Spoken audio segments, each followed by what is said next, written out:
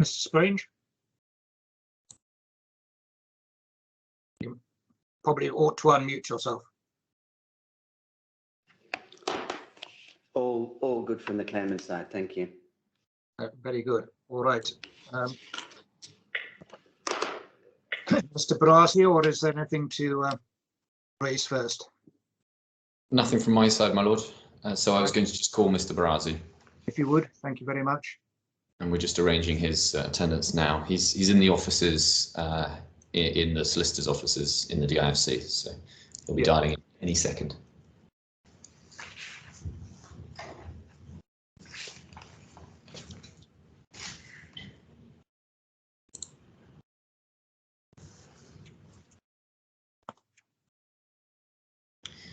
My lord, Mr. Barasi is here. Can I suggest that we get him sworn in first? Yes. Mr. Barasi, I understand that you will be affirming. Is that correct? Correct. Unfortunately, the video is frozen. Nope. Is that better? Okay, I think. Yes. All right. Maita, would you like to administer the affirmation, please? Yes, Judge. Good afternoon, Mr. Barasi. Would you please state your full name? Bishop Barasi. Yes, Mr. Barasi. Can you please repeat after me? I solemnly declare and affirm. I solemnly declare and affirm That the evidence I shall give. that the evidence I shall give Will be the truth. will be the truth, The whole truth. the whole truth, And nothing but the truth. and nothing but the truth. Thank you. Thank you very much. Mr. Barasi, there should also be another person in the room with you. That is Sophia Kafour-Camps. Is that correct? Correct. And you understand that she is there only to help you find the documents that you're being referred to, and that you are not to ask her for any assistance with your answers? I understand. Correct. Thank you. And Mr. Barasi, can I just check, do you have a mobile phone with you? Yes, I do. Could you make sure that is turned off, please, and then confirm to us that you've done that? Switched off or silent, you mean? If you could switch it off, please. Okay.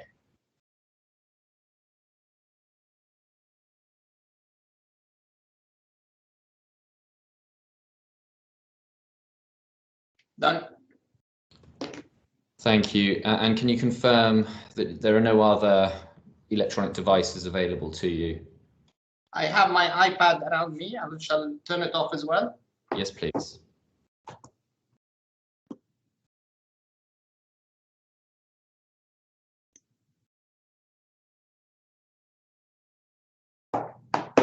Done. Anything else by way of electronic devices? I do have my Apple Watch, if that's okay.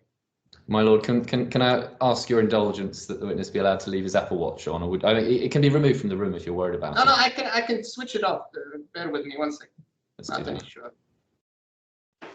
I regularly receive text messages from my daughter asking for money on my Apple Watch, so maybe a good idea if he removes it. It's turned off and removed.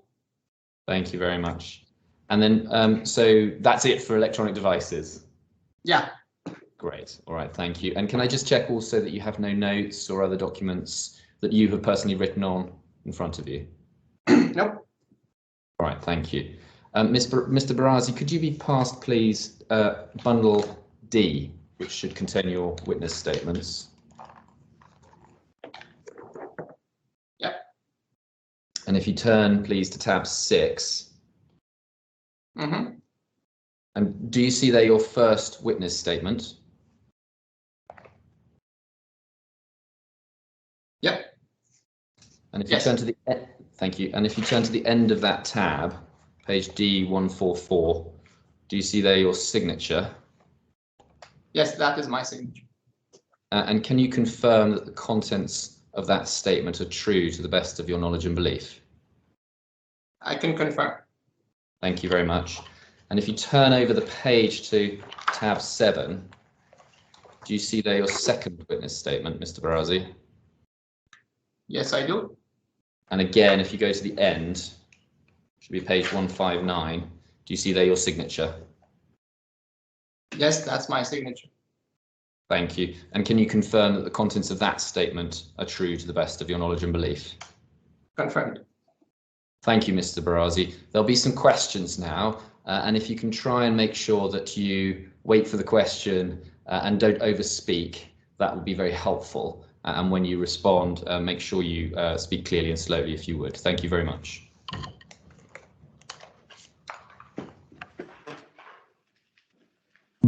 Well, with your permission, I'm going to turn off my camera because it can, as I've seen, be distracting, unless you have any objection to that. No, not particularly. Thank you. Great.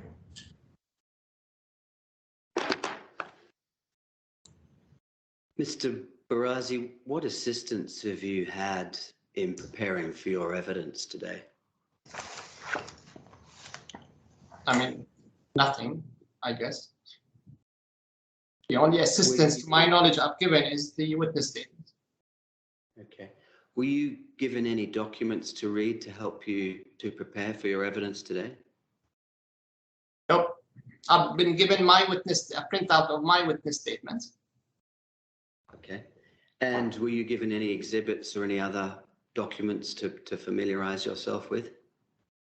Only copies of the joint venture agreement, which was in my bundle, and the shareholders agreement.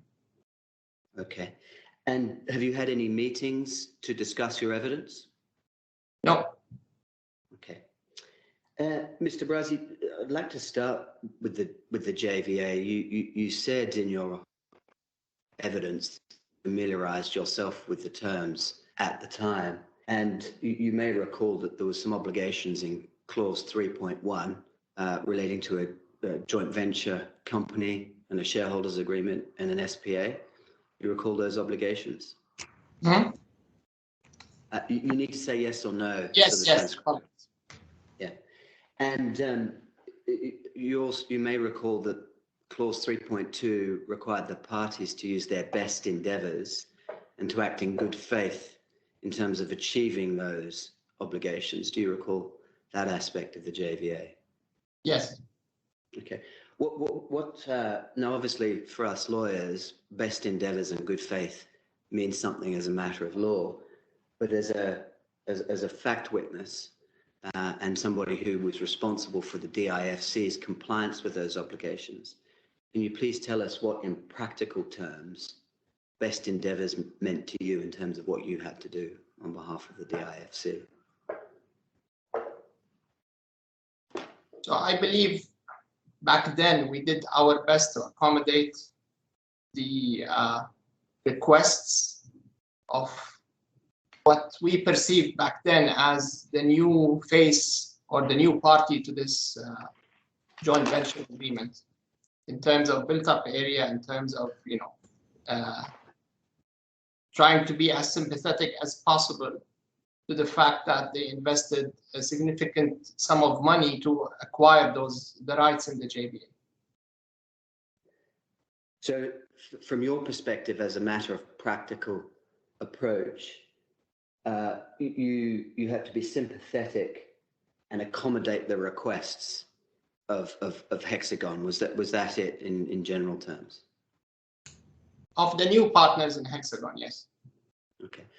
What about measures taken by the DIFC with respect to this project and the obligation under clause 3? What did you believe that you and the DIFC had to do other than accommodate and be sympathetic to Hexagon? Well, back then, and I can only speak until the time I left, obviously, you have to remember that this project went into several gaps, people disappearing, reappearing, or different parties appearing, disappearing. Our obligation was to, fulfill our what we were obliged to do under the JVA. Mm-hmm. And what did you regard that to be? You said fulfill what we were obliged to do under the JVA. What did you consider that to be? Well, the moment Hexagon or the partners, ideally they should have showed up with the funding to secure the development of the building. there was an agreed built-up area. So if everyone met their obligations back then, the project would be, there right now. Okay. What about good faith as a matter of practice? What did that mean to you? What did that oblige you to do as the chief financial person on the DIFC side? It meant that we do our best to make this project happen. Okay. Now, Mr. Barazi, am I pronouncing that correctly, by the way? Correct. Yeah. Mr. Barazi, I've carefully looked through all of the documents in this case, the contemporaneous documents, and I can only find one internal DIFC document, which is an unsigned memo. I can't find any of your emails or notes or anything that's internal to the DIFC. I take it while you were with the DIFC and while you were dealing with this project, you were communicating with your colleagues by email, and there were internal memos and notes? Correct. Okay. And I take it when there were board meetings of the DIFC and this project, the Hexagon project, was discussed, there would have been a board pack and then entries in the board minutes during your time? To the best of my recollection, the board of the DIFC authority back then had no supervisory role over this. Okay, so there were no reports to the DIFC board during your time with respect to this project? Correct, to the best that I can remember. So is it the case that insofar as this project was concerned, you reported to the governor, Dr. Omar? Correct. And who did he report to the best of your knowledge, regarding this project? I mean, this project in specific, didn't have a designated reporting line per se, but he reported to the Executive Office of His Highness. All right. And I don't want to put this too crudely, Mr. Barazi, but this development was essentially going to pop up in the ruler's backyard, and it was going to be constructed by foreign investors, in particular Saudi investors. So this project, whichever way you cut it, was going to get the attention of the ruler, either indirectly or directly. Is that a fair conclusion to reach? Fair, I would say. Okay. Back in the day, just to be specific, all the developments in the DIFC were closely looked at from the Executive Office of His Highness. Okay. And perhaps this one in particular, because he had bequeathed this plot to his brother-in-law, and then some Saudi investors turned up having paid a lot of money for it and wanted to develop it. So it would have got attention for that reason as well, would it not? No, not to my knowledge. So you don't think the ruler gifting a parcel of land to his brother-in-law and then some Saudi investors turning up with the rights to that plot and wanting to develop it would have got his attention at all? I don't recall seeing any gift certificates for that matter. And I'm not sure even His Highness was even aware that his brother-in-law was involved in this project. But he must have been aware of the fact that this plot was in the hands of, let us put it that way, his brother-in-law. He must have been aware of that. I don't know. Do you really think the ruler of Dubai is not going to know whose hands a prime piece of real estate is in? I wouldn't be surprised if he did not know. Back in the day, a lot of development was taking place in Dubai in specific. And the reason I believe more so that he didn't know, because Sheikh Jum'ah himself, the brother-in-law, initially he asked for additional GFA, which was not within our powers, without giving any concessions from his end. And I said, listen, ultimately, this needs to be approved by the any changes to the master plan needs to be approved not only by Dr. Omar, but also by the executive office. So if I were you, given your connections, go get the blessing and come back. Okay. And he never came back. Okay. So at some point, the executive office would have learned that Sheikh Juma was looking to develop this parcel of land. Do you agree with that? I don't know, to be honest. I don't recall myself reporting anything to the executive office on the subject matter. Okay, all right. That is a topic we may come back to. But in the meantime, do you accept that once the executive office learned that some Saudi investors were looking to develop the plot, the executive office would have been very keen to ensure that His Excellency's wishes, say, for example, in relation to the design and so on, were approved by him? I have no reasons to believe so. Mm-hmm. Normally, So if it's back in the day, what used to happen, if the building is of a controversial architecture or extremely high, yes, we would have cleared it with the executive office. But not every single design was approved per se. And it was more in a casual manner than in written or approved memos that we approved this design. I've never seen such a thing. Okay, understood. It seems from the documents and also the evidence in this case thus far that in terms of the dealings with Hexagon with respect to this project, there was really two levels of communication. There was at the technical engineering level, where there were communications between Hexagon's technical people and the DIFC's technical people on the one hand, and on the other hand, there was what I would call management, and that may involve finance and legal on another hand. Does that accord with your recollection of events? Yeah, more or less. Okay. And insofar as you are concerned, you were communicating on what I would describe as the management level, not the technical engineering level. Correct. Okay. All right. Now, I want to turn to the beneficial owners of Hexagon. Were you familiar with the Al-Majed brothers prior to your involvement in this project? No. What about Mr. Al-Ramazan? No. Okay. And in terms of the consultants that were involved in this project, did you have familiarity with Gensler and Perkins? Yes. Had you worked with both of them previously? Not directly. Gensler, if I'm not mistaken, or if my memory does not fail me, they did the initial master plan of the entirety of the DIFC. Okay.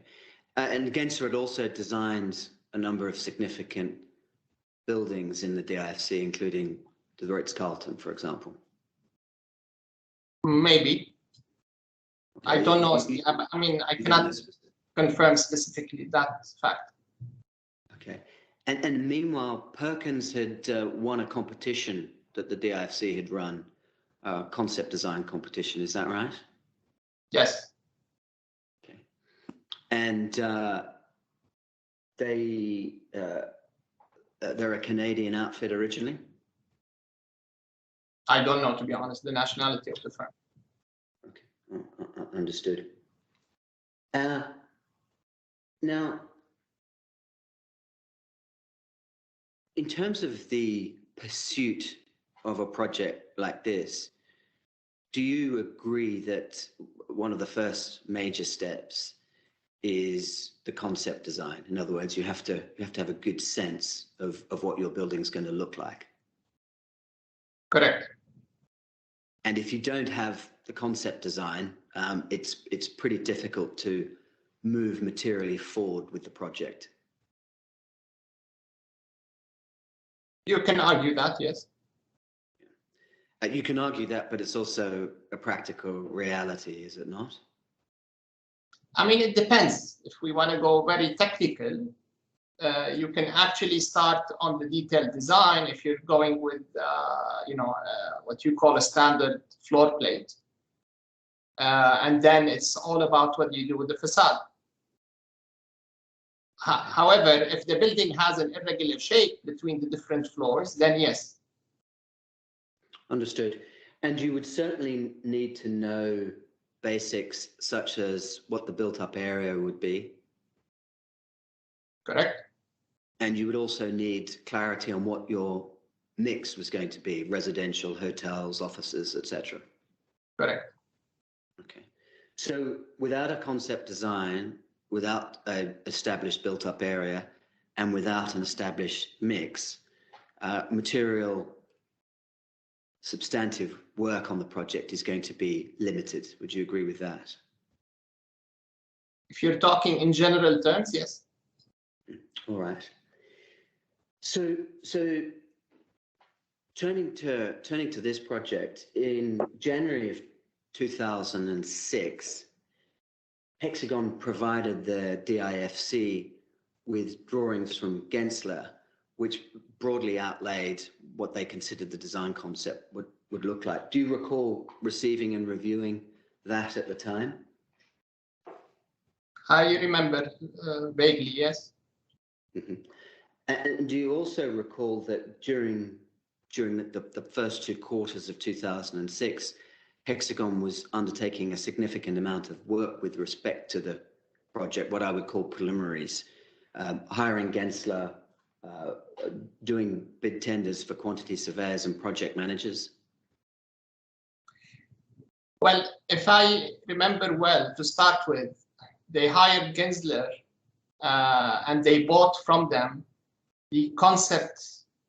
Well, I would call it back then a very early stage concept design, which was part of the master plan that they developed for the IFC.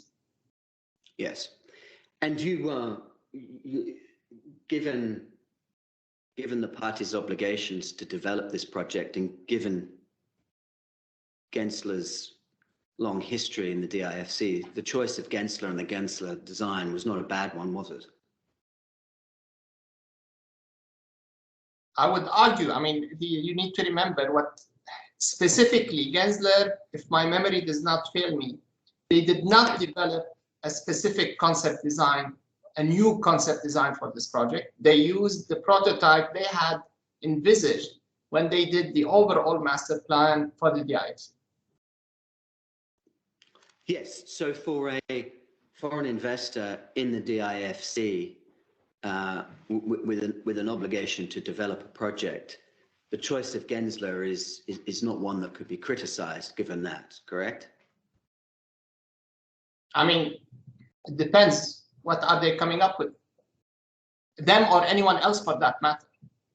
Mm-hmm. Definitely, it's a reputable firm. No one can argue that. Sorry?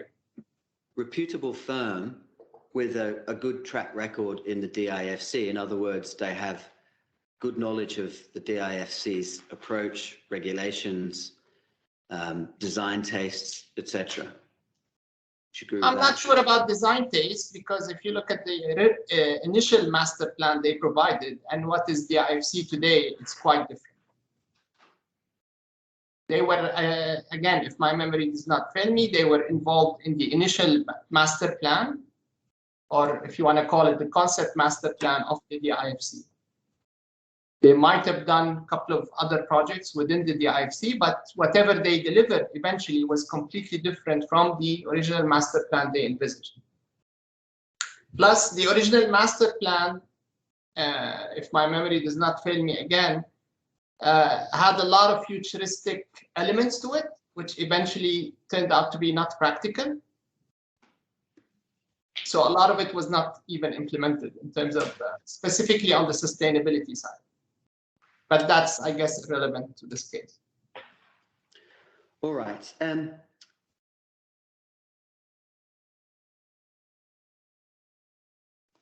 In terms of other properties Gensler built, you're familiar with the Alpha Tan Tower? Yes. That was another 60-story tower that Gensler had been involved in. I'm not sure it is 60. You mean in the IFC or the one in Jumeirah Beach, In the DIFC. 60-story, El Fattan. I can't remember. It's 60. They have Al Fattan has a twin tower or two towers. One is low rise, one is higher, but I'm not sure it was 60. Okay, but The original design could have been 60 stories. Yeah. But Al Fattan decided to convert all of his residential into offices. Hence, he had to reduce the height because more office space would require more infrastructure, more parking, which meant more cost. Had he delivered the original design of one residential tower, one office, probably, yes, he would have reached 60 stories. And at the time, you expressed no reservations or concerns to Hexagon regarding their choice of Gensler, did you? No, the issue was not about the companies they were using. Understood. Okay. Now, in volume 1 of the F bundle, your colleague there should be able to bring that up for you. Could you please be shown page 233?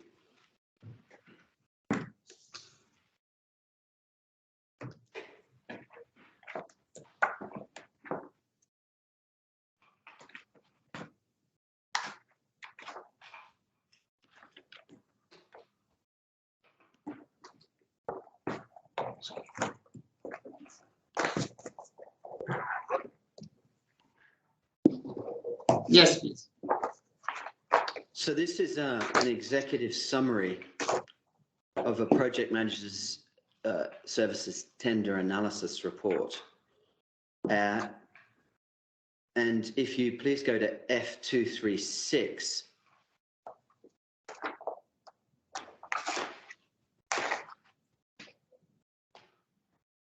Yes. Are you familiar with those 6 entities?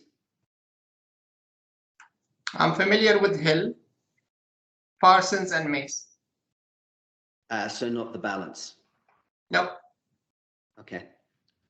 In terms of the ultimate choice following this bid document, and we see that on F244,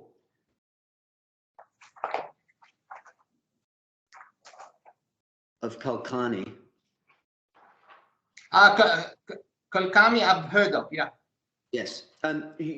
Again, at the time, you had no objection and raised no issue with this choice of project manager. Is that fair? Fair? Yes. Okay. And just if you could step back in that document for a moment, please, while we're there, and if you could go to F220.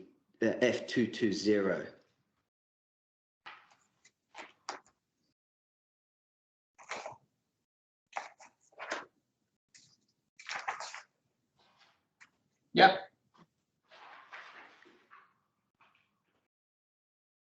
Are you familiar with ECG? So if you look on the left-hand side, ECG Engineering Consultant Group. I can't remember, no. You But can't where remember, is it written? Sorry, I'm at F220. So it's F220, top of left-hand side of the page. Yeah. Do you recall that engineering company being involved with this project? Honestly, no, I don't remember. Okay. Do you recall being at this meeting where there was a discussion of the concept design?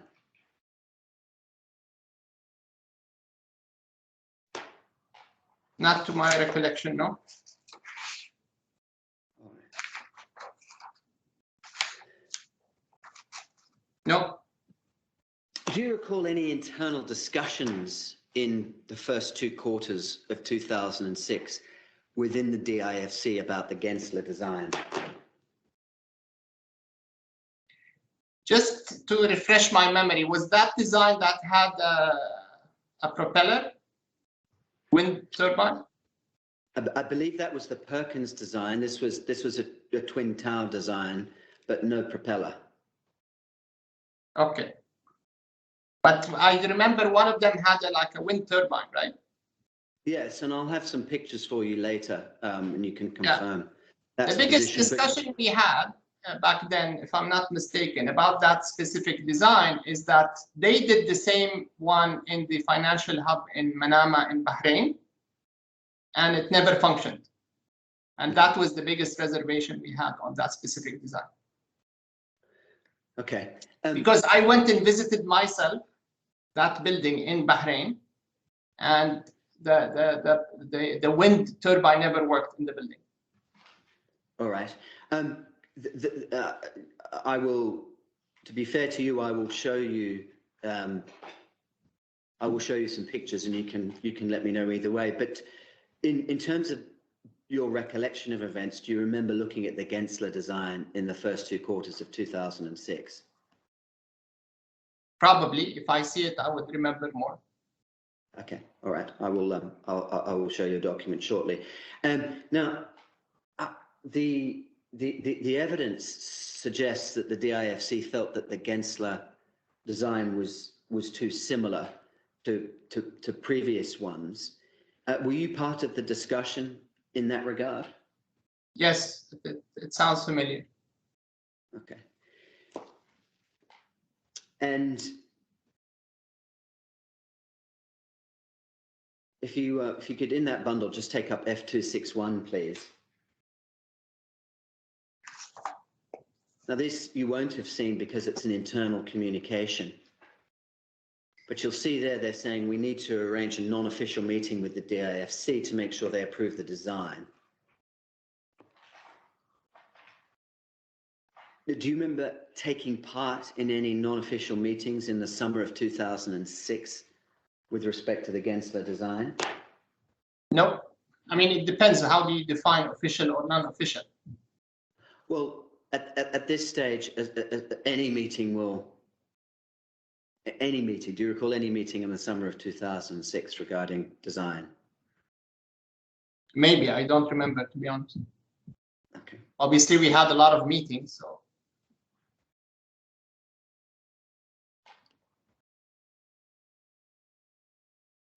We'll take a look, if you're in that document, please. Go down a little through the pages to F268.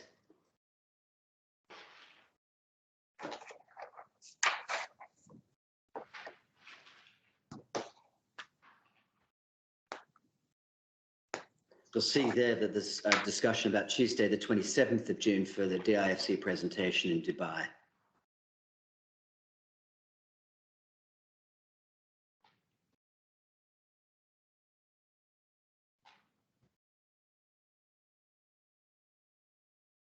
Okay.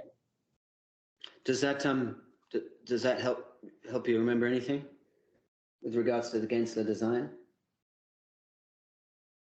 Well, it reminds me that they paid 175,000 for that concept design. Okay. What about this then? F270. So this is an action plan. Do you remember discussing this action plan in a meeting in the summer of 2006?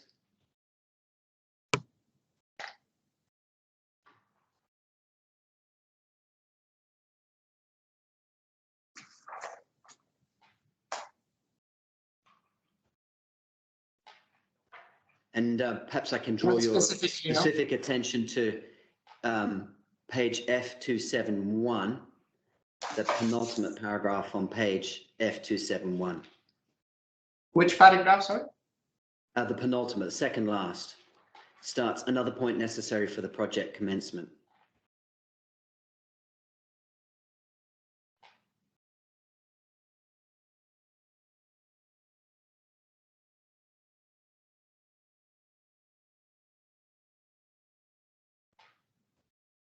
Okay.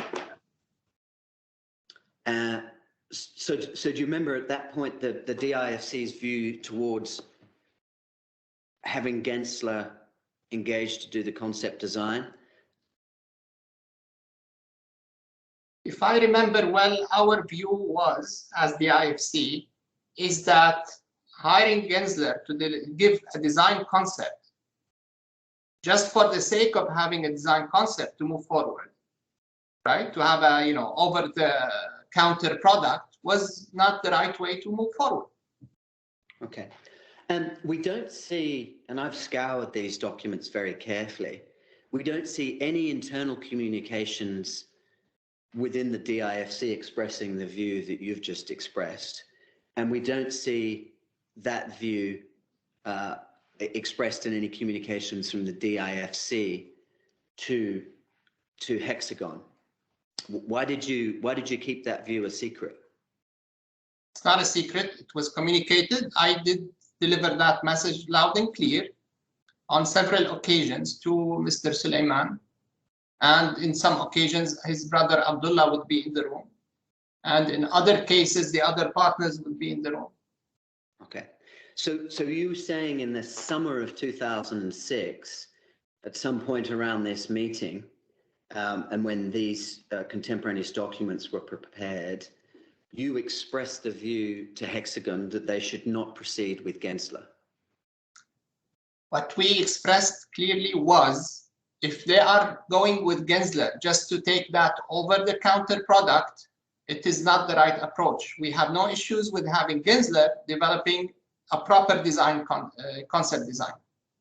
Mm-hmm. Okay. We have nothing against Gensler per se.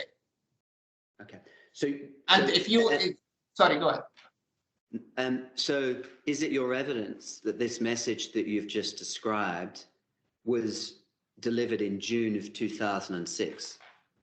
No, I cannot remember when exactly, but I know it was delivered on several occasions. Okay. Was it before or after Hexagon's beneficial owners paid for the Gensler design? I can't remember when they paid. I don't know even when did they pay, to be honest. I can't remember. Do you agree with this suggestion, Mr. Barazi, that if we can't find any documents that indicate that the DIFC said in the summer of 2006, don't just get the off-shelf Gensler, and the fact that they then went and paid for it, that message was not delivered until later? Would you accept that that's a plausible explanation? I cannot say yes or no, to be honest. I don't remember. But I know for a fact that we communicated several times that this over-the-counter design will not work. Okay, just have a look at, if you will, F272. It's a page further on for me. Mm-hmm. Now there you'll see the recommendation of Al-Kalkani and Woods-Baggett as the project managers and quantity surveyors. Again, there's no suggestion that the DIFC had any issue with the appointment of those consultants at the time. Does that accord with your recollection? Correct. Okay. Now, if we move on to October, are you familiar with Dewan, the architects, D-E-W-A-N? Yes. Okay. You certainly had no issue with them when they were appointed and were heavily involved in this project in terms of competence? Back then, if my memory does not fail me, we haven't heard of them doing projects of this caliber. We conveyed that concern. However, in the spirit of good faith and just wanting to move on, if they felt they would deliver, we said, fine, let's see what they have. If again, this is from vague memory, but yeah, I'm familiar with the one. Okay. During this time, as Hexagon was looking for project managers, quantity surveyors, and moving forward with the concept design, they were also pressing for the joint venture company and the shareholders agreement to be prepared, correct? Apologies, can you repeat from the start? Yes, sure. So what we've just covered is the first 2 quarters of 2006. And I'll break it down for you. You accept that during those 2 quarters, Hexagon were getting on with what I would call the nuts and bolts of the project: concept design, quantity surveyors, and project managers. Would you agree with that? Not fully, you know, we had to exercise a lot of pressure for them to put these elements in place. Okay. And you say you had to exercise a lot of pressure. I haven't been able to find a single communication from the DIFC during that 6-month period exercising pressure in relation to concept design, quantity surveyors, or project managers. Well, I'm sure. How was it communicated? So wait for my question. How was it communicated if it wasn't communicated in writing? If my memory does not fail me, I do remember at least on 2 or 3 occasions there were written communications to that effect. Mm-hmm. So you say there were written communications in the first 2 quarters of 2006 to that effect? I don't recall the timelines exactly, but what I recall is sending the Majid brothers on several occasions in writing, documenting our concerns as the IFC. And are you positive that was in the first 2 quarters of 2006, or do you think it could be at a later point in time? I don't remember, to be honest. Okay, all right. Well, let's have, if you can, still got that bundle up, if you can go to page 335 for me.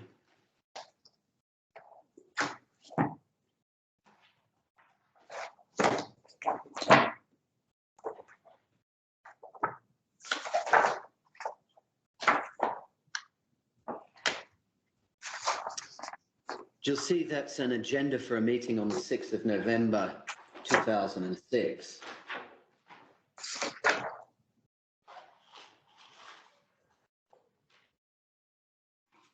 Yes. Do you recall that meeting or the event of it? No. Okay. And we'll the main reason being, I'm very certain of that, is I've never been to the Tanmiyat office. Okay, that's helpful. Thank you. We'll go to F336.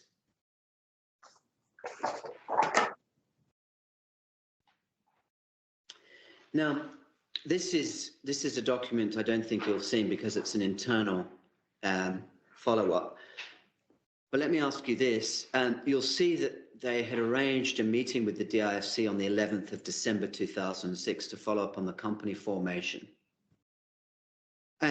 Do you recall that during 2006, while the work that we've just described was being done, Hexagon was also pressing for the formation of the joint venture company under the JVA? Correct. Okay. And do you agree that that summary that we see as follows? Number 1, the DIFC will form the company with Hexagon majority, and that Hexagon will have a majority on their board and will vote on all decisions. That there is consistent with your memory of events of that meeting in December of 2006? That is what? Sorry, can you repeat the question? Does that accord with your memory? Is your memory the same as to that agreement that the DIFC would form the company and that Hexagon would have the majority? If my memory does not fail me, that was not the case. We would have never approved them having majority and control over that JV in full. Okay. But what about that the DIFC would form the company? Correct. Okay. Now, you'll see here, there's then a reference to Nexus. Nexus is ready to sell management agreement for, and then there's a number. During this time, do you also recall that the involvement of Nexus was an issue for both parties, Hexagon and the DIFC? Just to be clear, what you reference here, Nexus is the heirs of Majid Ratbai. That's correct. I think, unfortunately, by that time he had passed. I think that was in late 2005. Correct. Yes, it was a nuance for all of us. Okay. I'm just looking for a nuance. Could you unpack that nuance for the judge? Just to explain in your words, in your recollection, what the nuance was. The nuance was they owned a stake in this JV. They haven't invested a single penny. And they were asking for ridiculous sums of money for them to exit, while you could not ignore their presence. Okay.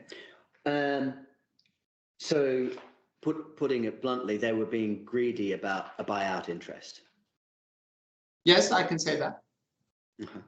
And was there also a concern about conflict of interest? No, not after Majid passed away. Understood. And actually, sorry if I may, just to shed some light.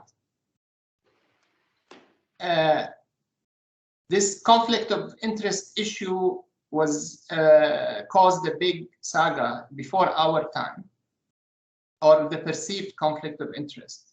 And there was some sacking of or firing of key executives in the regulatory body in June or July of 2004, before my time and before His Excellency Dr. Omar's time. And one of the reasons of that big struggle between the previous management and the heads of the regulators, and back then the law was not clear, where do you draw the line between the Dubai Financial Services Authority and what do they oversee, and the Dubai International Financial Center Authority. And back then there was no DIFC investments per se.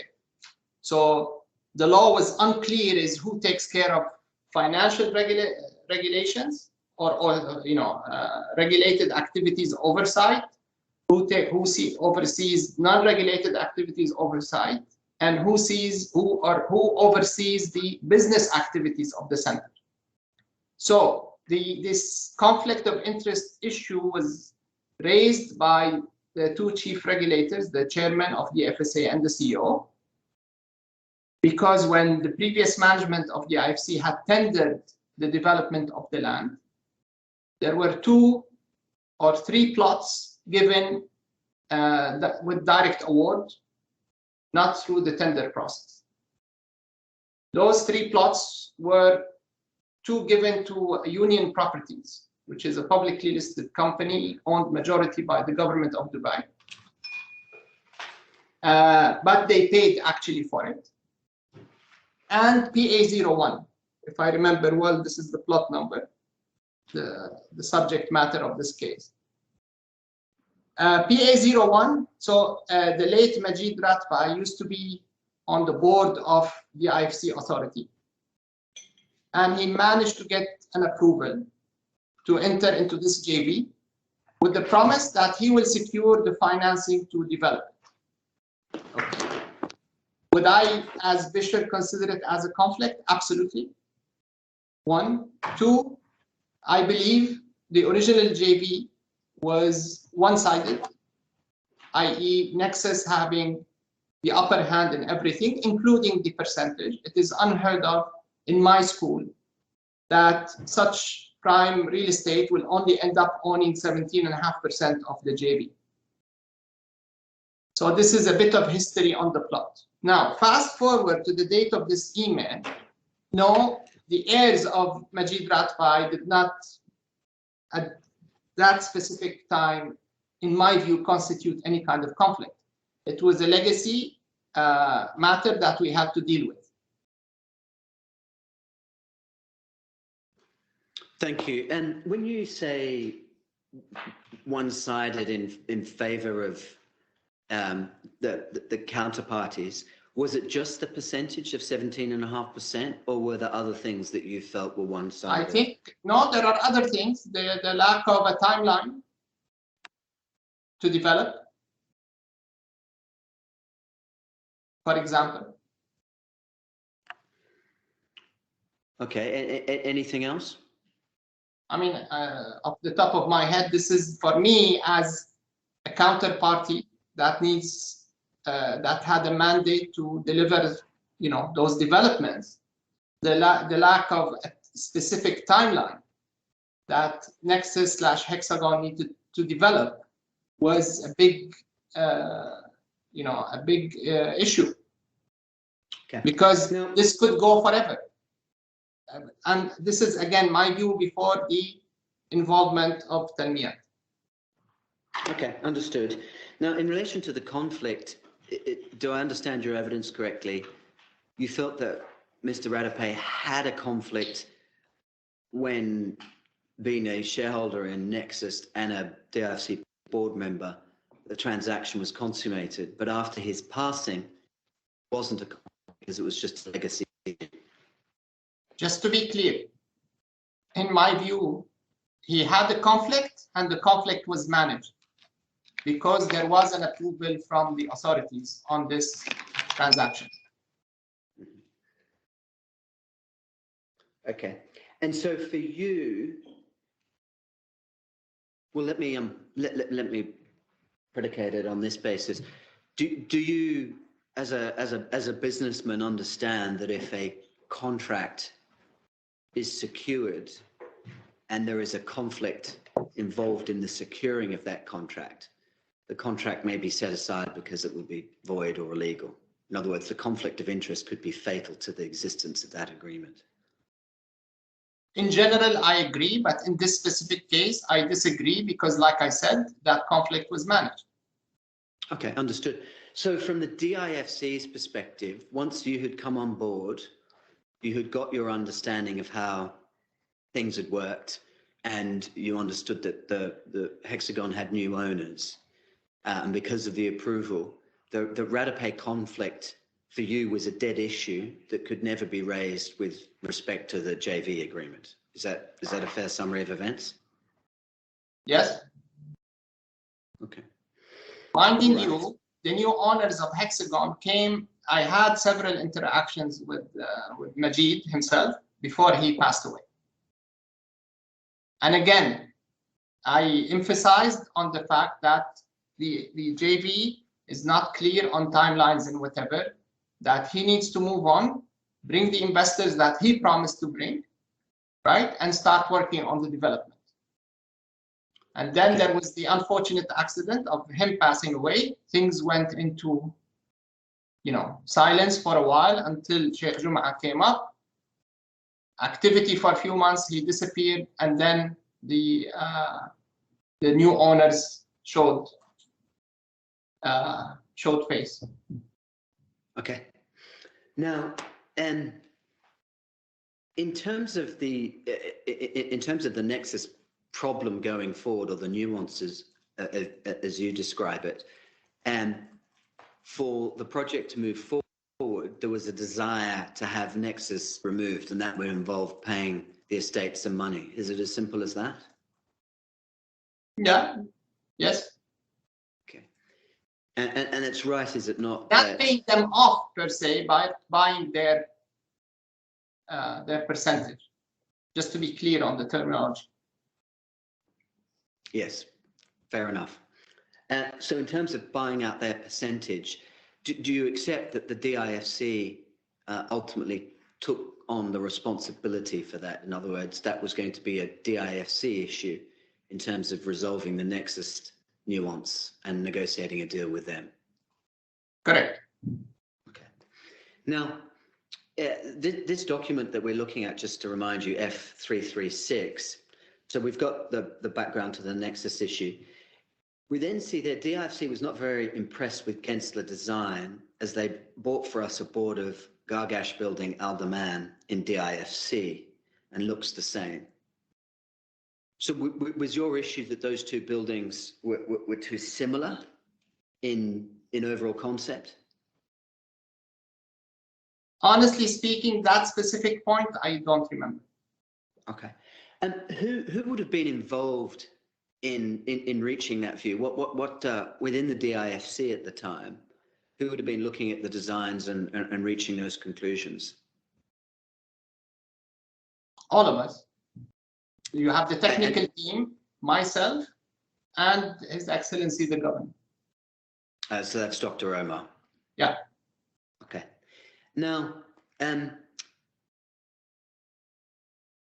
the upshot of that seems to be in December 2006, that Gensler would go away and come back to present to Hexagon and the DIFC with respect to concept design.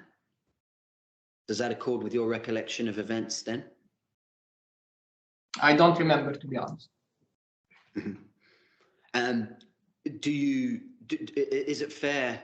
I don't want to waste the judge's time with events and concepts that you simply have no recollection of. Is it that you have no real recollection of the Gensler chapter of this story and what happened next? Or you just don't have a specific recollection of this meeting and the decision to meet with Gensler again? What I remember about Gensler was not Gensler also in specific, in general, our biggest issue with Tanmiyat was their failure to come up with an impressive design concept that would fit within the identity of the DIFC, if I may summarize that. Now, what happened first or next, I don't honestly remember. Okay. In terms of sequence. In terms of sequence, all right. Well, let's go on to the next point. At this stage, Hexagon had been apparent to you. When I say Hexagon, I mean under the new owners, the Al Majid brothers and Mr. Al Ramazan. Certainly from early 2006, you had been aware of their involvement. As I understand the evidence, given the dramas you'd had with Nexus, the Nexus nuances, as you have described it, you wanted to be sure that they had actually paid the money that they said they had for their interests in Hexagon. Is that a fair summary of events? Yes. Okay. So here, when you talk in where there's discussion in 4, where it said, oh, we want a project plan and project delivery dates, a funding plan and evidence of funds, those were 3 things that you were saying, we need these before we will go ahead and form the company. Yes, that sounds fair. And at this time, I want to ask you this: Did you think the new owners of Hexagon, were you worried that they were crooks, or were you simply once bitten, twice shy with Nexus and just wanted to make sure that they had actually paid the 400+ million dirhams to acquire the interest? Because they're 2 very different things, and I just want to understand which it was. No, look, given the history of this project, and remember, after the passing of late Majid Ratbai, Sheikh Jum'a showed up in the picture, and then he disappeared. Another gentleman claimed to have the rights or to own Hexagon, and when asked to prove it, he disappeared again. And then these gentlemen came on board, claiming to be the legitimate owners of Hexagon. So we wanted to see proof. At the end of who am I dealing with? You know, it's not only about the legacy. It was because we didn't know who they are. And normally, if you look at the profile of the developers in the DIFC, all of them, are with reasonably reputable or very well-known backgrounds. Okay. So I think what that led to is, if you go to F338,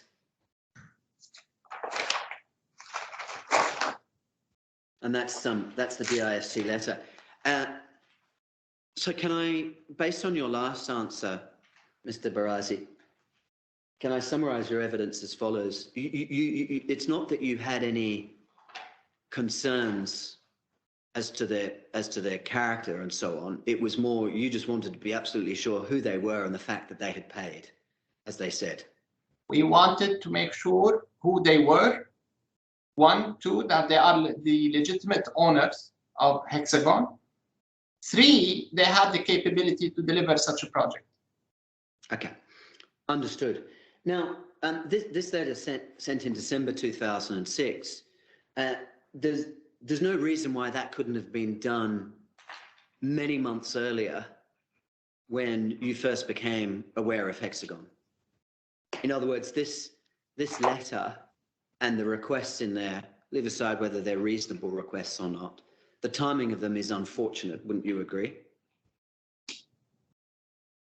No, I would disagree, actually, because normally you would give the benefit of the doubt until you reach a level where you're frustrated or things are not moving. And again, I haven't read it to refresh my memory of the contents, but I can easily remember what would have been in it.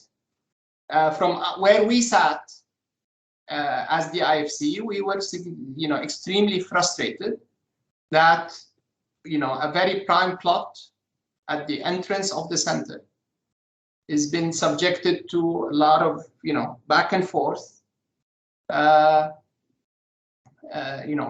we had nothing against the character of the individuals.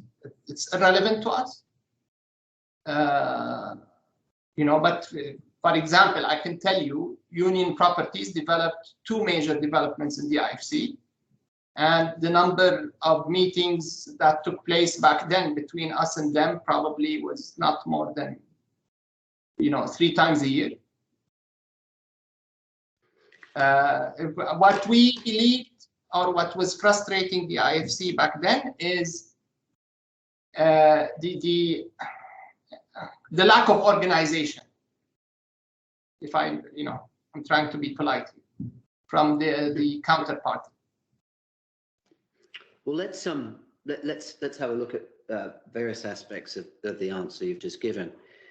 Certainly, if I'm your counterparty and I have been doing 12 months of work, including considering 11 different consultants, hiring two architects, Gensler and Dewan, and I've been pestering you very frequently with respect to a joint venture company being incorporated and a shareholder agreement to be drafted.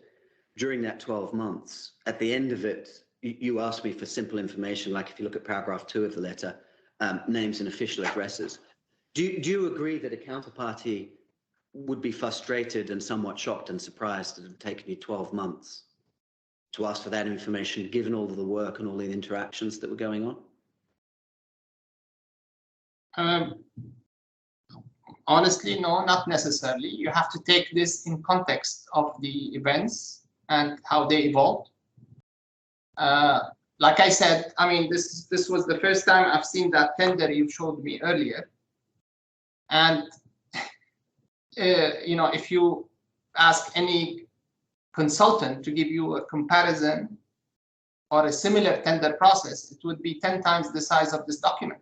But this tells you how shallow in my view, again, how shallow the operation was. But let's go back to the current topic that I'm asking you questions about. We'll come on to the tender document. My question to you was on a different issue, and it was really this. It's not really the DIFC using its best endeavors or acting in good faith to wait 12 months while there's a good deal of work going on to say, oh, by the way, who are you? And can you give us proof of who you are? That's not an acceptable or reasonable way of doing business with a partner, is it? It's the timing. Just wait, Mr. Barazi. It's the timing that's unreasonable, isn't it? You'd agree with that, surely. If you take this letter in abstract, yes, I would agree with you. But if you put it in the context of events that have been taking place, the numerous meetings and the back and forth, you know, I wouldn't say it's out of context. No. Uh-huh. Well, let's put these following contexts in, Mr. Barazi. You agree that that Hexagon during this 12-month period had hired 4 consultants and had spent a great deal of time working on all of the nuts and bolts things that are required for a project. You'd agree that that's a relevant part of the context, wouldn't you? Not in 2006, not in my view, not to my recollection. When you say not in 2006, are you saying they didn't do any of those things in 2006? Oh, no, I'm not saying they didn't do any of those things, but in my view, the depth of these activities were not substantive enough for a serious development. Okay, let's I understand your view on the depth of the work. I'm going to come on to that in a moment. But certainly, if you've got a partner, a counterparty, and you've undertaken a considerable amount of work and you've been dealing with them for 12 months, and they suddenly turn around to you after 12 months and say, oops, we need to know who you are, we need this basic information, and we need all of that before we move ahead, you'd understand that they would be, in that context, they would be understandably disappointed and think that you weren't really taking the project or them seriously. Would you agree with that? No, I disagree. We were, in my view, the entire matter was being taken seriously, but again, this letter needs to be taken in context of how things were evolving. In every other meeting, some new face will show up. One guy sold to the other, one guy went in, one guy went out. They would argue in front of us. And that did not, so what I'm trying to say, this letter had to be sent to document properly these frustrations. Okay. Now, you'd agree that what's asked for there in 2, 3, and 4 is a very basic form due diligence. In other words, you don't need the best lawyer on the planet to have this kind of simple information gathered, and it's something that you ought to undertake at the very beginning of a relationship. Would you agree with that? Yes, I would agree. Okay. Now, there's no reason why, in practical terms, the gathering of that information ought to stop the formation of a joint venture company by the DIFC, is there? I mean, the DIFC could still go ahead, incorporate the company, prepare the articles for of association. On what basis? Hear me out. And explain in the incorporation documents that it's going to be to develop a plot of land, et cetera, et cetera. There's no reason that work couldn't all be undertaken at the same time that this information was being gathered, is there? Yeah, but that wasn't the reason the formation was delayed, in my view. Okay. You see, you need to put this entire situation in context. And like I said, I did sympathize with the 10 Miat people. They, in my school, they didn't do their job diligence-wise to understand their rights under the JVA when they paid that significant sum of money.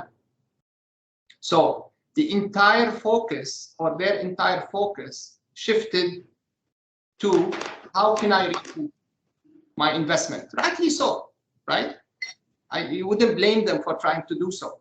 And to do that, all the discussions about built-up area, how much can I develop, increasing the built-up area, all of that, that took forever as well. Okay, let's turn to you. I think you used the word shallow to describe the design tender documents that have been put together. The only contemporaneous record from 2006 as to the DIFC's view on anything of substance relating to the project work undertaken was that the Gensler design was too similar to another project and needed to be revamped. There is no criticism along the lines that you've just described during 2006. Is it something that you've thought of subsequent to events and was never articulated or passed on to Hexagon during 2006? I'm sorry, I don't really get the question. So you wanted me to document in writing to them that they did an extremely lousy job in diligencing the JV before they paid 450 million? No. I mean, it won't surprise you, Mr. Barazi, that I don't agree with that characterization of the due diligence that was undertaken with respect to the JV. But my question's on a slightly different topic. If you felt they'd done a lousy job during 2006 with respect to their project work, don't you think you owed it to them to formally tell them in a meeting and then document it in minutes, or write them a letter and say you've done a lousy job for these reasons and we want this to be fixed? That would be a fair, good faith way of dealing with them, wouldn't it? Correct. And so far as the document record in this case is concerned, that there's no such communication. I am sure, again, to the best of my recollection, that there was. I don't know why it wasn't produced or for what reason, but I am sure at least on a couple of occasions from my email address, several communications were sent to them to that effect. Mm-hmm. Now, let's say, and the judge will have to make a determination about this in due course.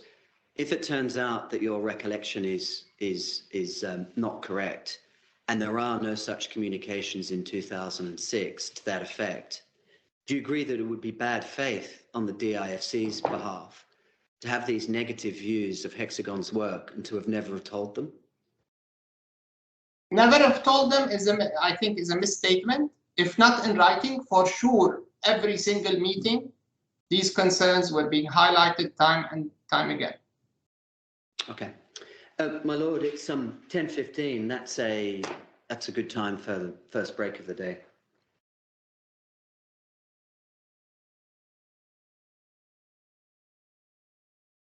Mr. Barazi, we take a short break for the transcribers.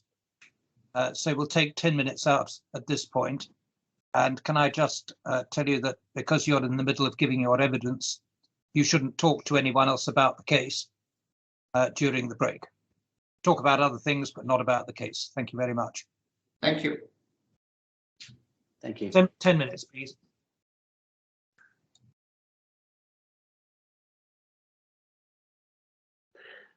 Mr. Barazi, the group of people within the DIFC that included yourself who considered the Gensler design and reached the conclusion it was too similar.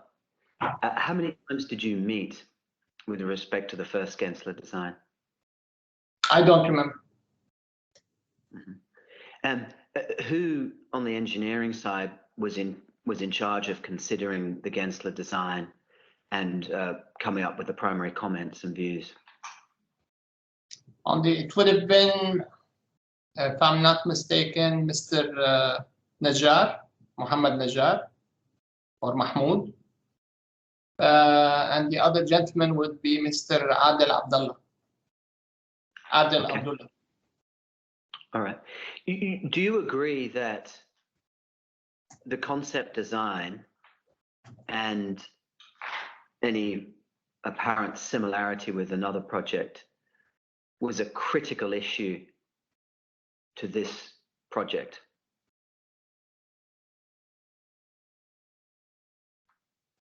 In principle, yes, like any other project.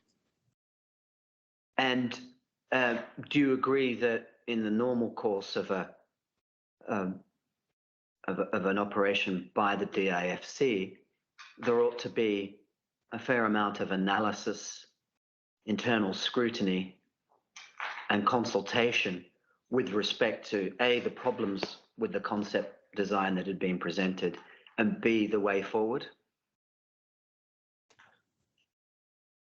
When it comes to concept designs, it doesn't take a lot of effort and time to say this concept design does not work or it does work. Again, it's a concept design. Understood, but you're not suggesting that it's a topic that would not create any paper within the DIFC whatsoever, are you? No, not necessarily. Unless it was a formal submission, then there would have been a formal reply. So let's get this straight, Mr. Barazi. The Gensler concept design was provided to the DIFC. There was a meeting in December 2006.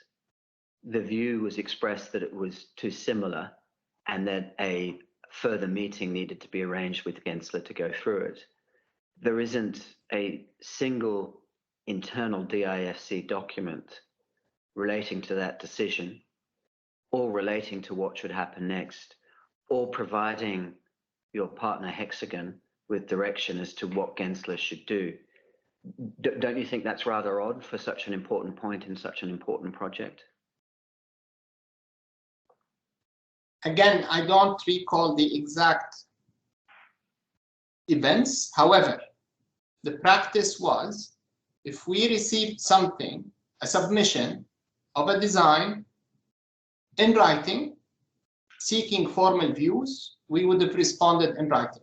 If that design was presented in that the referenced December meeting, verbally presented, then verbal feedback was given. Because if it was such an important, in my school, if it was such an important milestone for Tanmiyat, they would have sent a formal submission seeking feedback.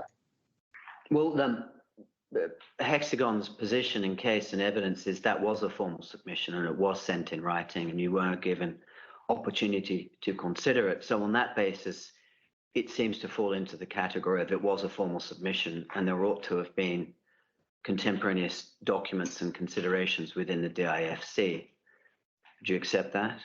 Then there must have been a formal feedback, written feedback to them. Okay, but we just don't have it for the purpose of this case. Well, again, this was, I'm telling you what was the practice. I don't remember exactly in this specific instance, but the practice was, if we receive something in writing, again, we're ultimately a government body, we had to respond in writing.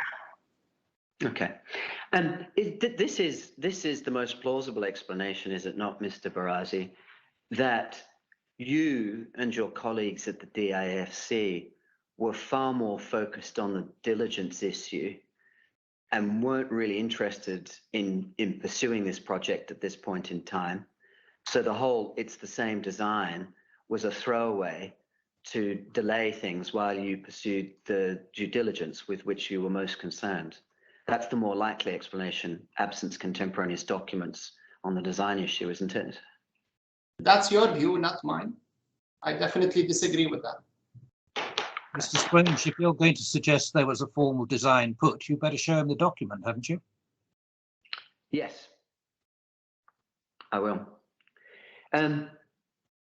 Brazzi, around this time, the Perkins and Will competition had started, right? Just to be precise, which competition are you referring to? Is it regarding the shopping area or is it regarding what we used to call the clock tower? Which one are you referring to? The clock tower, the one next to the Diwa substation? Exactly. Okay. And can you recall how Perkins and Will came to be involved with the DIFC and entering into competitions? I think the engineering team recommended that we use them for the competition. And if you don't mind refreshing my memory, we used Perkins and Will to run the competition for us. Correct?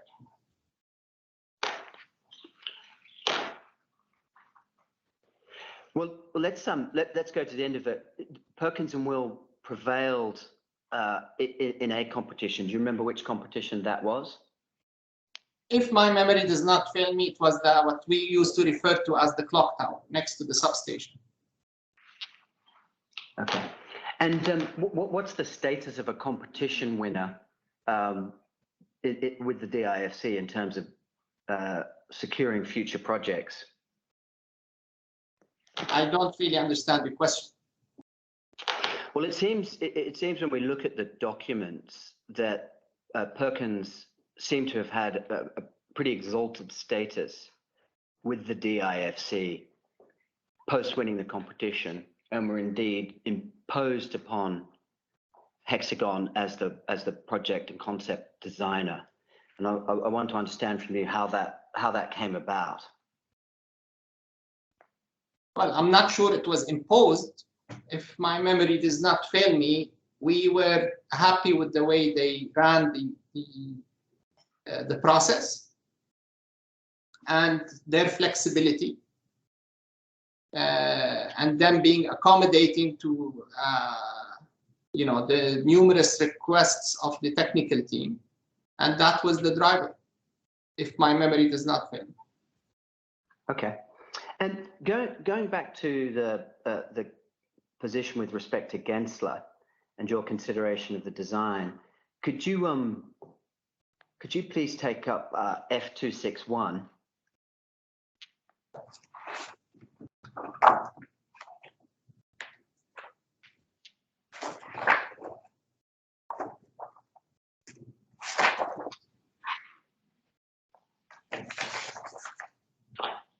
Okay.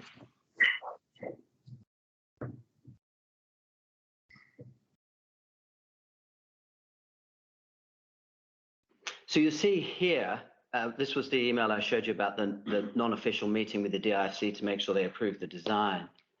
And you've accepted, I think, in your earlier evidence that the ultimate beneficial owners paid for this design. If I remember well, I didn't see it in my own eyes, but. And you agree with this? They would not have paid for it, as they say here, unless you had approved. Not necessarily. So you're saying you did not approve at any point in time? I don't recall approving. Sorry, go ahead. No, you don't recall at any point in time approving the hiring of Gensler and the acquisition of the Gensler design that was presented to you. Is that the position? I mean, not to my recollection, to be honest. But okay. So you simply don't know either way? I don't remember. Okay. And do you, you'll see, if you could go please to 268.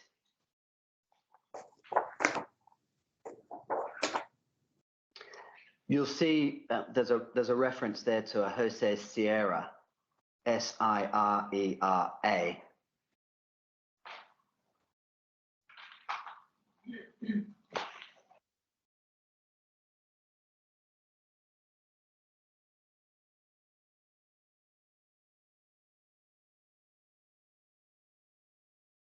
Okay. Do you, in the meetings that you had with the DIFC and Gensler regarding the project, do you remember meeting Mr. Jose Sierra? Not really, no, I can't remember. Do you recall meeting anybody else from Gensler during those meetings? This is the June and the December meetings. Maybe. I must say the name they reference in the email is wrong. It's Adel Abdullah, not Ahmed. Okay, thank you. So in terms of the Gensler people, you say maybe. Does that mean maybe you did, maybe you didn't, or you're just not sure? I'm not sure because we interacted with Gensler at different stages in the life of the IFC. But on this specific project, I don't recall meeting them. All right. If you could please take a look at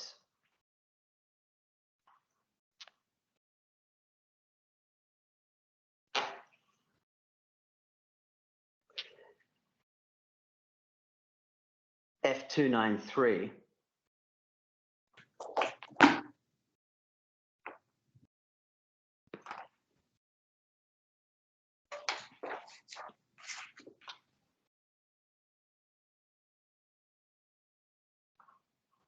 Yes. Now, that's the concept design drawing list. Those, are you familiar, based on your experience, with those types of drawings? Yes. And what do they comprise of? In other words, why do you need those when you're looking at concept design?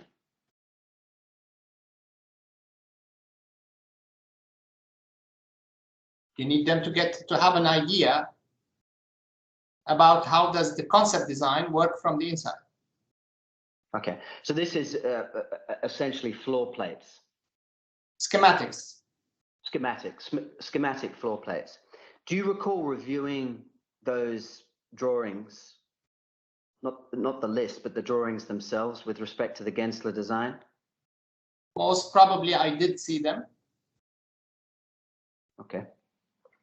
And when you and your colleagues formed the view that the Gensler design was too similar to another design, what aspects of it were you looking at that gave you the impression that it was too similar?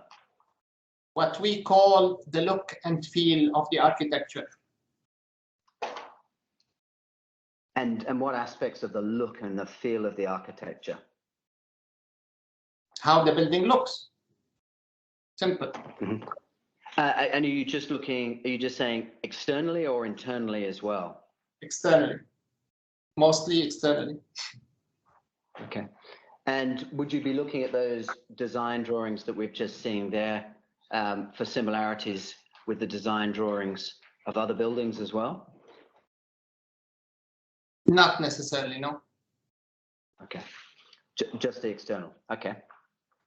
Now,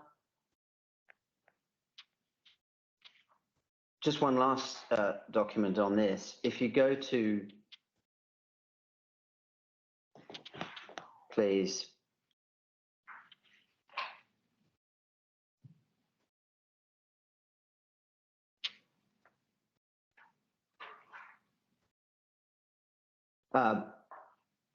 F336, paragraph 3.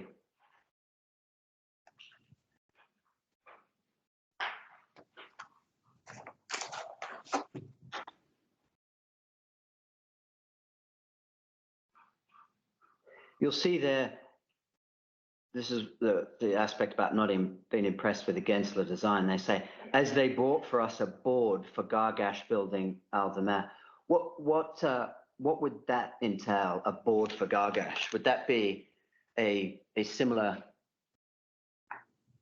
tender document? What would it be in particular? No. That would have been a board that had the architectural images of the building under construction by the man. Mm-hmm. And what stage was that Gargash Alderman building at the point in time of this meeting in December 2006? I think they were, if my memory does not fail me, they were doing foundation works. So, okay. Which means the design must have been approved and signed off. Okay. So before this meeting in December, you were able to take what you'd received with respect to the Gensler design, compare it to the Gargash building, and bring to the meeting something relating to the Gargash building to say, look, they appear similar. Not me specifically, but yeah. I mean, it doesn't take rocket science when you see a design and you know there's another one next to it being built. You know, we had all the images of the buildings under construction all over the offices.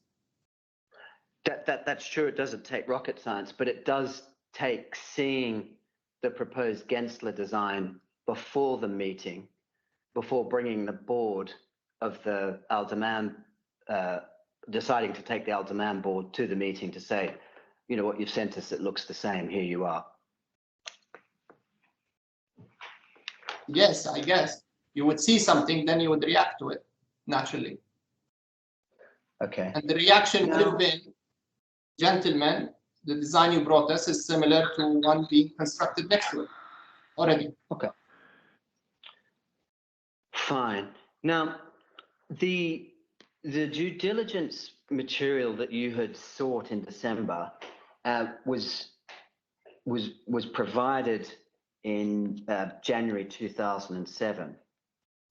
Now, your earlier evidence has been that what you were focused on was the identity of who the... Sorry, the question's not accurate, my lord. I mean, my learned friend has put these propositions to my witness a number of times, but he's doing so on a false factual premise over and over again. He's doing it again now.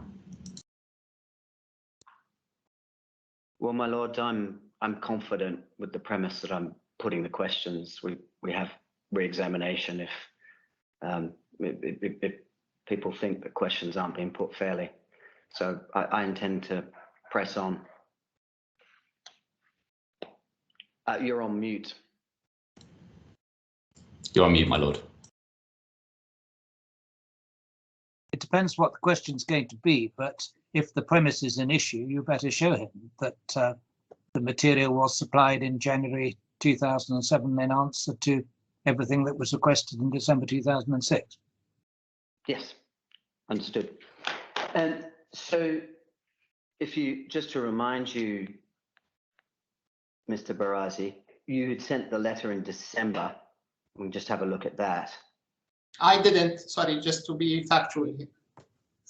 Yes. So this had been sent by the DSC. Take it up, it's F338.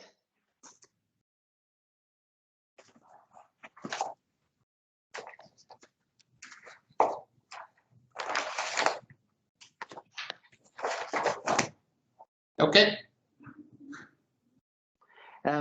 So that asks for a series of things relating to both Nexus and Hexagon.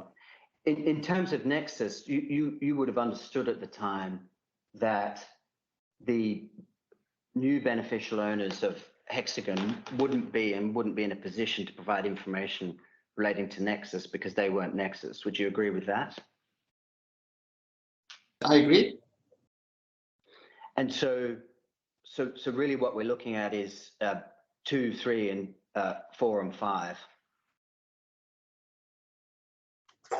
and as well as 6. No, but I don't see any reference to Nexus here. It's all addressed to Hexagon. Yes, you see there the names and official addresses of the entities intended to be the shareholders of the company, and when the shareholders between the Nexus Group and the DIFC entered into the Hexagon shareholders. So that you already knew because that was information you had already.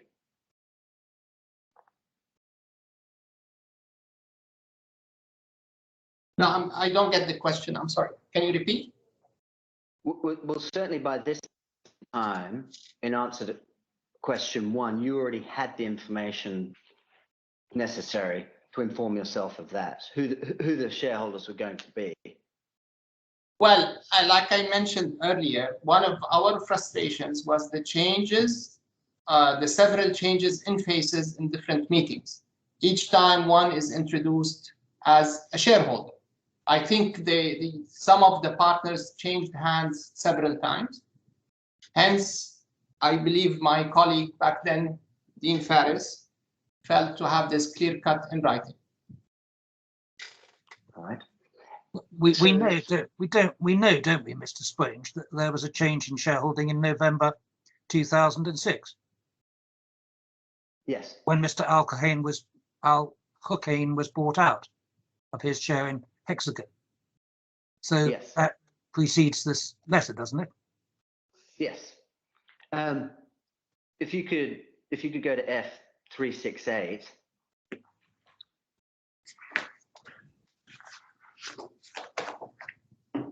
F368.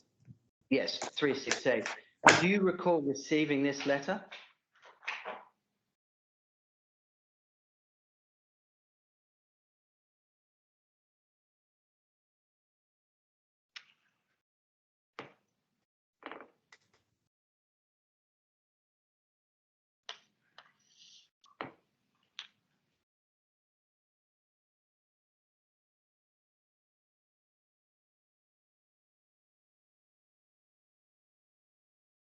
maybe, but it's not even addressed to me, and I'm not even copied. Understood, but as I understand your evidence, you were focused on these diligent issues with respect to Hexagon. You just said that you were concerned about changes in ownership and different people appearing at different times. So is it fair to say that you were eagerly awaiting the response and this information to be received? Yeah, probably I've seen this. Mm-hmm. And really the upshot of this is threefold. Some of the information this is relating to the project, needs to come from the consultants and the quantity surveyors. Some needs to be obtained from Hexagon Cayman, and some regarding their shareholder details of Hexagon Cayman and the ultimate beneficial shareholders of Hexagon Cayman has already been provided to you earlier. That was a fair summary of the position at the time, was it not?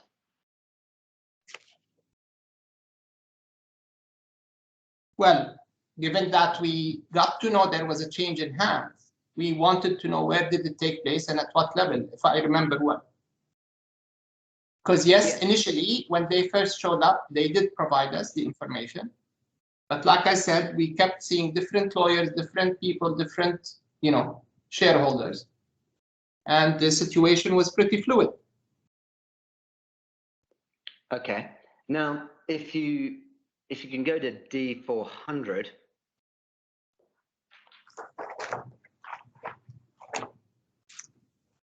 I'm assuming that would be before the F. Yes, so sorry, my apologies. It's F400. Please ignore the D and go to F. Okay.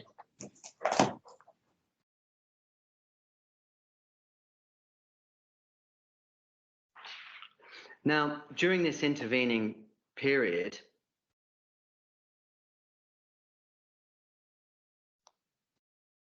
you hadn't, from your evidence and from the documents, you hadn't lost patience with Hexagon with respect to gathering this additional information from the DIFC, from Hexagon Cayman to provide to you.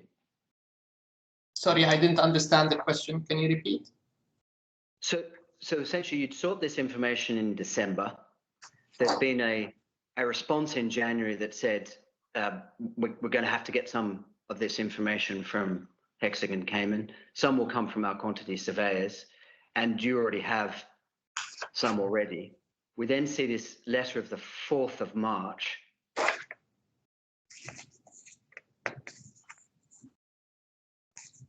Okay.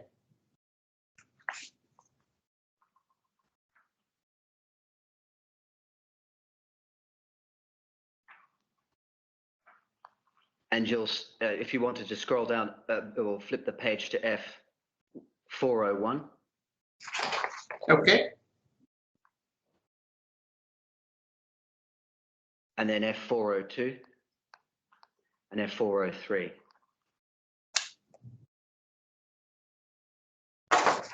Mm-hmm.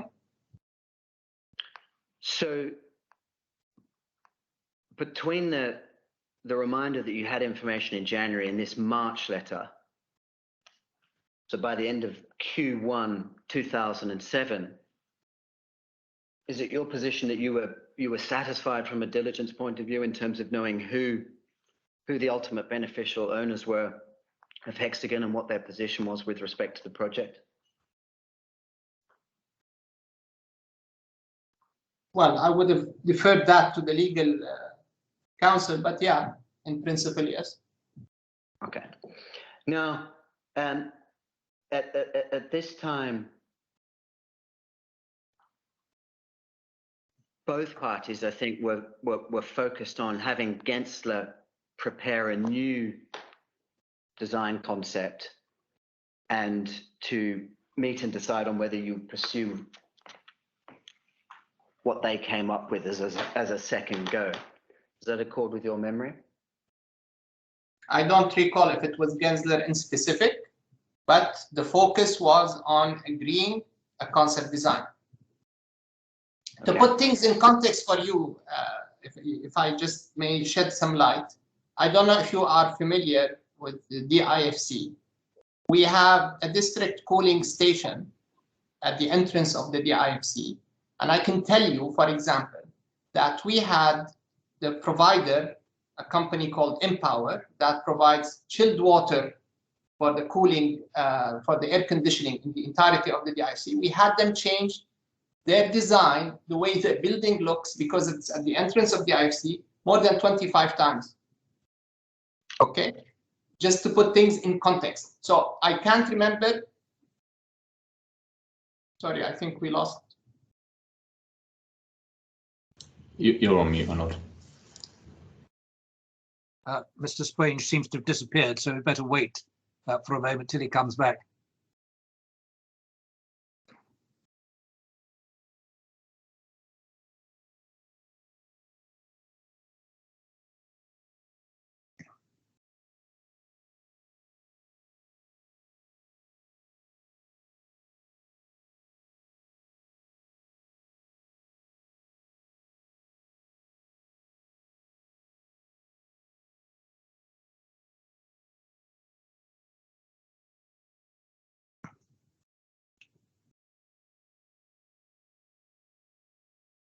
Are you there, Mr. Strange? No, still not.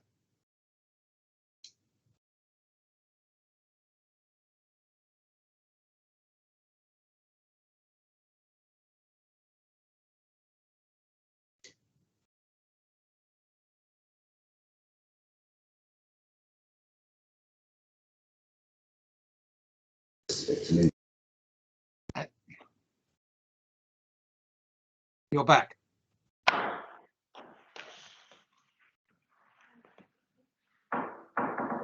I don't know if you can see or hear me.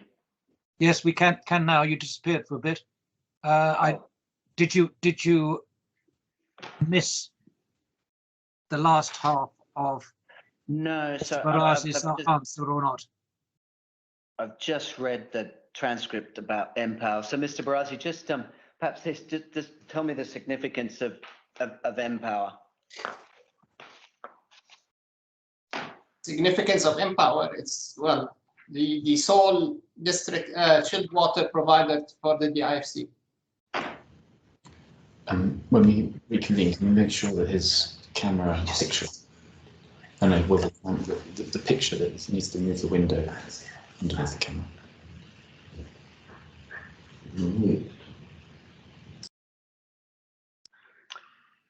Yes, so you're telling us about the water cooling station. I'm not sure it's responsive to any of my questions, but let's hear you on that.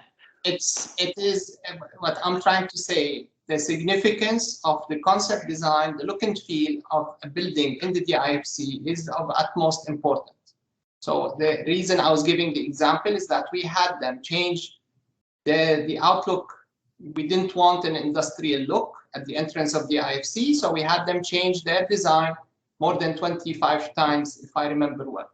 This is how significant the concept design was for the DIFC back in those days. Okay, understood. Could you go in the bundle you're into F374? So this is the communication of 26 February.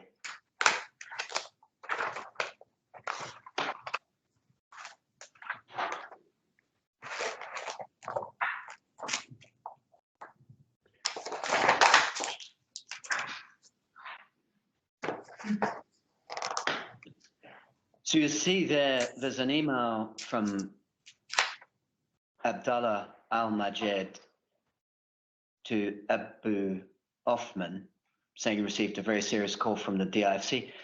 Was that call from you? Do you recall? So this is late February 2007. I don't recall, to be honest. Okay. And the reference there is signing an agreement with Gensler and Dewan to continue the designing for the DIFC project, and signing another agreement with the quantity surveyors. I think it's actually DG Jones rather than DJ Jones, but in any event, were those two directions, the Gensler and Dewan and the Jones quantity surveyor, were those decisions that you were familiar with or were involved in? I don't remember. Okay. So, But one thing I can tell you, if I may, that if we are to give any kind of instructions as partners, they would be in writing. So, okay. So when you say any kind of instructions with respect to what? Any kind of instructions or agreement as partners. If we agreed to jointly appoint Gensler, although it was their responsibility, it would be in writing. If we agreed to appoint D1 or anyone else for that matter, it would have been in writing if they asked our consent. So you're saying for something as simple as signing up the quantity surveyors that had been chosen, there would be something in writing from the DIFC? If they asked for our consent. Okay. And what about proceeding with Gensler for a further design as is described in this letter? Like I mentioned earlier, for us, be it Gensler or anyone else for that matter, what mattered was the design, not who was making it. Okay. So it's highly unlikely, is it not, that the DIFC would call Mr. Al-Majid and say, sign an agreement with Gensler and Dewan to continue the design in not more than 14 days, and the same with the quantity surveyor, unless there'd been a request from Hexagon to proceed along those lines? Or do you think that the DIFC is acting on its own accord here? Sorry, can you repeat the question? Well, you see this note, it refers to doing two things: signing up with 2 architects within 14 days and signing up with a surveyor within 14 days. And my question for you is, this would not have been advanced by the DIFC unless there'd been a request. I don't know. This is an internal communication for all what I know. Okay. So he could be, you know, trying to put some pressure on his colleagues. I don't know. Okay. So you have no recollection as to whether the DIFC said, yes, get on with Gensler and Dewan and DG Jones. You simply have no recollection of that. I don't remember, no. Okay. If you go to the next document, it's in fact the consultancy agreement that was signed up with DG Jones. Which one, sorry? If you go to 376, you'll see it there. Okay. Now,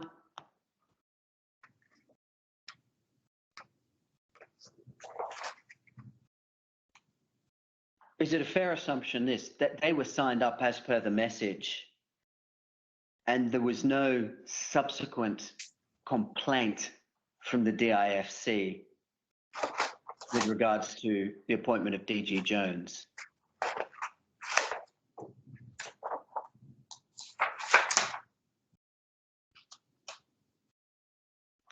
Sorry, can you repeat the question again? So you'll see very soon after that message, there was the signing up of DG Jones as consultants. Okay. Is it, absent anything in writing from the DIFC that we have in this case, I want to know, is it your position that that was something that was done with the approval of the DIFC or not? It could have been.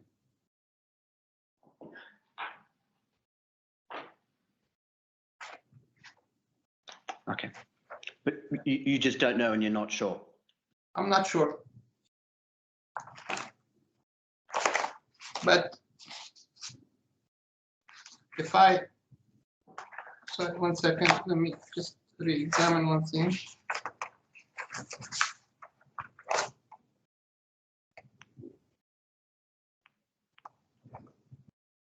I mean, it's a bit odd. The document is dated February 14th.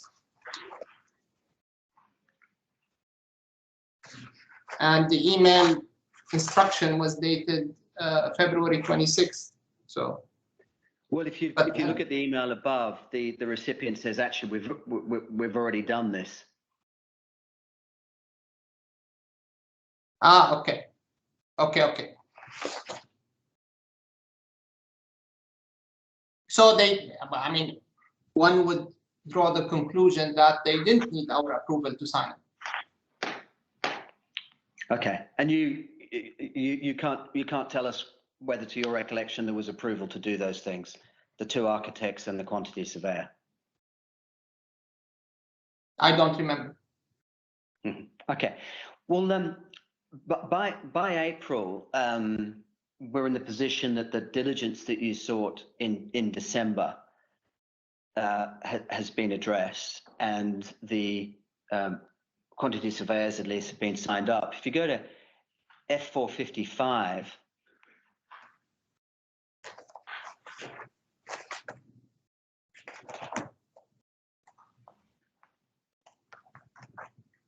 here you're seeking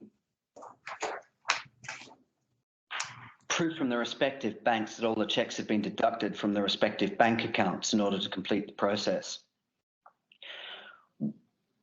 Why did you want this additional information, given what you'd already received and given that everybody's charging ahead with the project?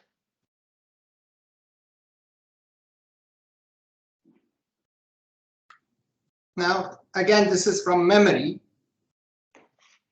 because they keep complaining about how much money they invested in this to acquire the rights. And the current setup of the JV will not basically allow them to recoup their investment. So we said, fine, prove to us that you paid this sum of money, which they did. But they've already given you the checks, and they've told you they've done it. Why such a level of distrust with your partner? Honestly speaking, well, number one, it wasn't a chosen partner. Number two, it is mind-boggling for me as a businessman to see someone paying this sum of money for such a poor JV rights. So for me, it was out, it wasn't logical that anyone would pay 450 million, if I remember the number right, for something that he doesn't have control over fully. Mm-hmm. Well, leave aside whether that was a wise business decision or not, bearing in mind they had a best endeavors and good faith option from the DIFC, which must be quite valuable. You appreciate that if there's been a long delay in asking for this diligence material, and then it's provided for in the form of checks, and then you ask for bank proof, this is now well over a year into dealing with them on a regular basis. You can understand the disquiet that might cause your partner. Not really. If I've delivered something, why should I shy away from showing it? Plus, you have to put this again in context of writing checks right, left, and center was a common practice back in the day. This is pre-crisis in Dubai. So I could show you copies of checks of hundreds of millions. It doesn't mean anything. Okay, so are you saying at this point in time you didn't trust the UBOs? In other words, you didn't believe them after the diligence they provided in March, and you wanted more? It's not that we didn't believe them. They kept complaining that they invested 450 million already in this. And with the current built up area and GFA, they will never be able to recoup their investment. One, two, we wanted to complete the sources of funds thing. And the moment we see there are checks drawn from a UAE bank, for me, then it's the burden of the bank to worry about the source of the funds, not my problem anymore.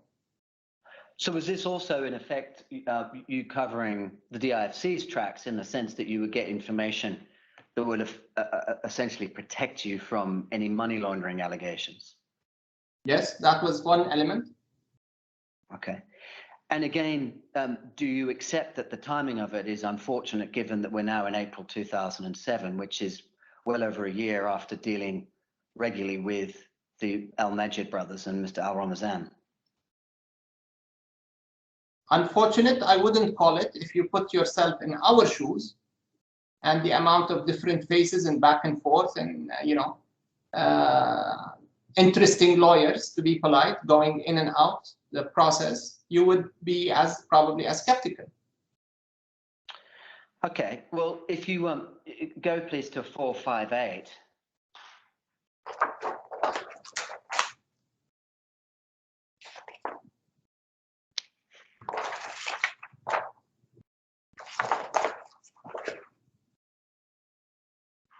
This is Mr. Al-Majid's response, and you'll see there. I hope with this bank proof we can close this issue and proceed with the project. Is it your position that once this information had been received, there were no further issues that would disturb you with respect to the new owners of Hexagon, and you could get on with the project?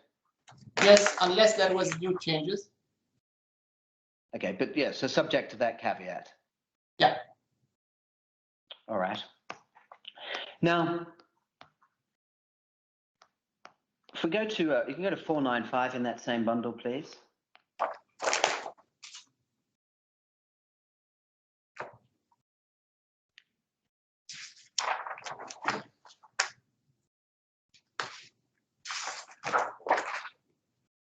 So this is dated, this is an email from you dated 25th April 2007.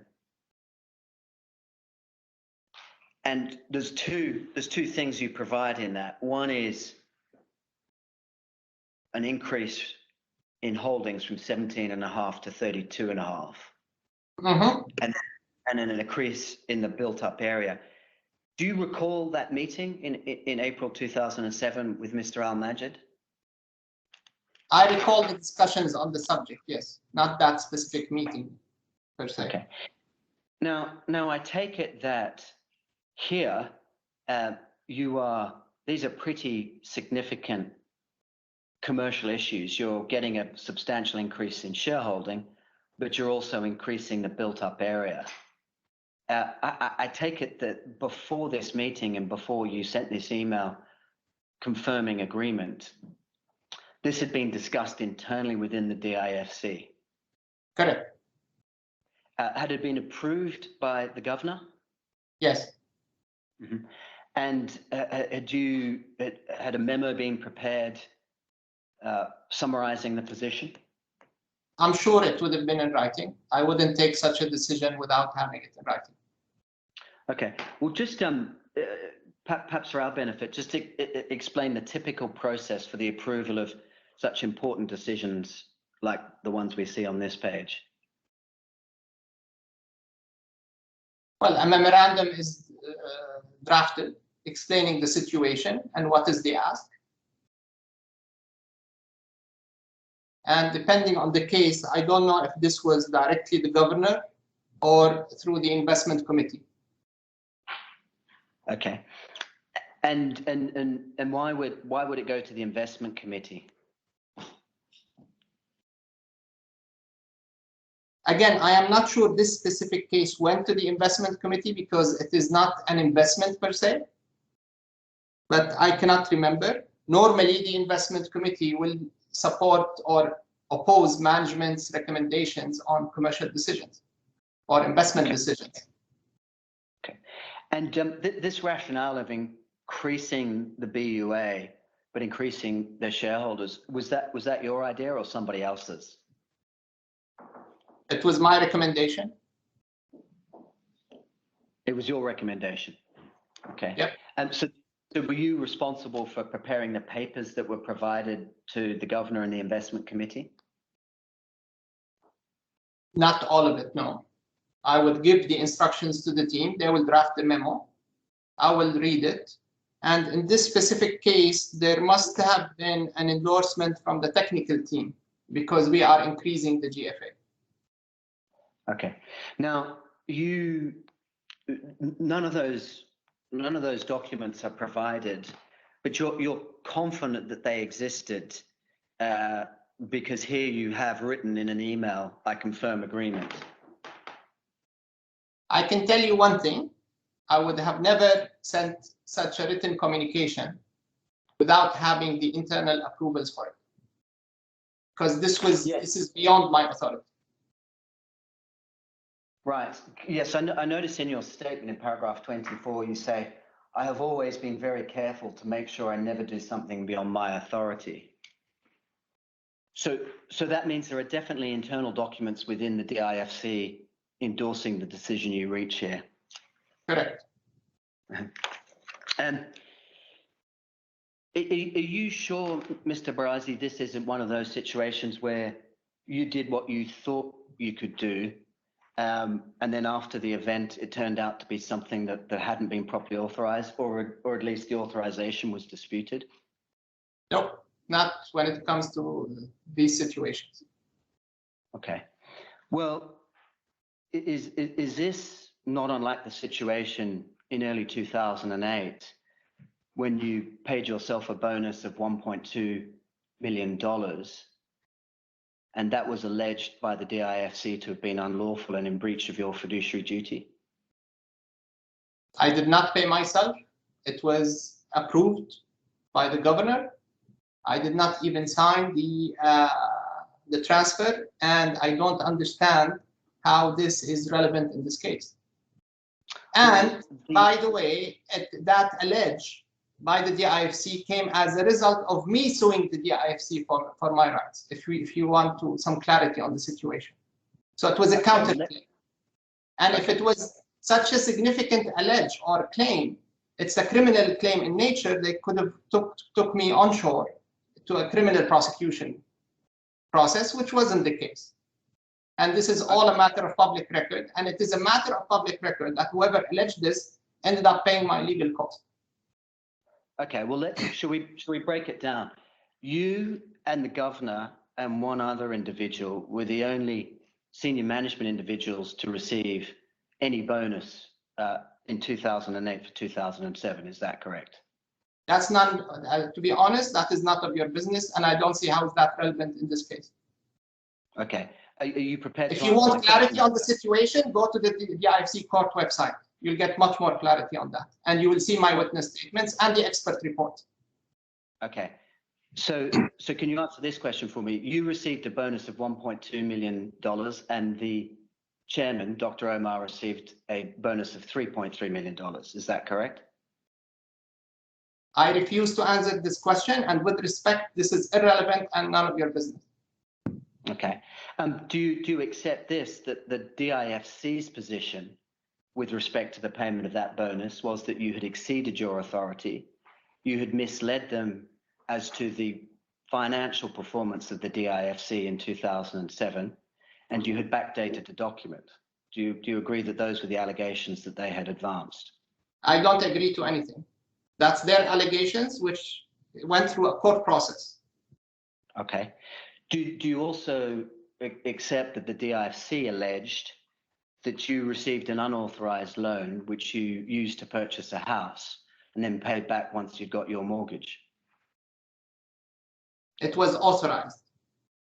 Okay, but do you accept that the DIFC's position was that loan, because it was to a senior management member of the DIFC, was unauthorized? If their position was so strong, I would have been in jail. But you accept that there was a red-hot debate about whether it was authorized or not, and whether a senior management figure should be paying himself. It's a matter of public record. I don't accept it, but it is a public record. Now, are you familiar with the East Tower Pearl development? Which development, sorry? The Pearl development, the East Tower.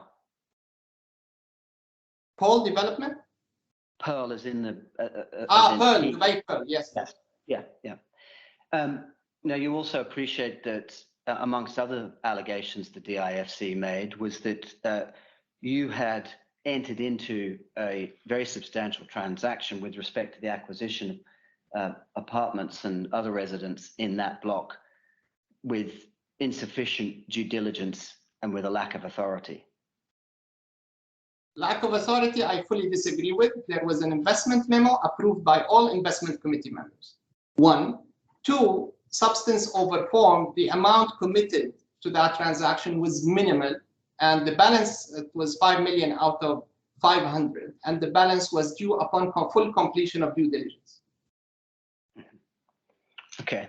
And did the investment committee approve the bonus and the loan? Why are you? I don't understand the context of this question and the relevance. You were taking out a loan to buy some property. Did the investment committee approve that loan? It wasn't within their prerogative. The governor approved the loan. Yeah. So isn't it right that the only person who approved both the loan and the payment of the bonus was Dr. Omar, the governor? Correct. Mm-hmm.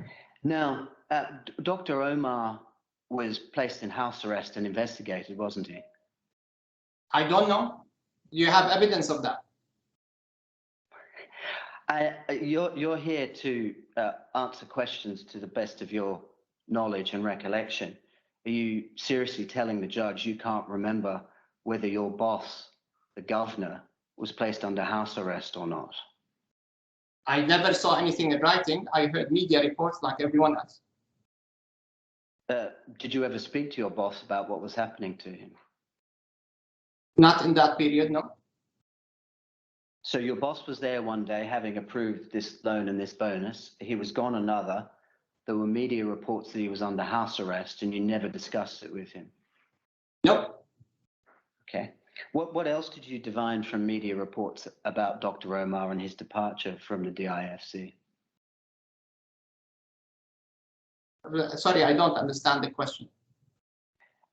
You said you saw press reports about his arrest. What else did you read or understand during that time about Dr. Omar's departure from the DIFC? That he was being investigated. What for? Several things. One rumor that he owned a 500-meter yacht sitting in Germany. What other things? He used to walk around with 50 bodyguards.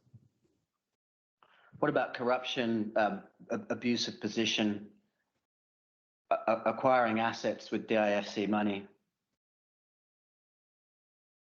Acquiring assets with DIFC money? I never heard of that. My lord, I'm sorry to interrupt, but I have to say, troubled by this line of questioning. My learned friend's making quite serious allegations now against people who are not present to answer it. I'm not equipped to deal with these allegations, and there is not a shred of evidence before you which would support any of this. This is open court proceedings, and my learned friend feels it appropriate to make all kinds of allegations, both against, I mean, Mr. Barazi can answer allegations made against him. There's a judgment, in fact, determining that particular dispute in his favour. But third parties who are not here and who I'm not representing have no comeback on this sort of stuff. So it is troubling, my lord. My lord, I'm simply want to know from this witness what he knows of the allegations. I make no allegations against anybody. I simply want to gather his recollection and knowledge of what the allegations were. You're on mute, my lord. Allegations against other people have no relevance at all, unless it's a premise for a question which goes to this witness's credit. Obviously, I allow questions about this witness's credit, but other people, neither here nor there. And I'm very conscious that I don't have any evidence about this. You can ask the witness what you like, of course, in relation to his credit, but without evidence to the contrary, all you're going to get is his answers, and that's everything that will be in evidence. Yes, understood and noted. And Mr. Barazi, so in terms of the process of approval with things like we see in F495, and with respect to the loan and the bonus we're referring to, Dr. Omar was in the reporting and approval chain. Is that fair? Correct. Okay. Now, these, you've said that the increase up to 32.5% increasing the BUA was your right. What were you seeking to achieve commercially by making these proposals and reaching this agreement? The Hexagon and people wanted to increase the GFA and the BUA in order to allow them to recoup or to make more money because they had invested the 450 million already. The only way for them to make financial returns out of this transaction was to increase the GFA. I was not in a position to increase the GFA without any benefit to the DIFC. Understood. When you say the GFA, do you mean the BUA or the GFA or both? Well, they're heavily related. Yes. So the GFA is bigger than the BUA, and so if you're increasing the BUA to 1.75 million, then the GFA must increase too. Yes. Do you agree with that as a matter of principle? Yes. Okay. And do you also agree that this was also commercially very advantageous for the DIFC?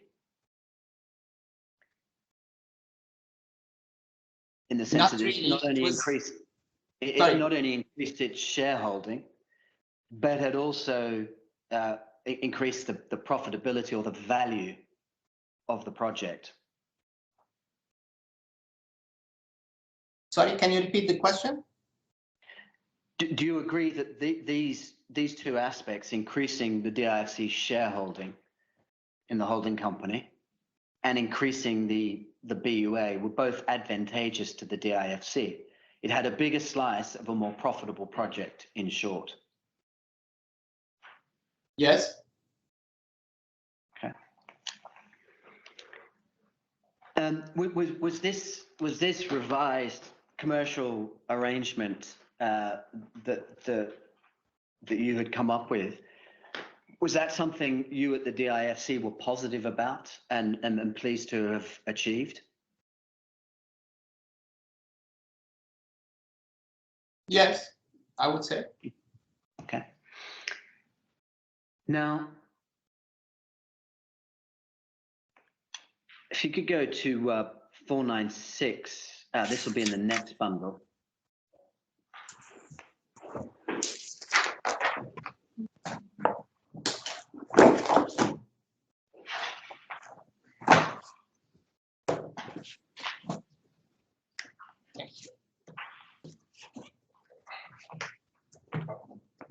Yep.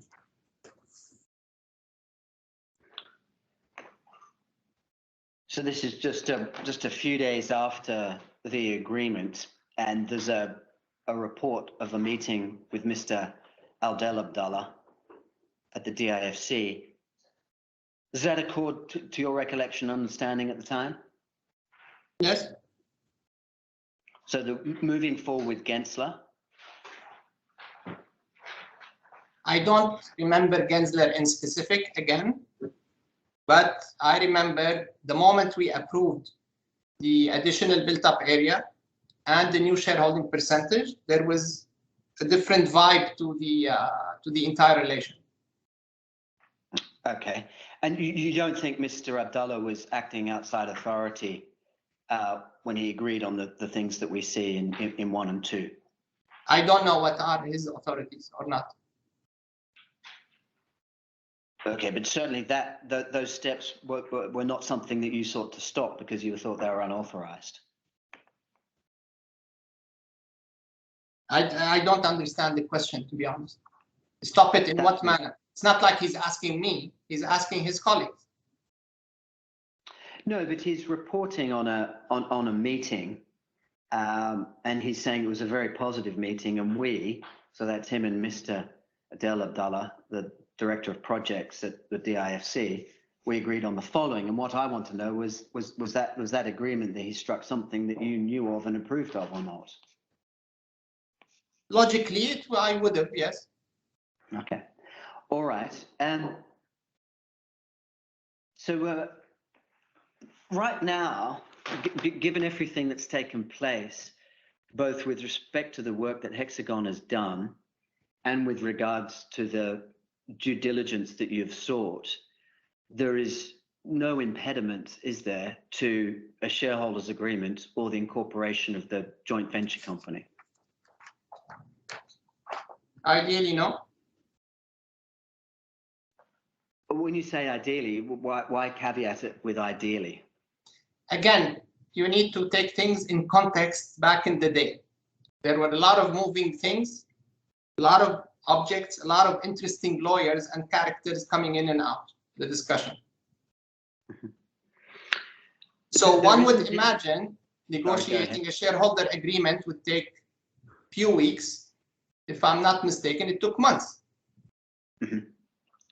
The reality is, that by this time, you had a draft of the shareholders agreement. I can't remember by April 2007 if we had a draft in place or not, to be honest.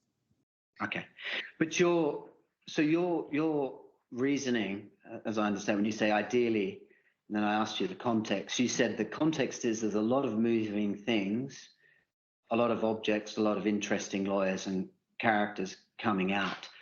Who in April 2007 were the interesting characters and interesting lawyers coming in and out?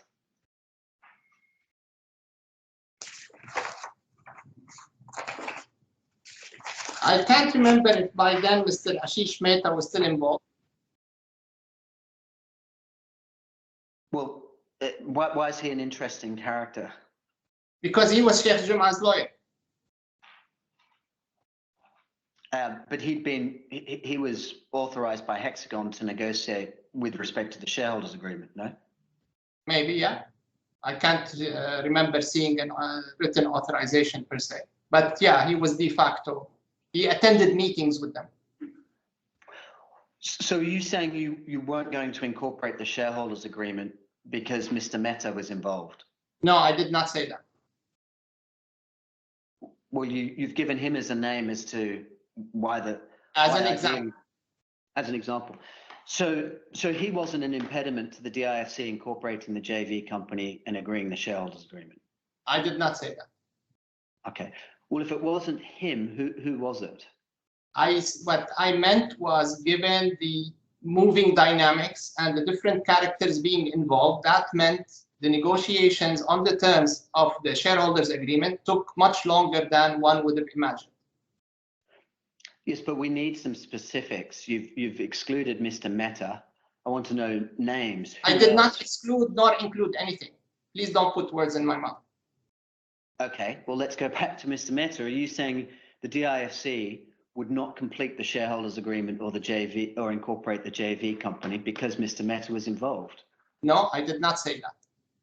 Okay, so was Mr. Mehta's involvement irrelevant to the completion of the shareholders agreement and the incorporation of the JV company? Everyone's involvement was relevant. What I'm trying to say is it took much longer than one would have imagined. Okay. Well, we will need then to go through the documents in the slow way then. Have a look, would you please, in that new F bundle that you've been given at 502.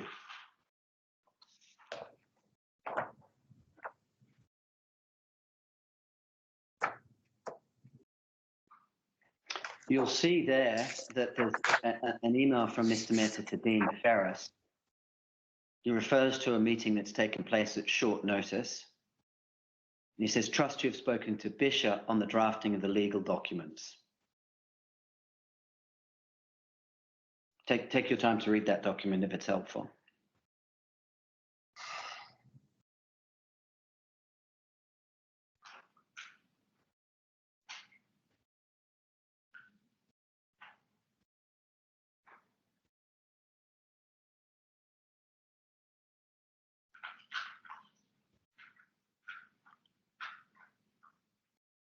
Okay.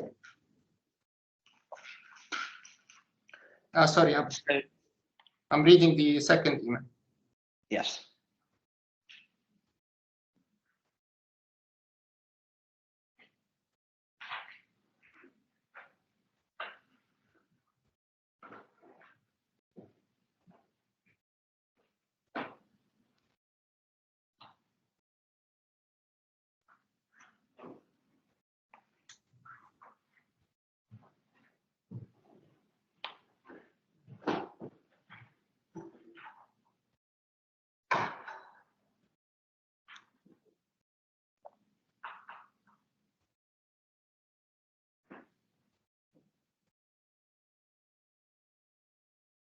Okay.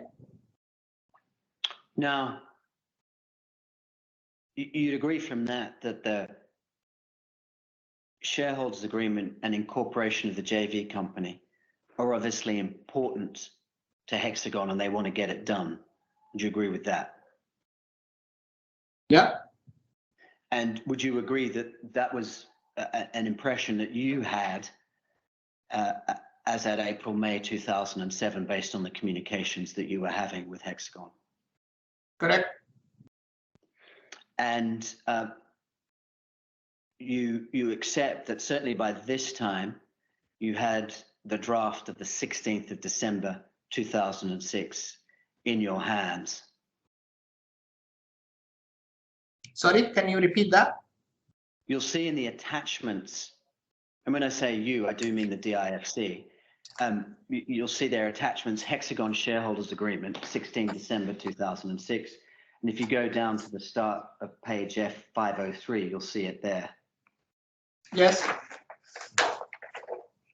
That's an automatically generated date, though. Fine. So that means on the 16th of December, a version of that document was created.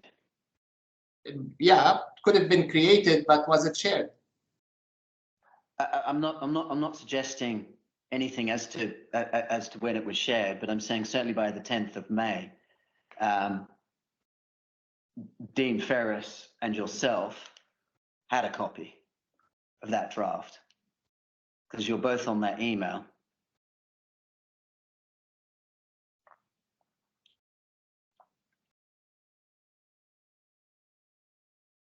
Okay. Now, there's no response from you to that email saying, "Dear Mr. Al-Majid" or "Dear Mr. Mehta." There are lots of characters involved. There's lots of interesting lawyers. There's lots of ins and outs. Until that's resolved, we can't progress either the incorporation of the company or the shareholders agreement, is there? Not in the way you described it, no. No, well, not in the way I've described it or in any other way, is there? I'm sure there was a lot of drafts exchanged. Okay, but what about your point? Interesting characters, interesting lawyers, movements in and out. You never articulated that in writing to Hexagon, did you? No, I did not. Now, from this point onwards, the nexus nuance, as you have described it, was something that the DIFC took responsibility for and was in negotiations with the estate with respect to the buyout. Is that fair?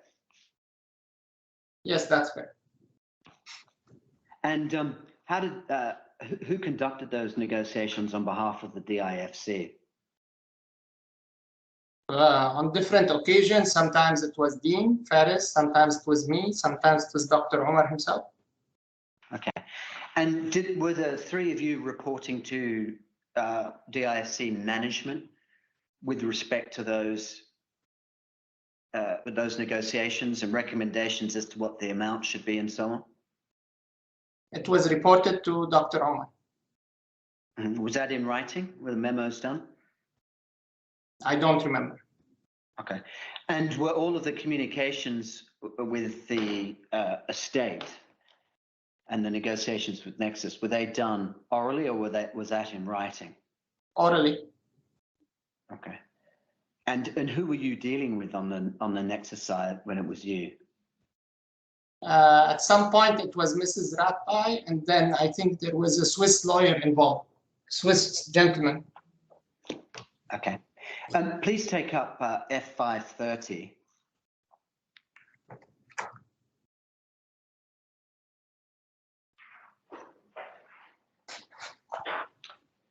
You see, Dean responds to Mr. Mehta.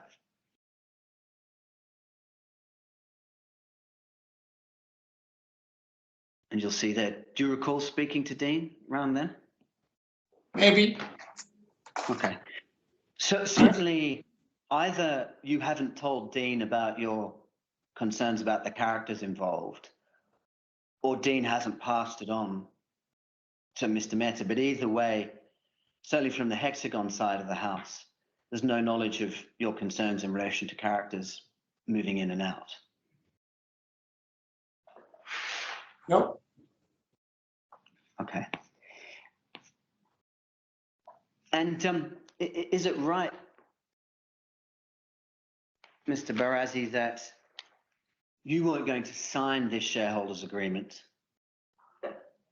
with Hexagon and the company that was nominated, CHL, until such time as there'd been resolution with Nexus? Can you repeat the question, please? Is it right that you were not intending to complete the shareholders agreement until you had resolved once and for all the Nexus nuance? Not necessarily, no. Okay, so what were your aspirations with respect to the shareholders agreement and Nexus?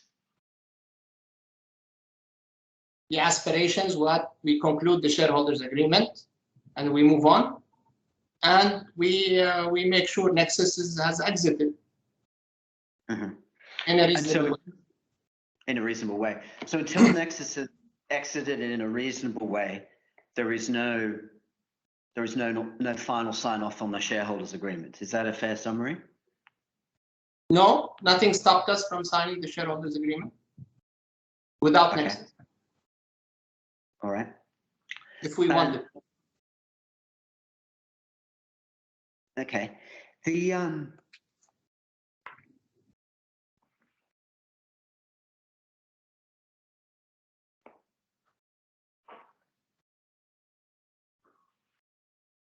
If you could take up, please, F561. I want to ask you a question about the governor's directions. We see here on the 1st of June, again, it's an email that you were copied in on. It says the consultant has revised the design as per the governor's directions. So do you recall what the governor's directions were with respect to the design? Not specifically, no. But it must have been related to the, like I said, the look and feel. The look and feel. Okay. And would those directions come from the governor at his own discretion, or would they have come from the executive office? I don't know what he used to do to get feedback, to be honest. Could have been either. Could have been either. Okay. And those directions as to the design, they were very much imposed by the governor on the DIFC engineering team. Sorry, I withdraw that. That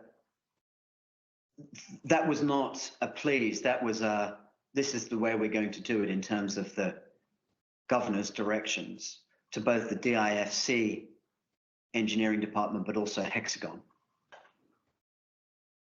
Sorry, I lost you there. Can you repeat? We'll read the sentence. The consultant has revised the design as per the governor's directions. It seems to a reasonable reader that that's the governor saying this is how, to use your phrase, we are going to have the touch and feel of the design.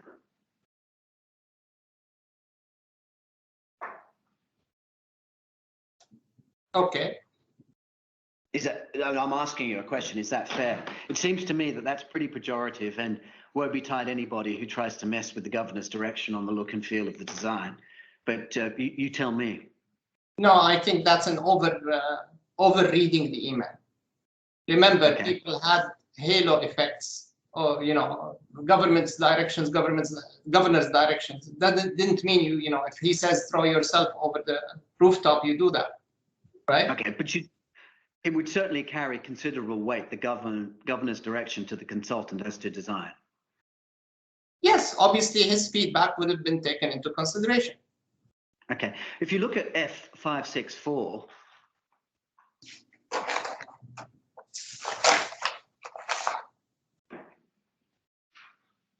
yeah. To your knowledge, did this reflect the governor's directions to the consultant? I This cannot is a remember. this is a Busby Perkins will drawing. You can't say? I cannot remember if it reflected or it didn't reflect. Okay, understood.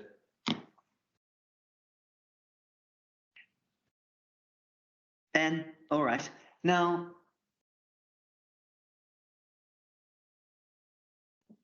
why did the DIFC directly appoint Perkins? In other words, Hexagon was going to be essentially the operator, if you will, or the group that took responsibility for this project. But it seems pretty clear that Perkins were imposed upon them and Perkins were engaged directly by the DIFC. Well, again, perhaps better Frank could put the supporting material as he knows that's an issue. In fact, it's not even his case, but carry on. So what's the answer, Mr. Barazi? I don't remember it was imposed, per se. Okay. All right.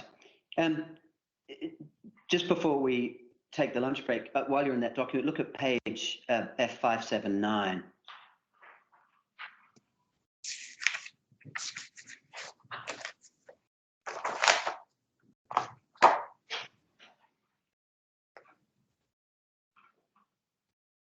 Okay. So you'll see there, and again, this is not necessarily something you received directly, but I want to check. You'll see there's attached required documents for DIFC. And then if you go over the page, there's a series of documents. Do you remember seeing those and studying them at the time? Yes, I recall seeing the checks, correct? And then what about if you look at F580, for example, Dubai Islamic Bank?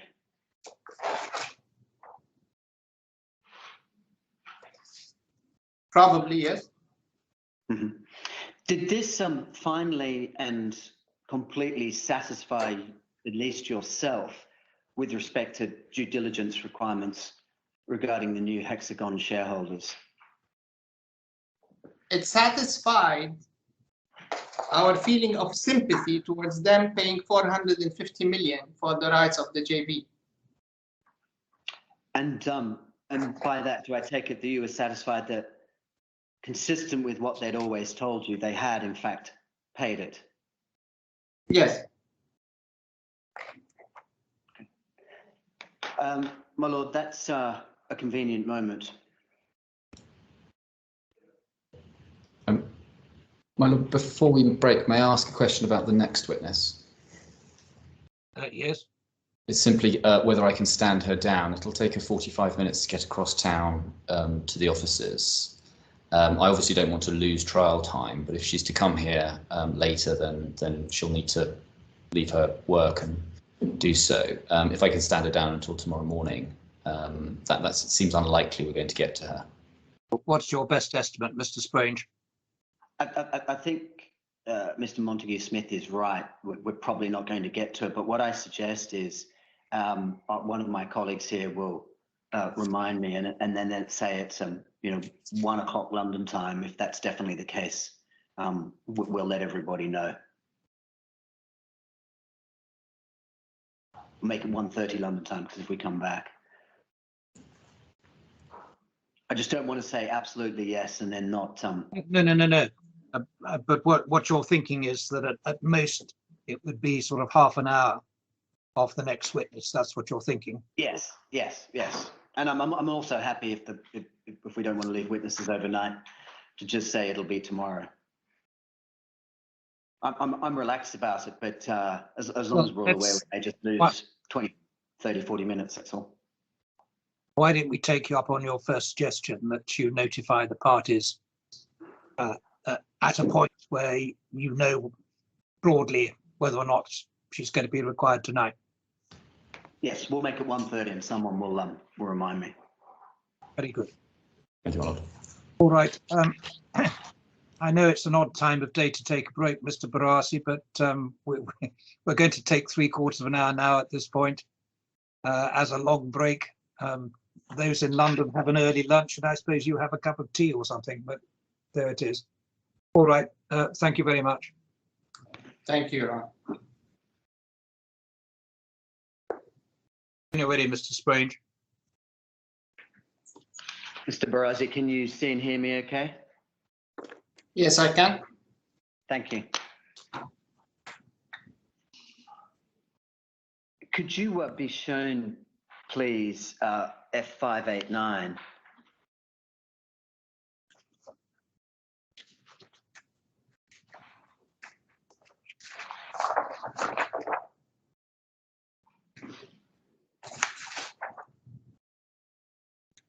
Yes. So this is this letter is sent by Perkins and Will 10 days after Adil has described the governor's directions. Do you want to see the governor's directions email again to remind yourself? No, I remember it. Yeah. So were you privy to the discussions between Perkins and Will and Adil? I think it looks like there's a typo in the spelling of his name in 589, F589. You'll see the Perkins and Will letter addressed to him.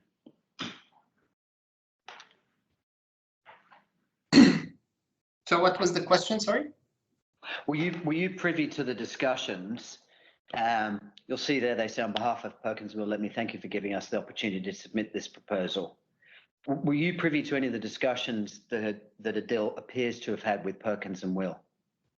I was aware of them. Okay. But not part of them.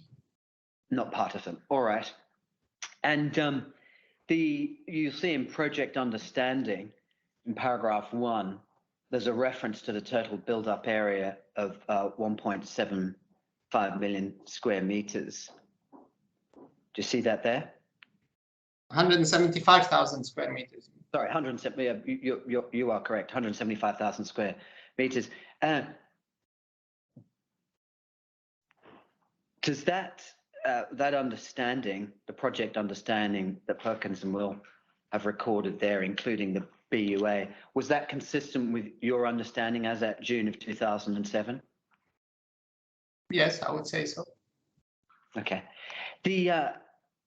Although Hexagon or CHL are going to form an important part of this arrangement, they don't even seem to have made it onto the organization chart. If you could go to F606.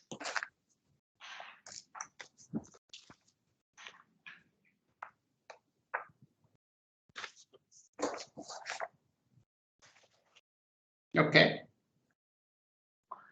So you've got the client PM is the DIFC. And then there's a number of important positions, design board, project manager, management board. Mm-hmm. And there's no incorporation of Hexagon, TPM, or anyone else on the Hexagon side. Do you know why that is the case? Why they seem to have been excluded from this organization chart? Nope. Okay. All right.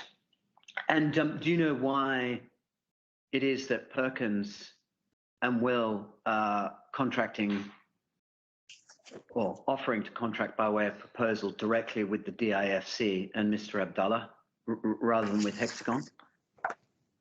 I can't remember, to be honest. Okay. Now, we saw on around the 10th of May some pretty forceful pressing from Hexagon as to the shareholders agreement and the joint venture company. There's no reason, is there, why that document, which was in draft and provided, couldn't have been marked up and responded to within a matter of a week or so, given where you are with Perkins and Will. The concept design has received a governor's direction, and you have a BUA seemingly set in stone of 1.75 thousand square meters. Is that a fair observation?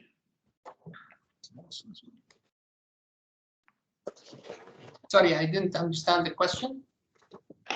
So let's set this out in stages. Here, the governor has given direction as to the design. Perkins and Will have sent their proposal, and they've set forth the BUA. And Hexagon have chased for the joint venture company and the shareholders agreement, which you now have a draft of. And what I'm saying to you is there's no reason why that shareholders agreement couldn't be marked up and sent back within a matter of days, and the negotiations continue at speed. Do you agree with that? I guess you would need to ask Mr. Dean Ferris. Is that because you simply have no knowledge of what was happening at this point in time in terms of the joint venture agreement and the... No, I knew it was under review. But insofar as there were delays, and I will suggest to you that there were delays, we'd have to speak to Mr. Farris about that. Well, it wasn't abnormal, you know, that the legal department within the DIFC was overstretched. Overstretched in what way? Capacity-wise. So they were resources-wise. So they were too busy to get all of the work that they had done. Not too busy to do this work in specific. They had a lot on their plate, I would say. Okay, understood. Do you agree, though, that this, given everything, given the size of the project, given the urgency with which Hexagon's requested, this must have been top of the chart in terms of importance?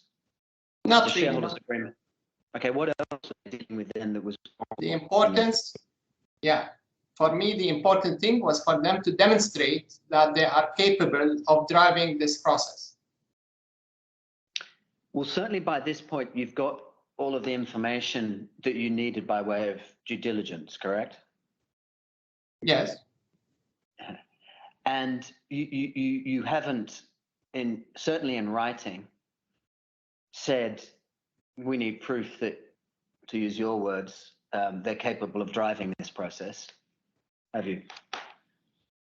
I am sure I recall sending them emails to that effect, that I have serious concerns about their capability of managing a development of this magnitude.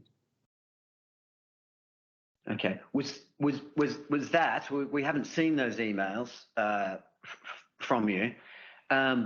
Were those emails you sent from your email to Mr. Al-Majid? If my memory does not fail me, yes. Did you send such emails to anybody else? What do you mean, anyone else? Other than Mr. Al-Majid?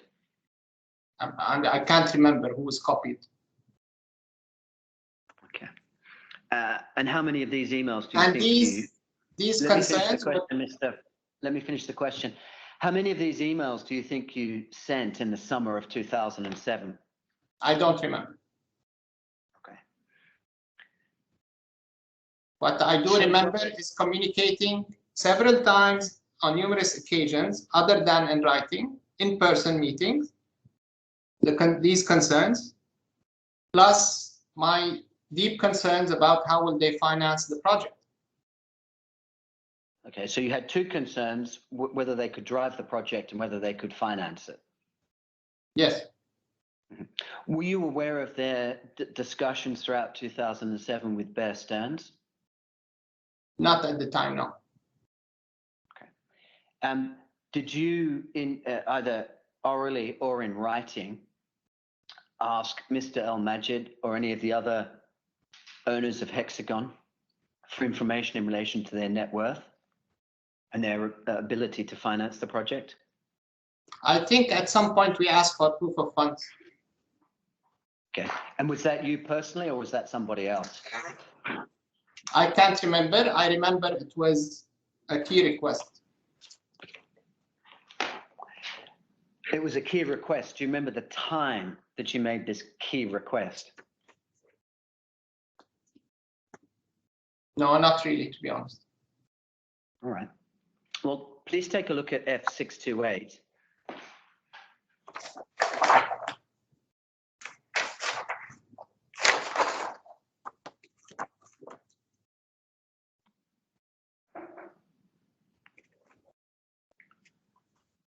And actually, my apologies, go down to 629. So you'll see there's a note from Mr. Mehta to both Dean Ferris and Adil.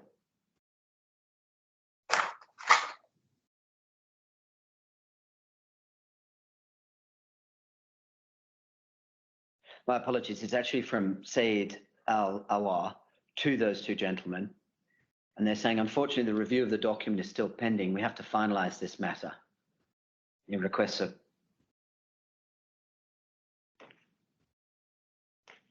you see that? 5th June, 1854? Yes, I'm reading that.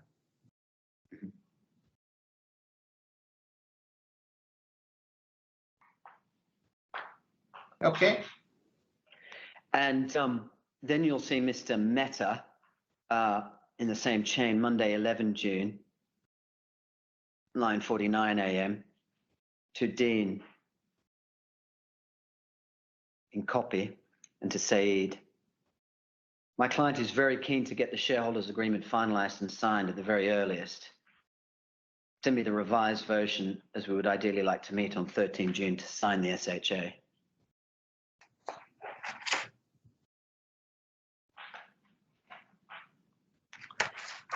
And this, Mr. Barazi, goes on the 12th of June, when Sayed Al-Awar, on behalf of DIAFC, says, unfortunately, we're still undertaking a review of the JV agreement. And then there's another chase up on the 17th of June.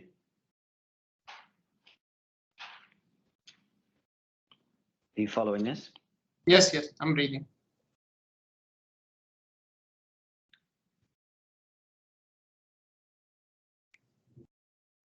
Okay. And then Dean says on the 17th of June at 10:45, this is now a real urgency. So that's the 17th of June. This is described by him as a real urgency. Is this an example of what you referred to earlier of the DIFC legal department being stretched in terms of resources? Yes, I would say so. And why did you not intervene and as effectively the boss, you were aware of the best endeavors obligation, you were aware of the good faith obligation, you were aware that this had been pressed very hard. Why didn't you step in and say, yes, it's real urgency, stop doing anything else and get this done? I did. And what was the response that you got?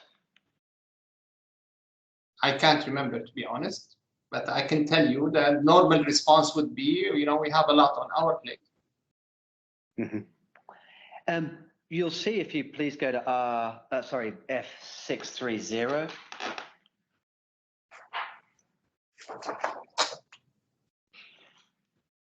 You got a direct chase up from Mr. Al-Majid there. I must say, it seems to me from just reading that email that he's having trouble getting time with you. He's grateful for 20 minutes. He's saying he's tried to call you many times, but in vain. I know you are too busy. The shareholders agreement has been with the legal department for 2 weeks.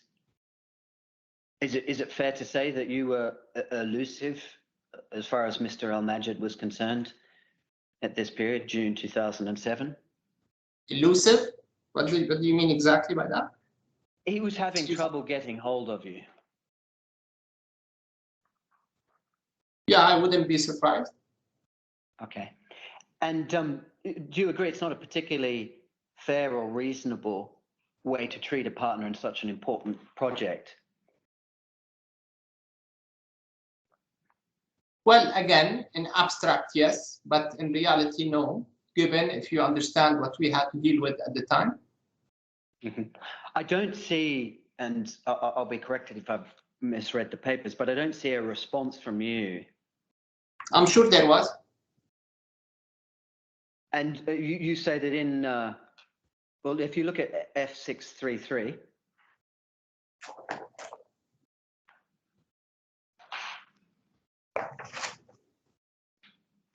Yeah.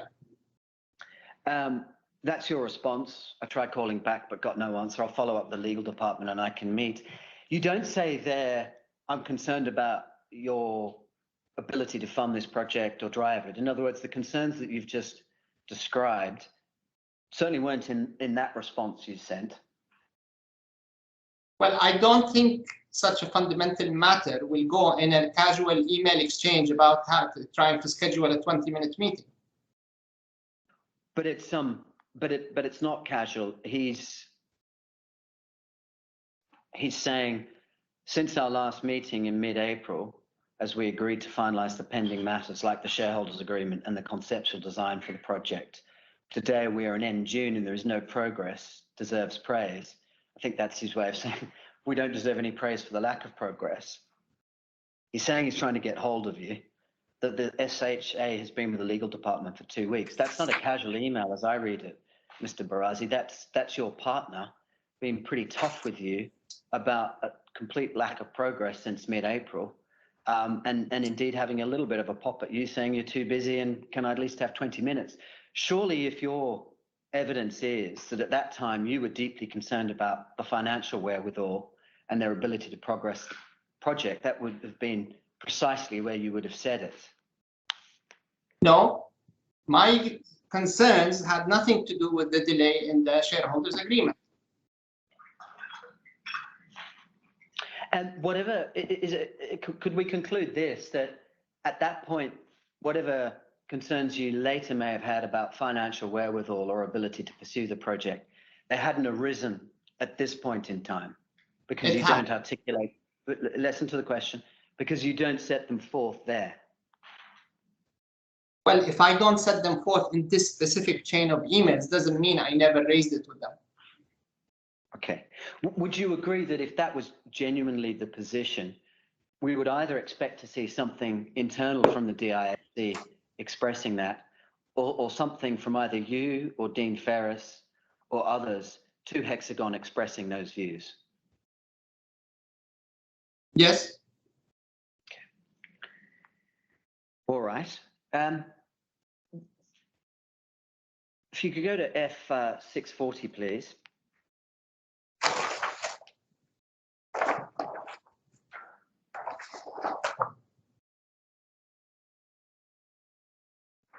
Okay. So you'll see there, are you familiar with Ali Al-Rakban? Yes. Okay. Who do you understand him to be? One of the team members of Tenmiyat. Okay. So here there's the terms of reference for the project management services. Did you understand what they related to? I don't know if I've ever seen this, but one would imagine it's related to the project. And you agree that the project management services in the context of a arrangement like this, a project like this, are important, and this is a sign of good progress that you've got terms of reference with a project consultant? Well, not after a year and a half of coming to the picture. It is a sign of good progress, but not timely one. And whether it's the fault with the timeliness is a matter that would rest on responses to the concept design, the establishment of the BUA, and satisfying yourself with the due diligence with respect to your new partners. Would you agree that those were the three things that needed to take place before the concept design could advance and therefore project managers could be retained? Not necessarily, no. Okay. But in this case, in terms of the evidence that I've shown you thus far, that certainly seems to be the explanation. Would you agree with that? No. Okay, do you have any other explanation to proffer? Like I said before, the key observation we had is the lack of capability of driving a project of this scale. Okay, and do you agree with this, Mr. Barazi? If that view that you've just described was withheld and not passed on to Hexagon, that would be unfair on them because they wouldn't know that's what you were thinking. They wouldn't be able to address it. If we did not pass it on, it would be unfair, but we did. Okay. And you say you did it in writing with some emails direct to Mr. Al-Majid? If my memory does not fail me, yes. Okay. If you look at F60,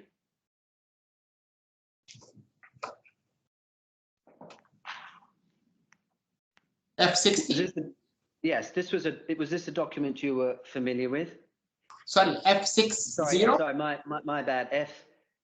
F660, so F660. See, project brief.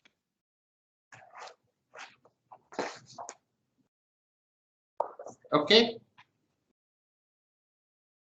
Is that a document you've seen before or familiar with?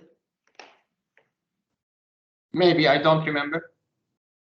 I've seen a lot of documents like this. Okay. Do you understand what the purpose is of a document like this? A brief about the project. This is what the title says. Yes, and it goes to the consultant for the purposes of getting them going with all of the work that they need to do.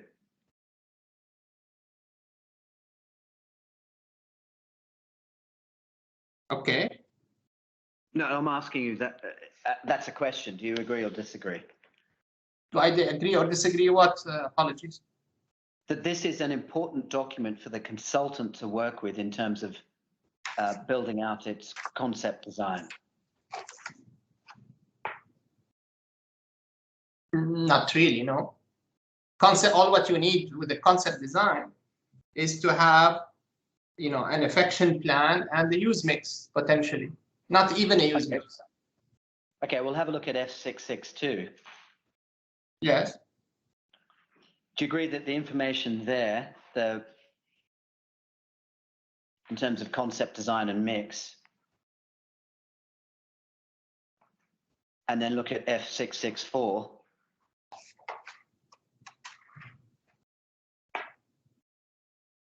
those are at least requirements for the project brief?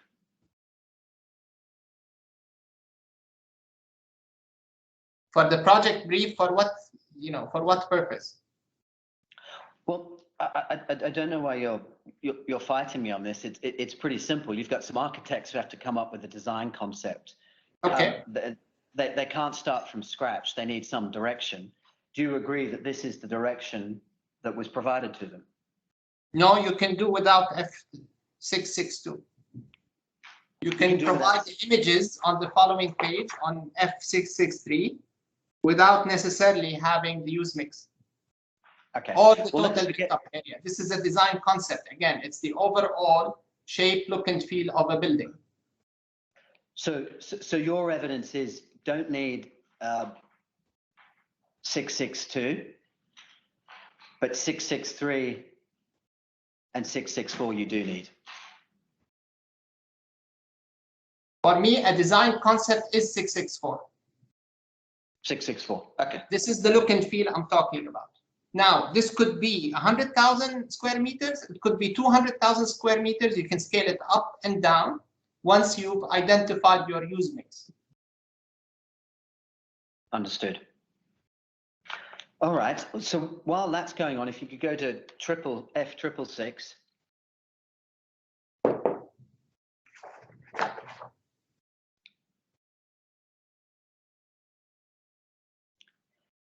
And you'll see there on the 2nd of July,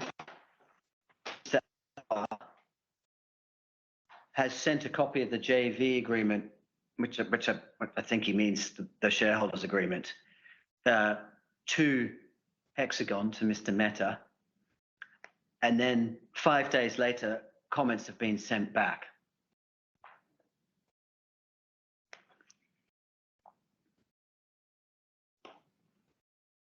Okay.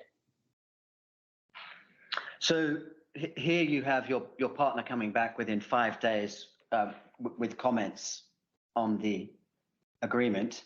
You were copied on this. Do you recall having any reactions or any issues with respect to the changes? I need to look at the markup, but I remember there were a lot of things that were not that meaningful. But again, I have to review it, to be honest. If you want to try and remember whether there was anything that jumped out at you from a commercial point of view.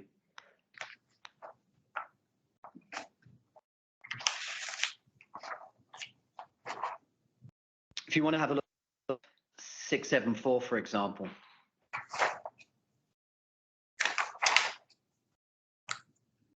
674? Yeah. Okay.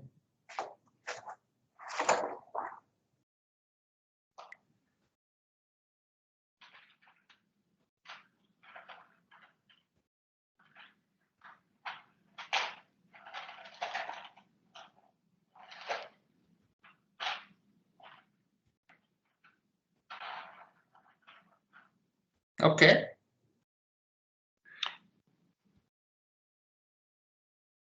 Does that jog your memory at all in relation to commercial issues? Not really, no. Okay. So as you sit here today without reviewing the document, you can't remember whether there's anything that concerns you about the responses or the markup that was sent back? No. Okay. So you're copied on those emails, and you at that point didn't email back and say, this is all very well, but I'm concerned about your ability to pursue this project and your financial. No, okay. If you go to F698, this is one example of several minutes of meeting of the engineering groups from TPM, AMIAT, and the DIFC.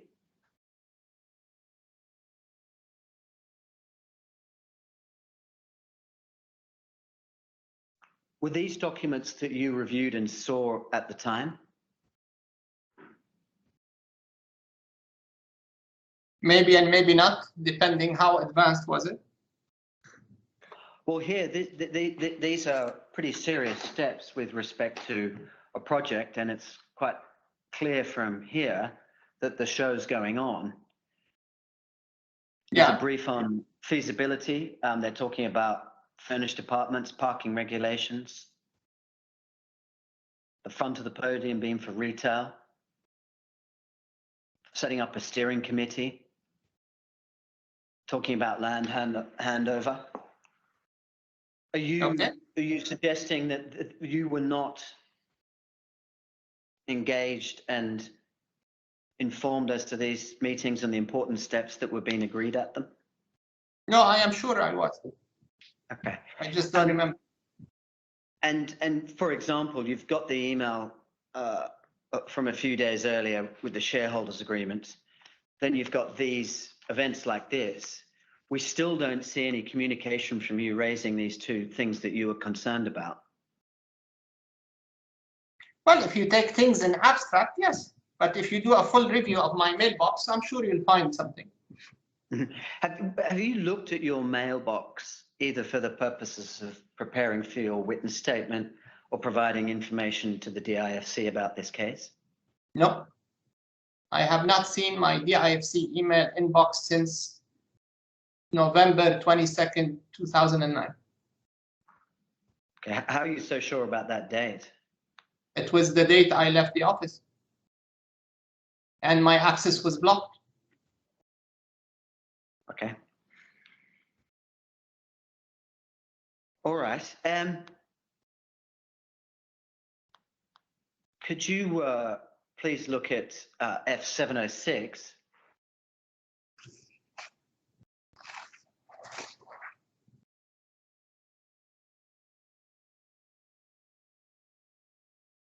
you'll see here that Mr. Al-Majed is chasing out 2 of your colleagues from the DIFC and copying you.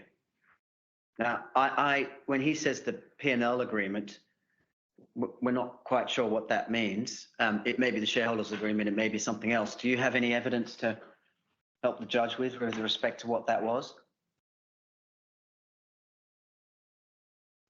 I don't, if my memory does not fail me, it was the split of the profit and loss, I think, something of that sort. Maybe normally when you say P&L, it's profit and loss in accounting terms, but I'm not.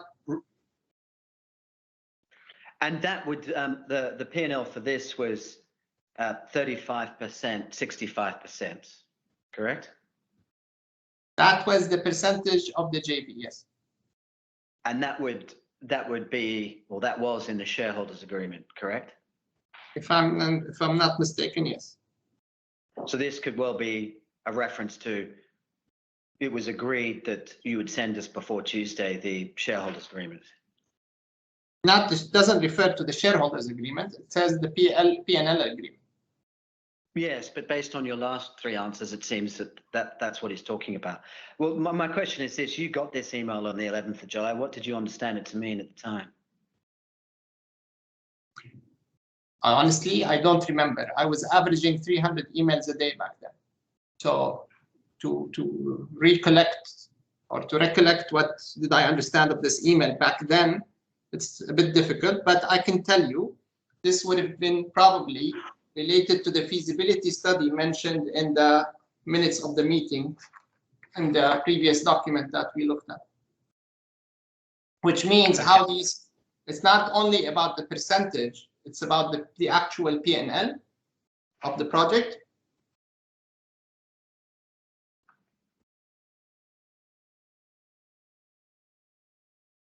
All right.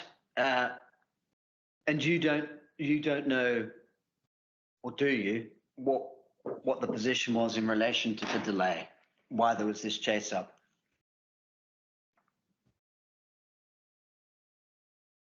I mean, honestly speaking, in my view, between the 6th of July and the 11th of July, it's not a massive amount of time.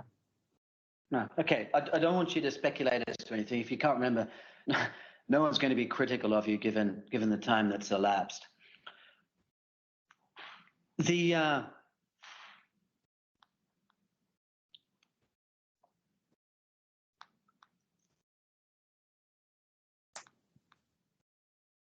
Have a look, please, and see if this reminds you of the situation at F26.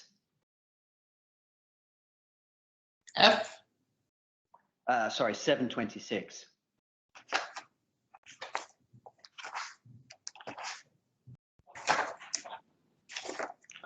So you'll see here that we've now got to September, and and Hexagon still hasn't heard back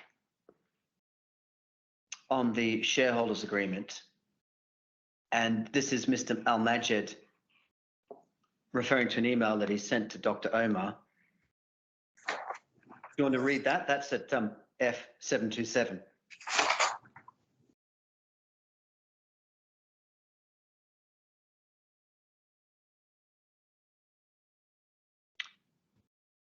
So that's Mr. Suleiman Al-Majed, an email to Dr. Omar at his governor at DIFC inbox.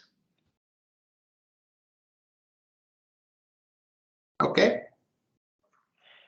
The agreement that's referred to there in paragraph 1, does that accord with your recollection of events? Paragraph 1 of what? We're in 727. This is Okay. Dear Dr. Omar, just to recap on the main issues.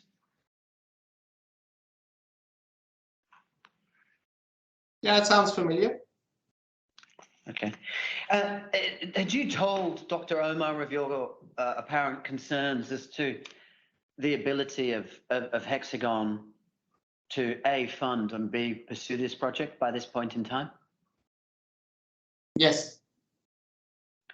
Why then did Dr. Omar apparently agree on that day in terms of the costs of design and those agreements that we see in paragraph 2 about the shareholders agreement, if those concerns had been expressed and were real? If my memory does not fail me, without an exact recollection of the sequence of events, after discussing several times the issue of funding and how will they fund the project, if I remember well, the original JV did not allow for the land to be mortgaged or used as a security. At this stage, I think we did allow it because it was evident that they needed funding and they needed to put the land as collateral. So you're saying that on 20 September 2007 or thereabouts, you and Dr. Omar had a discussion about the financial abilities of Hexagon and decided to reach an agreement in relation to the mortgaging of the plot for the purposes of raising finance. Is that your evidence? I'm not saying it. What I'm saying, the issue of their ability to fund has always been there. It's been discussed numerous times, not on the 20th of September specifically. What I don't understand and what doesn't make any logical sense is why, if this was such a concern and you'd flagged it to Dr. Omar, he was reaching this agreement on the 20th of September to finalize the documents, get them across by the 30th of September, which would include land title to the new company. Because we were acting in good faith and doing our best endeavors to make this happen. I see. And those were the words that were in your head at the time. Was it good faith and best endeavors? Well, I don't know what was in my mind back then. What words? I can't remember. I'm just but intrigued. What I remember is that we did our best to make this project happen purely in sympathy of them investing a significant amount of money to acquire the rights. Okay.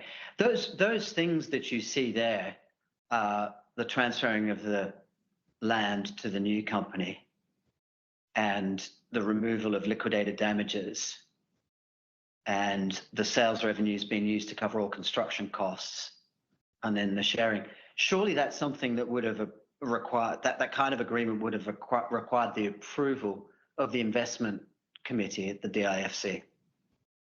Not necessarily, no. So that was a decision that just you and Dr. Omar could make amongst yourselves? Not even me. I cannot make such a decision. Well, who would? Is it just Dr. Omar as governor? Yeah. Okay. That required in terms of pretty significant decisions like we see there. Sorry? So there's no oversight other than the governor with respect to decisions, well, let me say this, agreements that we see in paragraph 2 there. I mean, I don't know if he consulted with the executive office or not. But for me, from a legal perspective, by law, by the rule of law, he's fully authorized. All right. And are you aware of any documents or communications internally within the DIFC during the month of September 2007 regarding those points there? And then the follow-up that you see in the next email? I don't remember, to be honest. Okay. You'll see in that F726, there's a request that Mr. Mehta follow up with you. Do you recall being followed up on that score? Maybe.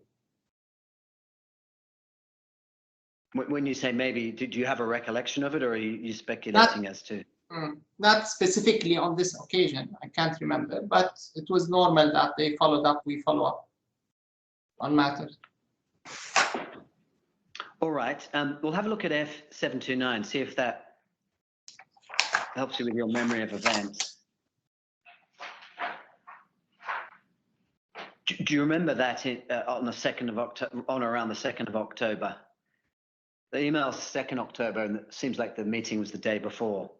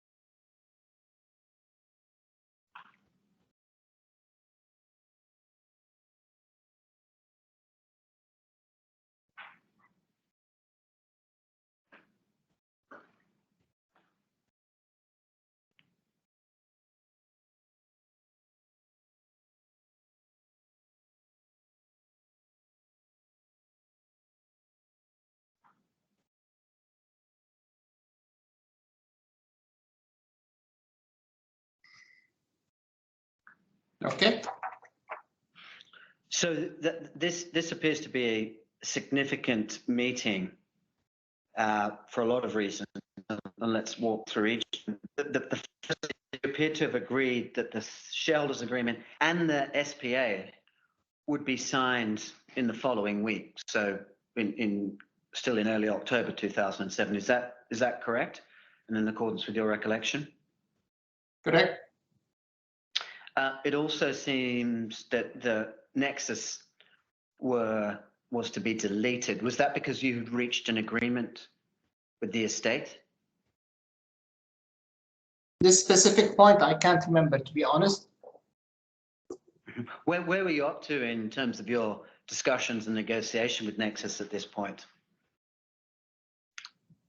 If my memory does not fail me, I had reached dead end with the Swiss lawyer of Mrs. Radpar. So I was asked not to continue the discussion myself. So you were out of the discussions and someone else was taking care of them? Yeah. Okay. But there hadn't been a resolution reached? Not a final one, to my recollection, no. Okay. And you'll see there, number 6, the title to land is to be transferred to the company upon incorporation of the company. And then 7, that the assets of the company will be used to secure any borrowings, etc. Okay. Now, does that accord with your recollection that you agreed to those things at that meeting and you had authority and approval to do so? No, I was against giving them those concessions, personally, as bishop. Okay. But who persuaded you to do it? I wasn't persuaded. I was instructed. By who? If I remember well, Dr. Omar. Okay. And there was also, I think by then, there was the Secretary General position was appointed. Mr. George Mushahwat. My view back then was, given that the original JV said they had to come up with the financing, why should we pay our financing cost as the IFC? Is it right then that at this point in time you were being told to do things that you didn't believe in? In other words, Dr. Omar had told you to agree these terms and get the shareholders agreement and the SPA signed, but you didn't believe in the project and didn't agree with him? No, I believed in the project. That's for sure. Now, these are commercial terms, give it or take. I tend to be very tough when it comes to commercial terms. Okay. Did your view on the commercial terms anyway taint your views or your actions in terms of dealing with Hexagon? In other words, did you go slow with the signature of the shareholders agreement because you didn't agree with these things? No. All right. Did you that agreement to get the shareholders agreement and the SPA signed early next week, was that a serious and good faith bona fide offer that you made during the meeting? Yes. On the 1st of Otherwise, October? I wouldn't have made it. Okay. All right. You were going to get some considerable credit for this transaction, weren't you? What? Well, I don't understand the question. Well, you, given your senior role within the DIFC and that this fell within your sphere of responsibility,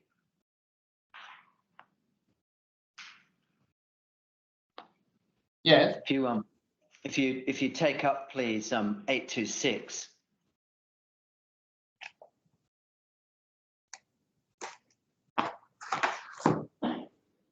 Okay. So Imad Gantus, he is from Perkins and Will, correct? I mean, it says so. Do you know who he is? Are you familiar with him? The name rings a bell. So it said there that that the two Al-Majid brothers and you shake hands and congratulate Mr. Gantous on getting the project. Is it fair then that you were one of the public faces for the DIFC on this project?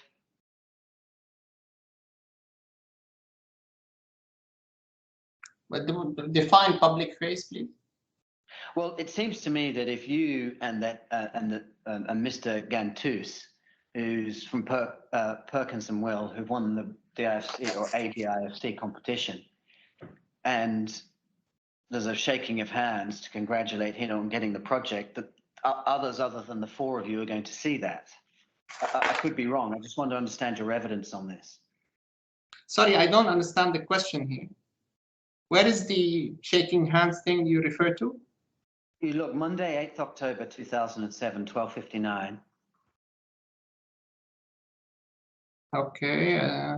You'll see DIFC and Perkins Will already started working on the project as it is finalized to be designed by Perkins and Will. Yeah. You'll see. I don't remember I ever did. Okay. But why would Mr. Gantous say that? Is that that's why I ask you? Were you the public DIFC face of this project? No, it's just, I was viewed, rightly or wrongly, as, one of the centers of authority. Okay. And while we're on that, just look at F832. There, Mr. Yasir Mohideen is sending a baseline document. And if you want to look at the baseline document, it's F835, that's gone to Perkins and Will relating to the project. Okay.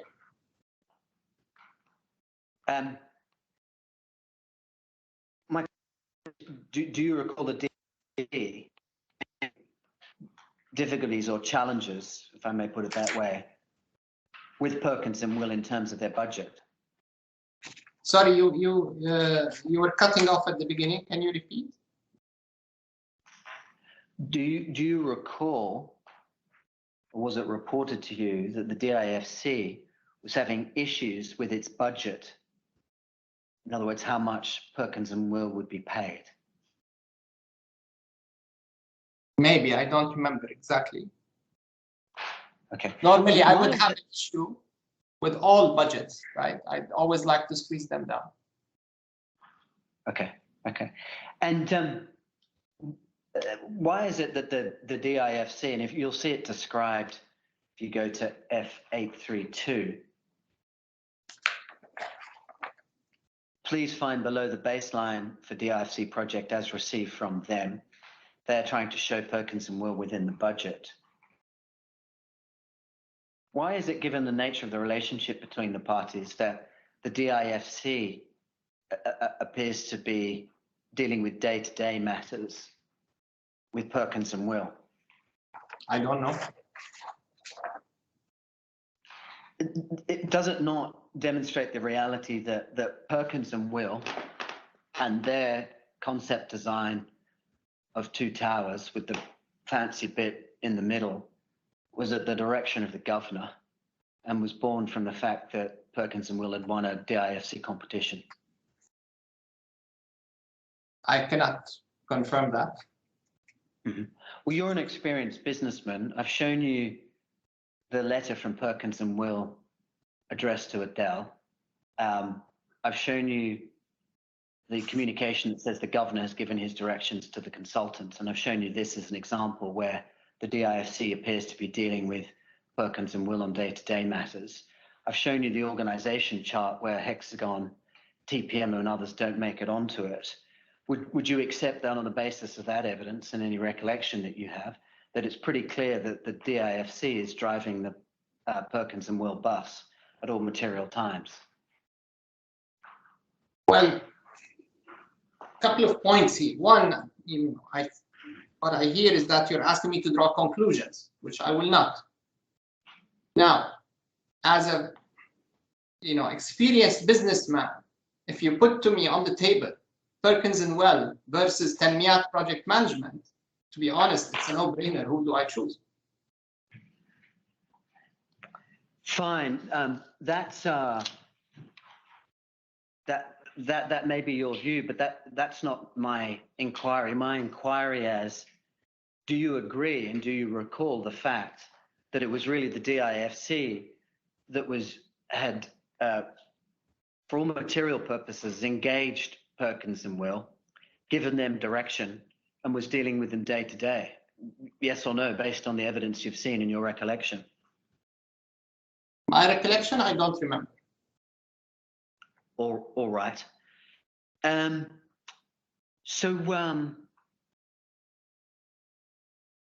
Take up 849, please. Same bundle.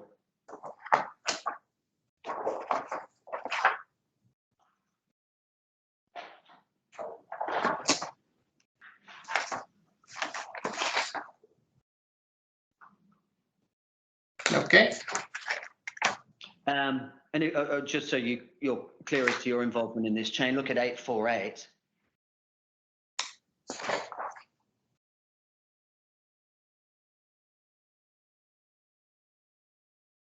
So this was an email chain that you were copied into.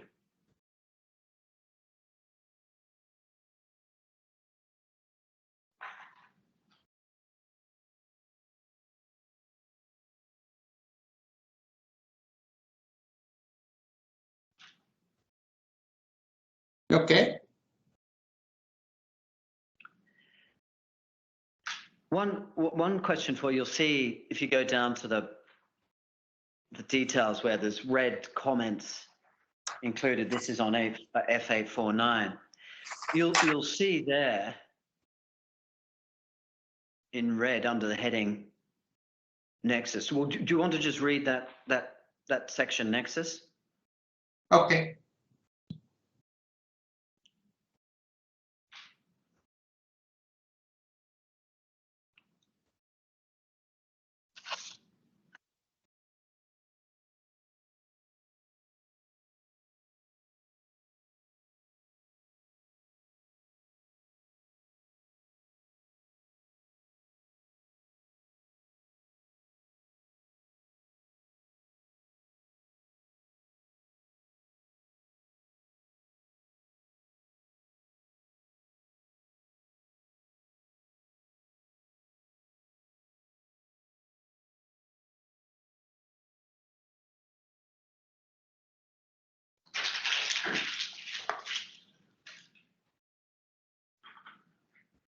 Okay.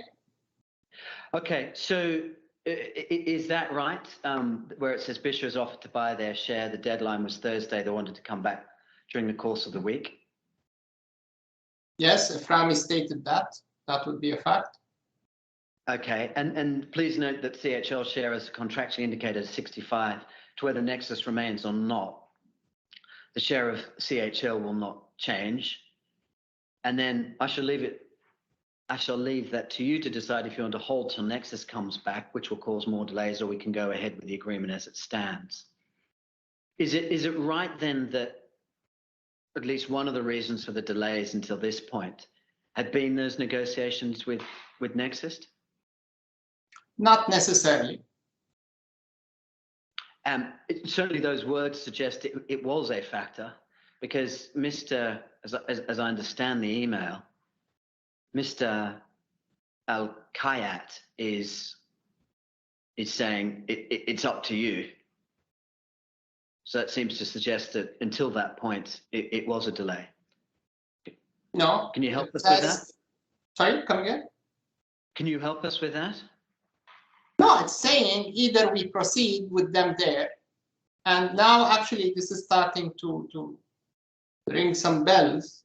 The reason, if I remember well, Dean was against removing Nexus wording from the agreement in the absence of an agreement with Nexus is not to give grounds to be sued by Nexus until there is an agreement. So the suggestion was We proceed with them in the agreement until they are officially out, and life moves on. Again, this is to the best of my recollection. Okay. Now, as it happens, and actually this is probably a good time, my lord. I can indicate that it's going to be a close run thing with Ms. Calarisi, but I think it's best if we tell her not to drive for 45 minutes today, and it will be tomorrow.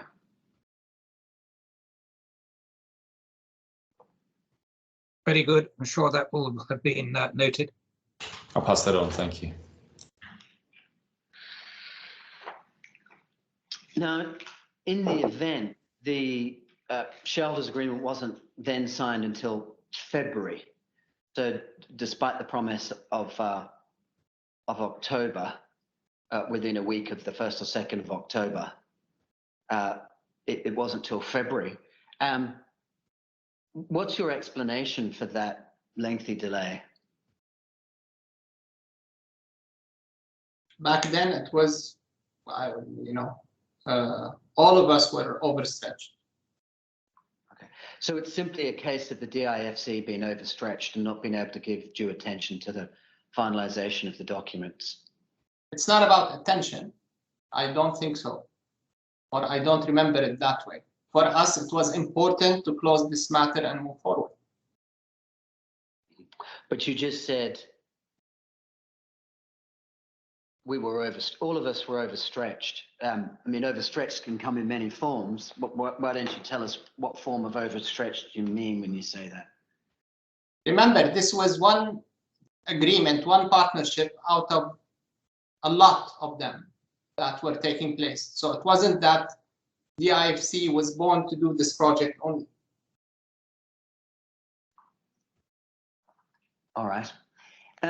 One thing was certainly clear in the party's mind at that point was that the BUA would be 175,000 square meters, right? Yes, I would say so. And the shareholding was also clear at that point of 35%, 65%. If I remember well, correct? Yeah. All right. And there was also two things that needed to be done promptly, consistent with what was said in October. If you want a reminder of these, they're at F883. 883. Yeah, and just while you're doing that, one of my colleagues quite rightly has corrected me. It's square feet, not square meters. It is, well, it's roughly 175,000 square meters. You multiply that by 10.62, the conversion to square feet, you'll end up with around 1.7 something million square feet. Yes, and we see that in 7.1.6 of that same document at F889. 889, you said? Yes, F889. So there's two things I want you to look at there, the square footage. Okay. And if you could go back to F883.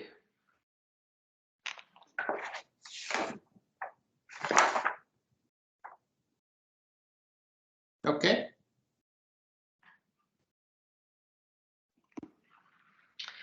Now,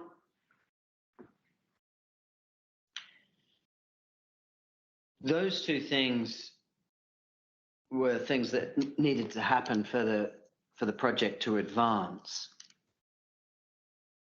Why is it that the title deeds never made it to the JV company? Indeed, the JV company was never incorporated. Why is that the case, to the best of your recollection?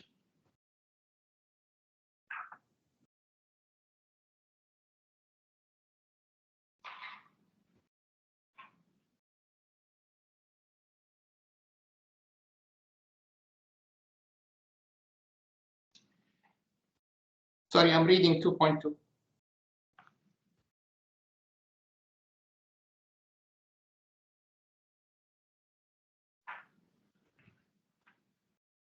I can't remember, to be honest, what delayed it. Well, have a look at F905. 905. So you'll see there on the 20th of February, Mr. Mehta emails with Mr. Ferouz. Can you recall who Mr. Ferouz was? Yes, he was part of the legal team in the IFC. Okay, and you'll see his response. He says the forms, so you'll see the question is, please send me your forms and other stat docs and advise the requirements to incorporate a limited liability company in the DIFC, etc. And then he says, dear Ashish, all required forms could be found, and he gives them the websites. All official DIFC investment documents shall be sent to you. Were you involved in the process of preparing or approving or reviewing those DIFC investment documents? I don't know exactly. I don't remember what does he refer to here. Okay. Well, let's go back to basics, shall we? Do you agree that if you were going to incorporate a company in the DIFC that is going to own a parcel of land within the DIFC, and its purpose, as per the articles, is going to be to develop that land, it won't be registered unless it's clear that it's all real? In other words, I'm not going to be able to turn up tomorrow and incorporate a company in the DIFC to develop a parcel of land and have articles to that effect unless the DIFC registry knows that I'm for real and that's a real agreement. Would you agree with that? Yes. Mm-hmm. So do you agree insofar as there was articles of association and confirmations from the DIFC that there was an arrangement in place, that it was valid, that the land parcel was going to be transferred and that the development had been approved, were all things that would need to be put in place to ensure the company could be incorporated and then the land transferred? Yes. Okay. And it seems to me, Mr. Barazi, that this would certainly be something that would need to be put in a board pack and given to the investment committee and the executive's office, because you're giving away part of the crown jewels, if you will, in terms of parcel of land in the DIFC that abuts the ruler's residence. Nope. So you're saying on a whim, this vitally important parcel of land could be transferred to a company incorporated in the DIFC without any due diligence, compliance, checking, approval? Is that how it would work? What do you mean? With all the diligence that was done, and you don't consider that as diligent? And the land has already been given, by the way, since 2004. Well, has it? There's been a right to develop it. Has been given. The parcel itself has to be transferred to the JV company. Do you accept that? Yes. And do you accept that the transfer of a parcel of land, given its location, given its value, and given its strategic relevance, that transfer would need to be something that was carefully checked and approved and documented? Well, I guess you have enough documentation in place. I'm struggling to see why this is such a tough one for you. Not tough. In any transaction involving a parcel of real property, particularly highly valuable real property like this, do you accept that the DIFC would have an internal process to ensure that it was done properly, went to the right people, and was properly authorized? Is that a fair assumption? Yes, and that work has been done. Okay. And when you say that work has been done, when was it done, to the best of your knowledge? Across the time span of this, 2006 and 2007. Okay. And all of that work relating to the transfer of the land and the incorporation of the JV company, that's internal work within the DIFC. Is that what you're saying? Correct. The DIFC also operates its own land registry. Okay. And who undertook all of that work? Do you recall? Sorry? Who undertook all of that work? Well, according to my memory and to the exhibits I have seen, it's mostly led by the legal team. And can you remember who within the legal team? Well, the legal team was led by Dean Ferris. Okay. So somewhere within the DIFC's documents are this kind of due diligence and work relating to the parcel of land and the incorporation of the joint venture company. No, I don't understand. I didn't. What is the question exactly? I'll withdraw that question and ask you this. You said that the work had been done in relation to the transfer of land, and you referred to the land registry. Can you recall who signed? One second. Let me finish the question. Let me finish the question. Can you recall who signed the land transfer on behalf of the DIFC? I don't think the land was ever transferred. Okay. I don't remember it. So the work that you talk about in terms of getting ready to transfer the land, that was up to and including, sorry, it was up to, but did not include the signature of it. Let me explain something. Please. When we say diligence and, it's land or, anything else or development, it's the same work, same KYC, same diligence process, okay? The actual transfer of the land is a mechanical issue. The commercial decision to enter into this JV agreement was done in 2004, even before my time, okay? We inherited this transaction and we did our best to deliver it. So if you talk, was there anything stopping the land being transferred to the JV, to the new company? No, but the company was never incorporated to my recollection. Okay, we may have been at cross purposes earlier, so let me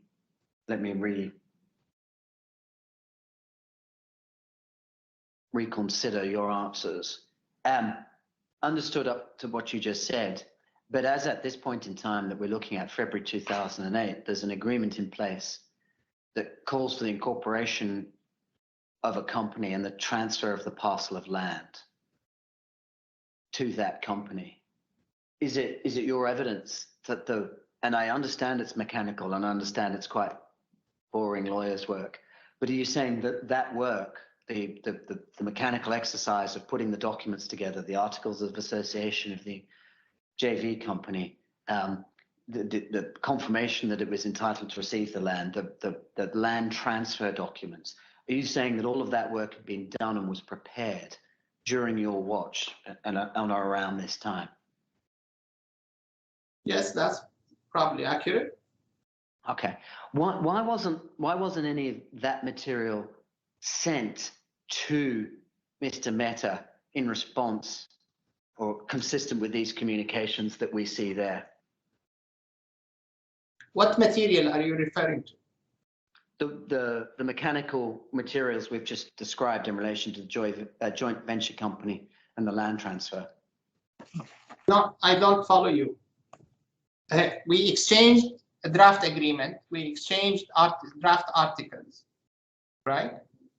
There is a commercial agreement in place that was approved by the competent authority or authorities in different periods of time.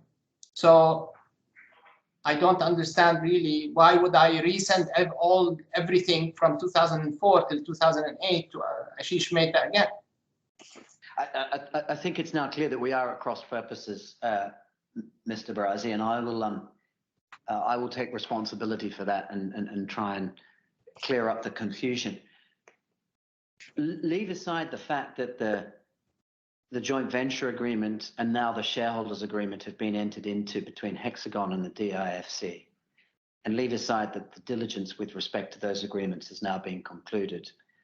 Do you understand, and you may not because you're a businessman, not a lawyer, but do you understand that to take the next phase forward, there would need to be a new DIFC Company Incorporated, which would be the joint venture company, and the parcel of land would actually have to be legally transferred to the joint venture company. Is that a process that you understand and appreciate or not? Of course, yes. Okay.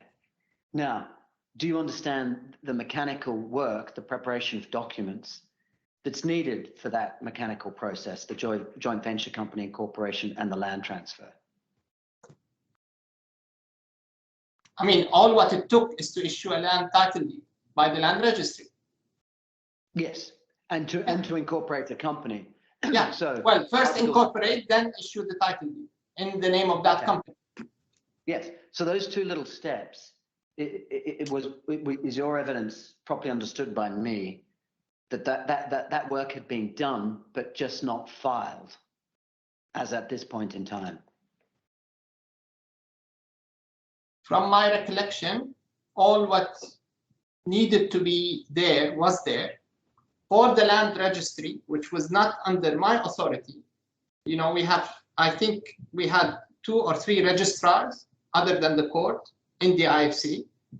There is the registrar of companies, and you had the registrar of land, and they had their own process, and they operated under the DIFC property law. From my humble knowledge, I believe that almost everything was there in place technically. Should the company have been incorporated, the land would have been transferred. Okay. There was no, to my recollection, I don't recall there was a pending requirement. All right. Well, let's understand this then. Do you agree that Hexagon could not have been a shareholder? In other words, the DIFC would not have accepted their registration as a shareholder in the JV company unless they could present proof of their interest and that it was okay for the property to be transferred into a company that they were shareholders of. Sorry, I got a bit confused. Can you repeat the question? Okay, I'll pose it a different way. Under the arrangement, Hexagon was to be a majority shareholder in the joint venture company under the share agreement, 65%. Do you recall that? Yes, I recall. All right. And you understood that the revenues and the money that was to be made from this project would be received by the joint venture company ultimately and then dispersed to the shareholders.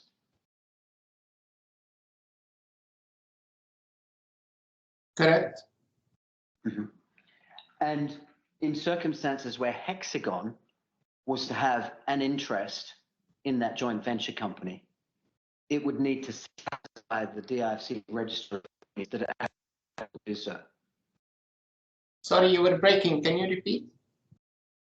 Yes. So I think where we were is you accepted that Hexagon would have, through CHL, an interest in the joint venture company. Yes. Mm-hmm. And the DIFC register of companies, if it was incorporating a joint venture company that was receiving land, DIFC land, would want to be satisfied that CHL and Hexagon have received proper authorization to receive that interest. Do you agree with that? What do you mean by proper authorization? From who? Well, something from the DIFC saying we're incorporating this company. This is how the shareholding is going to be held. We confirm that the land can be transferred to this JV company, and we confirm that CHL and Hexagon are our partners. This is what the shareholders' agreement say, you know? Yes. And do you agree that without that, Hexagon and CHL could not pursue the pursuit of the incorporation of the JV company? Without the shareholders' agreement, you mean? Yes, and without the DIFC's approval of their interest in the company. How would, sorry. I honestly, I don't follow you. How would the DIFC sign a shareholder agreement if it was not in approval of those two parties having an interest in this company? I'm just not understanding the question, Mr. Sprague, at all. No, it's If there's an SHA in existence signed by the parties, and if there are articles of association which have been agreed between the parties, what's the problem? understood. Thank you for that direction. It's helpful. I mean, I haven't understood this line of questions for the last 20 minutes, to be frank, and nor I think as Mr. Barazzi. But if I'm misunderstanding it and got the wrong end of the stick, then try again. No, it's a point I can certainly deal with in submissions, and certainly aspects of his evidence are helpful in relation to the process. Mr. Barazzi, going back to F905, can I put it this way, that as far as you are concerned, the mechanics of those two provisions of the shareholders agreement were going to be dealt with by the legal department within the DIFC? Yes, that would be accurate. Okay, and that would include preparing the articles of association and other documents required for the incorporation of the company. I mean, I can't remember exactly, but one would assume that the articles would have been a joint effort between our legal team and theirs. All right. At this point in time, at the conclusion of the shareholders, the issue of the use for the project comes up, and if you could please look at F906.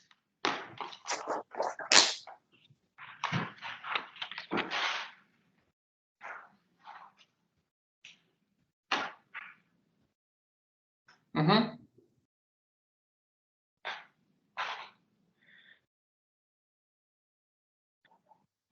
Okay.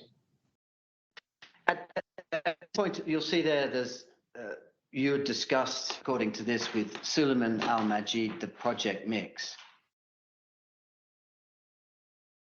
and that there had been an agreement to go ahead with the Hexagon position as to mix and the 5 basement levels.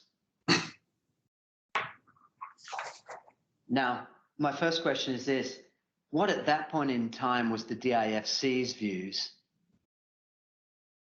as to what the mix should be? Well, our view has always been the mix should be in accordance with the master plan. Guidelines. Even though the JV agreement has a mix that's not consistent with the master plan? Even though, remember, the detailed use mix was finalized after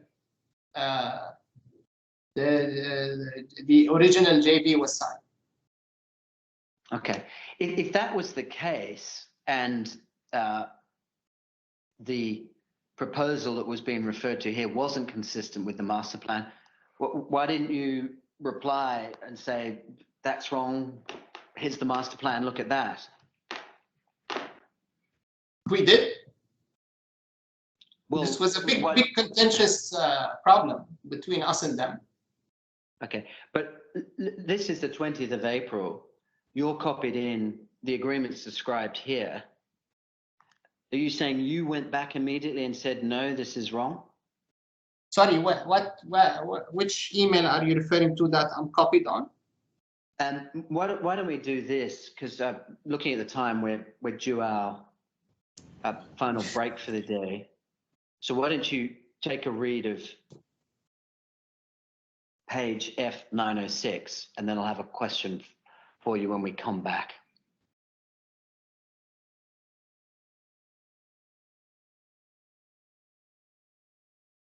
That's also, of course, subject to the judge approving us having our last break for the day.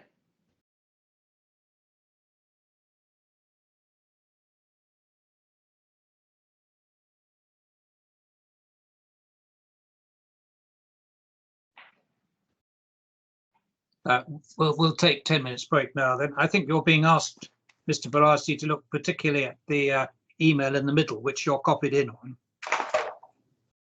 in the middle of page 906. All right. Okay, We'll come back to that in 10 minutes time. Thank you. thank you. Thank you. All right. Mr. Sprange, were you intending to talk about directors' consent forms and shareholders' consents? What were you intending to refer to? I've looked back at the questions and I can't make out what it is you were going for. Is it the mechanics of the process of incorporation or what?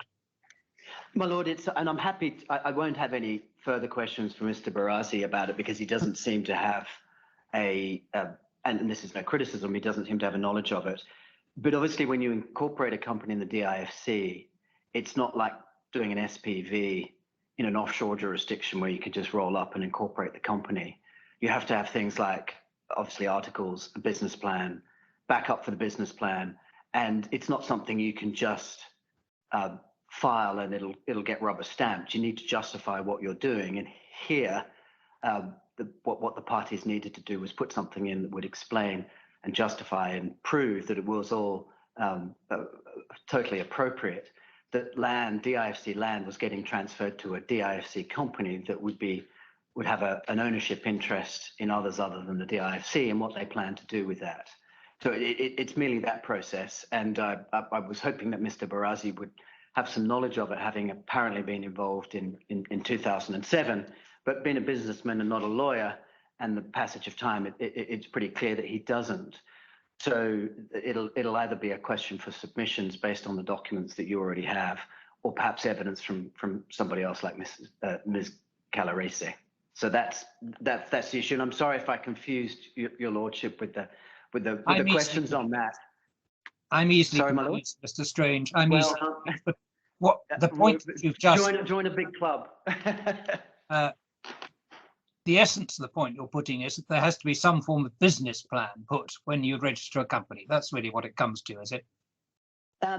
Articles of association and business plan, and put it this way, I could come up with a very pretty business plan and articles, roll up to the DIFC and say I was going to develop plot PA001.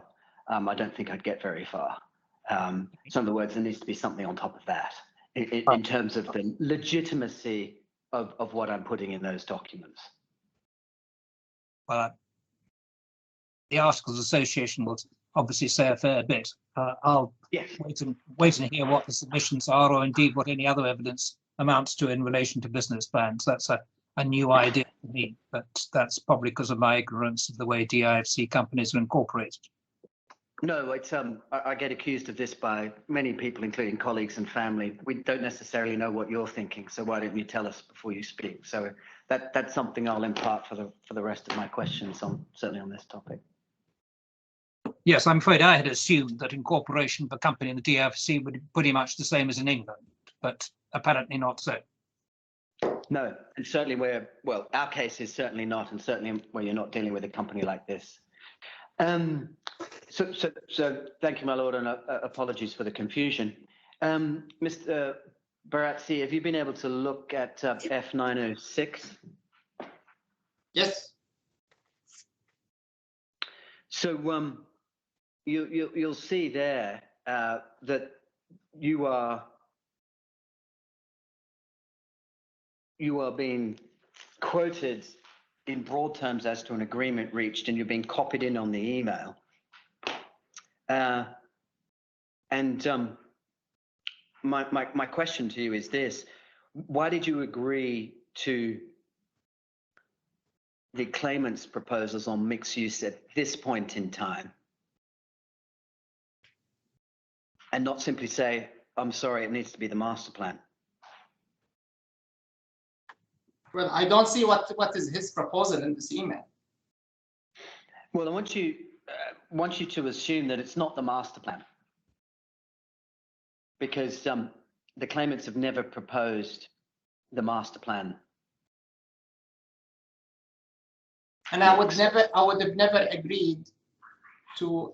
We might have agreed on guidelines, and this was one of the issues they think, they used to think that discussing things casually means a formal agreement.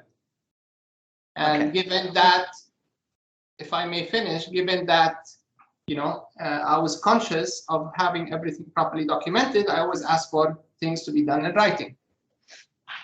Well, let's have a look at this chain. So you have something from Mr. Busby, who's Perkins and Will, and he's chasing. This is at the bottom of F907, and he's chasing Mr. Ali Al-Rakbat. Yeah. I was wondering if we were getting closer to a project startup meeting. If not other issues that are in the way, how could I help to resolve them? And he then responds and says, Peter, I didn't get confirmation from DIFC regarding the project mix. I'll come back to you when I get it. That's in the morning of the 20th. And in the afternoon of the 20th, there's the email that you're copied in on. And it's that is, he advised me that they agreed together to go ahead with our suggestion for the mix and 5 basement levels. Now, you certainly don't send an email to my knowledge and consideration of the evidence that we have, to the extent that on the 28th of April, Ali Al-Rakban says, I haven't received any reply to the email below. I tried to call Mr. Al-Najjar without success to get in touch with him. If there was any doubt, in other words, where it says our mix, our suggestion for the mix and 5 basement levels, if you thought that was wrong or you didn't understand it, why didn't you immediately hit reply all and say, whoa, these were just guidelines and it's in accordance with the master plan. What are you all doing? That would seem to me to be the obvious and natural response. Yes, but if I remember well, my strategy back then, rather than picking a fight on every single email exchange, you know, we'll have the serious discussion when it came to written documentation.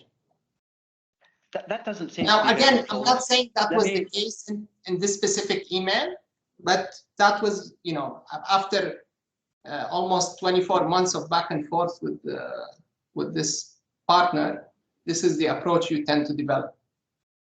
So I want to be clear about this. You say your strategy was not to pick a fight on every single email. And then you said, I'm not saying this was the case with this specific email. So was it or wasn't it?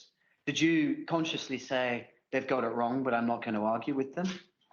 No, I'm saying I don't remember what was the mix he proposed in that meeting. So why make an argument out of it?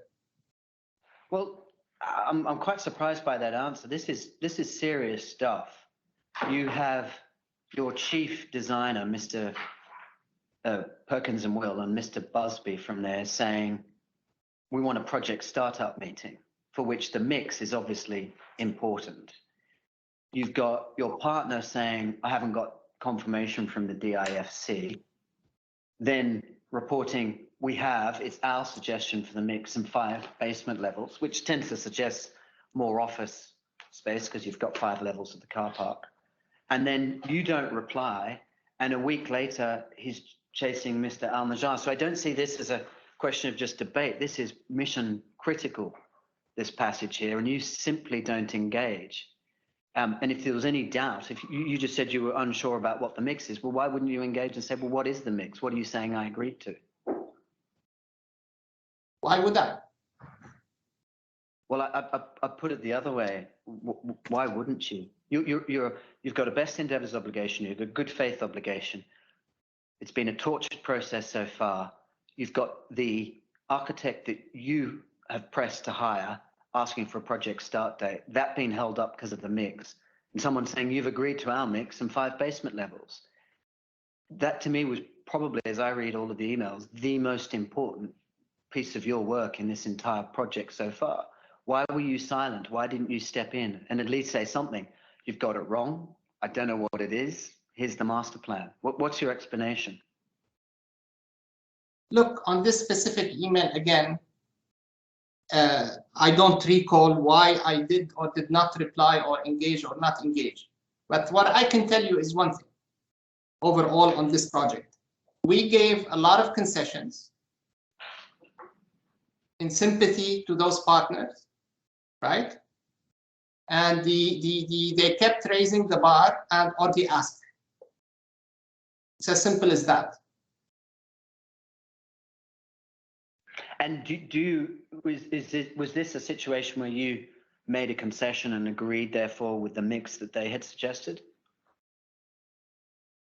Again, I need to see what mix did they suggest. There are written communications about the dispute on the use mix. There was no way I could have agreed to, I think, I can't remember exactly, they were looking at 80% plus office space. There was no way that could be accommodated, for example. Okay. And there was no way on the planet I would have agreed to it. Okay, you're a very experienced businessman, and I might, if I may, observe that you're not a shrinking violet. You're not somebody to hold back when you think something has been done wrong. Here, there's in very clear writing, copied to you, you agreeing to our suggestion for the mix. That to me, if you either thought it was wrong or you weren't sure of the percentages, to me, you would have sent an email immediately. Of course, I would have sent an email immediately if he had spelled out the use mix in numbers. But isn't it worse that he hasn't? Sorry? Isn't it worse that he hasn't? It's a case where my word against his. All right. Well, what happens next is that if you go to F992, you never respond, as I see it, to that email. Oh, apologies, it's F909.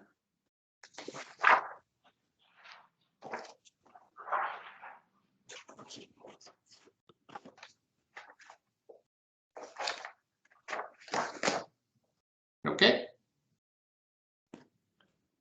And what he says there is he finally, so this is on the 4th of May. It's almost 2 weeks since the discussion with you. He says they have a new MD, Managing Director for Real Estate, and he will discuss the issue with him today. But the possibility to approve our request is not high according to their system unless they get an instruction from their high level. And he says, I appreciate contacting Fisher or to provide us with other mixes you suggest. Now, is it right then that by this time, sort of April, May 2008, you were stepping back from this project and these issues? Is that why you've ignored the email and Mr. Al-Najjar is dealing with the new MD for real estate? So it is a fact, actually. By that time, a gentleman of the name Ibrahim Bil Salah was appointed. He was a member of our investment committee. And he was appointed to head the real estate, let's say, call it vertical.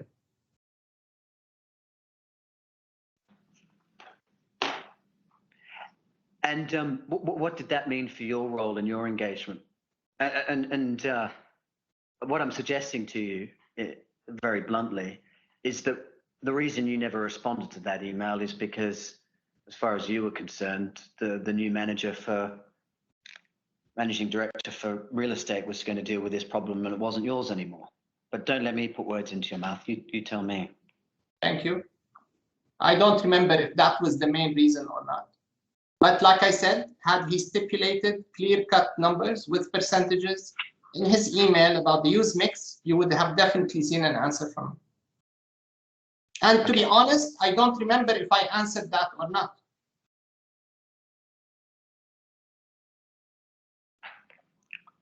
All right.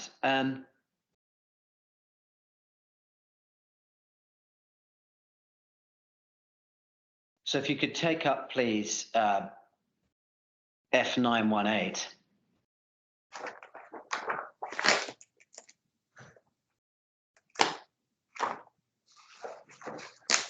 But before we go there, Mr. Strange, I'm trying to understand this email. The 906 email? 909. No. top email reporting a conversation with Mr. Al-Najjar, who had been chased up at F906. And he's reverting to say you're not going to get the user mix you're asking for. Is that right? Yes, he seems to be saying they have a new MD and he'll discuss the issue with him today, but it's not looking high unless you talk to somebody high level. And then I appreciate contacting Bishop or provide us with other mixes you suggest. So yeah. It seems to be an open issue at this point in time, but and I'll ask the witness the question. Mr.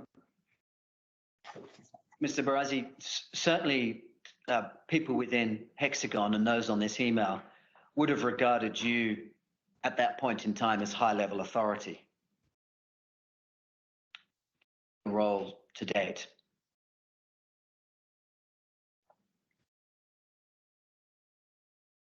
Is that a question? Yes. Yes, I would assume so. All right. So, technically speaking, if I may, technically speaking, I had no authority on my own. Yes, you've explained that. That's helpful. Thank you.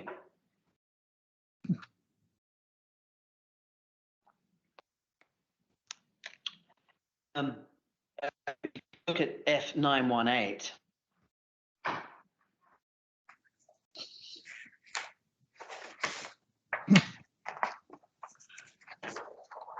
Now, Mr. Al-Musa, is he somebody we're familiar with? Was he the person you were thinking of in terms of the new MD for real estate? No. Okay. Who is he? What's his role? He was a gentleman that worked within the finance team, but overlooking real estate. He comes from a real estate family. Okay. And why is he responding on this and not you? Because they took over this new real estate vertical thing. Okay. What did that mean for your role? Does that mean you were no longer involved or less involved? Less involved. Mm-hmm. All right.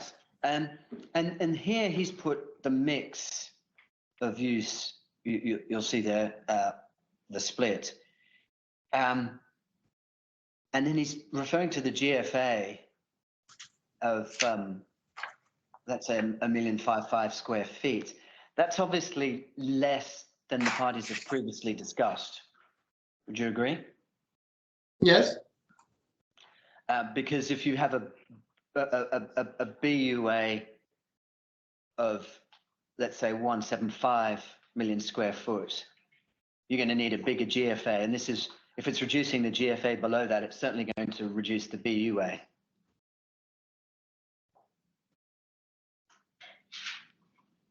Now, honestly speaking, I can't remember technically. I haven't done real estate for a very long time, which is the higher number. Gross floor area versus built-up area. So so you had BUA, GFA, and usable.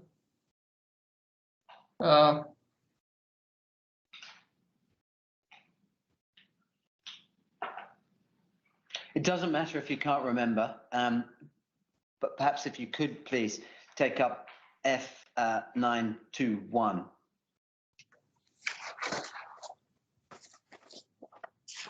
Mm-hmm. So, Mr. Suleiman Al-Majid, would you regard him as probably the most senior of all of the beneficial owners that you dealt with during your course? Yes. Of the project? So certainly an email from him expressing some displeasure would be important in terms of your radar, despite the fact you may have many emails per day. Would you agree? Yes. No, I remember this. Yeah. I mean, it's quite understated that it was a very bad start morning to read this kind of email.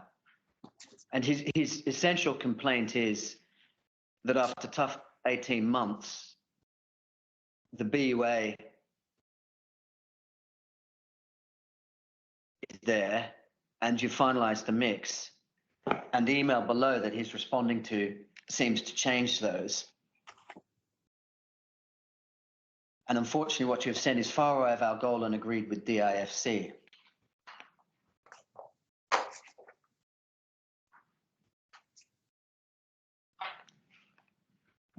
So sorry, what is the question? So do you agree that that is a pretty serious complaint, and it's been suggested that a mixed use had been agreed with you, and that a large BUA had been agreed, and that what's set forth below is contrary to that? So did you get that and understand the gravity of the situation with your partner? Yes, but again, I think here there was a confusion between both of them. One is talking GFA and the other one is talking BUA. Okay, but do you accept that certainly from their perspective, they regarded the GFA proposal that was in Mr. Al Musa's email as being inconsistent with the BUA of 1.75 million square foot? Yes, and they are right. We did sign an agreement for 1.75 million. Okay, and whether they're right or wrong, they're also upset, it seems, because they feel they've reached a mixed use agreement with you. That I can argue. I don't see any evidence to that. Well, no evidence, but certainly back in April you didn't respond, and you don't seem to have responded to this email either. What did that email say? We agreed a mixed use. What is the mixed use that we agreed? No one knows. I don't know. I don't remember. But if it was a conversation had with you on or around that day, and it said our suggestions, and the suggestions are not consistent with the with the master plan, were you really in the dark? You can rest assured that had he stipulated the use mix in his email, he would have gotten a response from me. If he didn't already, by the way, I cannot remember if I responded or not. All right. Well, certainly by this point, though, by the 13th of May, it is clear that what he was saying when he said our suggestions and the master plan were not consistent, because he's calling it ours. We met many times just to finalize the mixed use, and what you sent is far away of our goals. So you must have clocked it then that there was a disagreement. There was always a disagreement on the use mix. Okay. All right. And what was your, do you recall discussing this with the governor, Mr. Al Mansour? What was the DIFC position when you received that? Sorry, who is Mr. Al Mansour? Your colleague who had sent the email. Shahab Al Musa? Yeah. I trust your pronunciation more than mine. No, that was, I mean, I don't remember exactly the reactions to this specific email. However, my position was clear, is that we have an agreement in place. When it came to built up area. And the biggest contentious issue remaining, or has always been lingering, is their desire to increase the office space significantly more than what was allowed in the master plan for that plot of land. And that really, in reality, was the subject matter of the call that you had in April. They said we wanted more office space, and therefore we need a bigger car park, and you agreed with that. That's what the I agreed to more office space, but definitely not to what they were asking for. Okay. More office space than the master plan? Yes. Okay. So certainly their anger and their frustration, and perhaps sense of betrayal at this point in time on the 13th of May is justified, because it looks like the BUA has been shrunk by reference to the lower GFA number, and the mixed use as per the master plan, including with respect to office space, has been imposed upon them in circumstances where you agreed they could have more. It was not imposed on them per se. The mixed use percentages were always there for that plot of land. Now, the built up area is one thing, the mixed use or the use mix is another thing. And I remember, and I am positive there are internal communications on the use mix and to what level can we push it to accommodate them, i.e. to what level can we push it, where can we take from, which plots can we take more infrastructure to accommodate the increase in the office space that they require, but definitely, there was no way we could reach what they were asking for. Okay. Either way, let's step away from the debate for the time being. You agree that this lack of consensus was causing a problem with the project, because you've seen that Perkins were wanting a project start meeting, and until these important issues, the mix and the BUA had been resolved, it would be hard to meaningfully advance the project. Do you agree with that as a proposition? Correct. And their inability to illustrate they had the financing sorted as well. Well, really? That's not in anybody's communication at this point in time.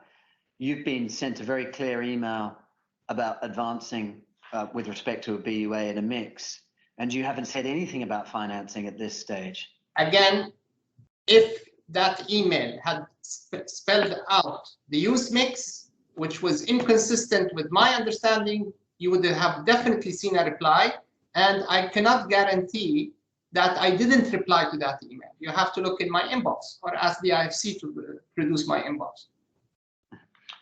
Have you asked the DIFC to look for documents in your inbox? Have you had discussions with them about recollections you've had and documents that might help you? Nope. How did you prepare your witness statement then? It Memory. seems to me that would be a difficult task without your emails. Yes. Well, tell us, how did you go about that difficult task? I think you wrote over him. He did actually give an answer. The word was memory. I don't think that the transcript picked it up. Well, I'll ask the question again if you want. But my understanding of his answers to you at the beginning was that he hadn't referred to the documents. Yes, quite. But do clarify that if you wish. So you're. I thought you were turning all those devices off, Mr. Barazi. I'm sorry, I forgot to turn off the watch again after the lunch break. No problem. Now, thank you for Mr. Montague-Smith for helping me out, but you said you drafted your witness statement from memory. Does that mean you did it from memory without reference to any documents other than the JV agreement and the amendment to it? Correct. I didn't even, before putting the witness statements together, I didn't even read the JV agreement again. Okay, thank you. That's helpful. Now, while there's some debate regarding the mixed use starts, there is also a problem that comes up with the road issue. Do you recall that? That was in July of 2007. Correct. And at this point, with your movement away from the day-to-day, was that something that the managing director for real estate dealt with, or was that something that you were involved in? I never dealt directly with the RTA myself. Okay.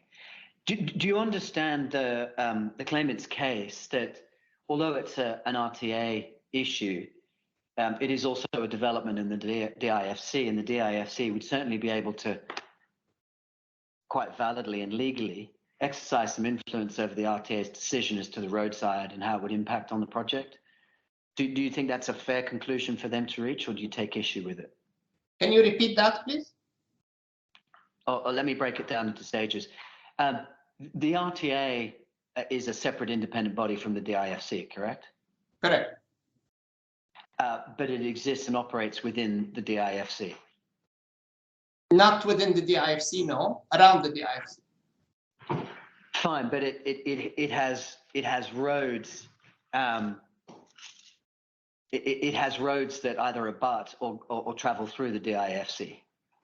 No. So you're saying that the issue with the road wouldn't have any impact on plot 001? It would have had they implemented the plan they had in place for Road 312. It was called Road 312 back then. Right. Thank you. And do you accept this, that as between Hexagon and the DIFC is going to have more credibility and more sway with the RTA as to what happens with that road? Yes, I would agree. And do you agree that it was reasonable for Hexagon to rely on DIFC to take responsibility for ensuring that road didn't negatively impact the plot? Well, it wasn't only about PA01. That plan was impacting, other plots as well, some of which were under construction. So even more reason for the DIFC to take responsibility for that aspect of the problem that had beset the project. Correct. All right. Could you go to F1016, please?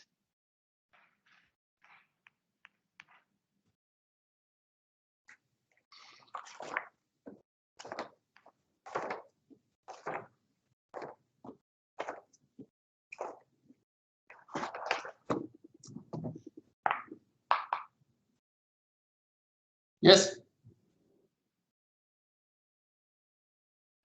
So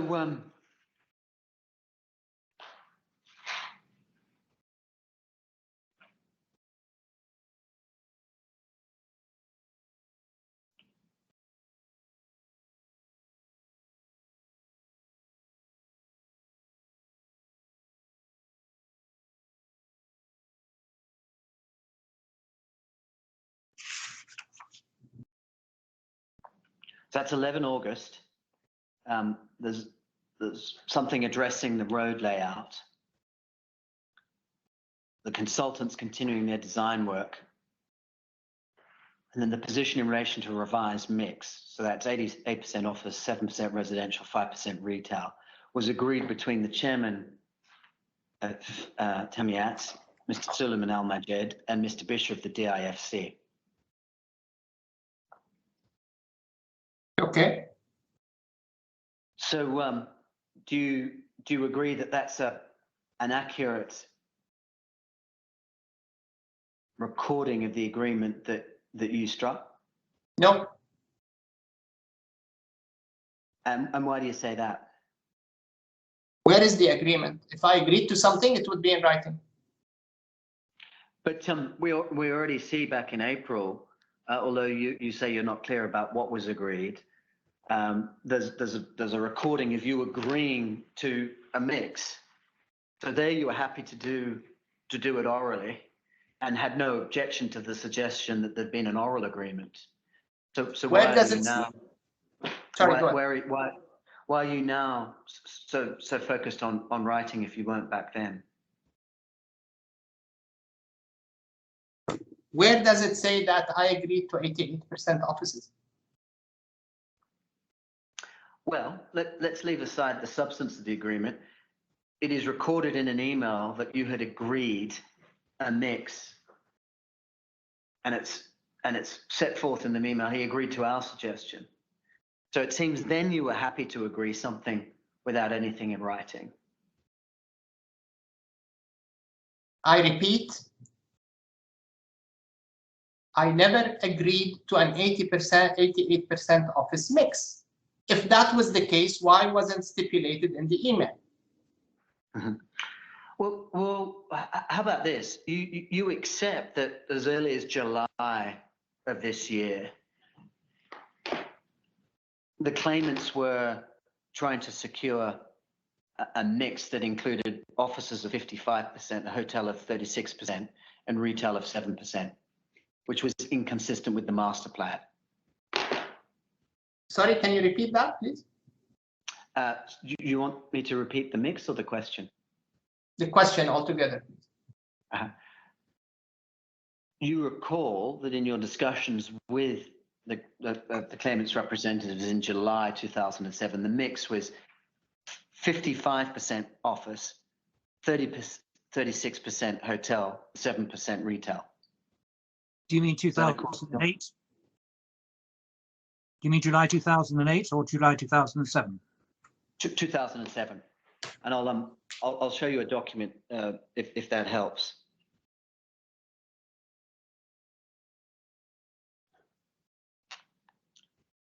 Mr. Barazi, do you recall those splits? No. Okay. Could you be shown F639, please?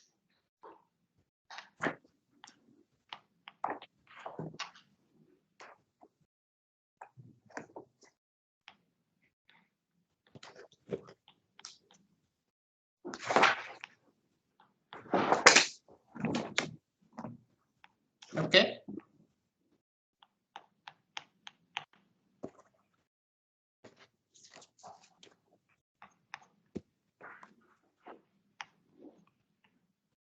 Yeah.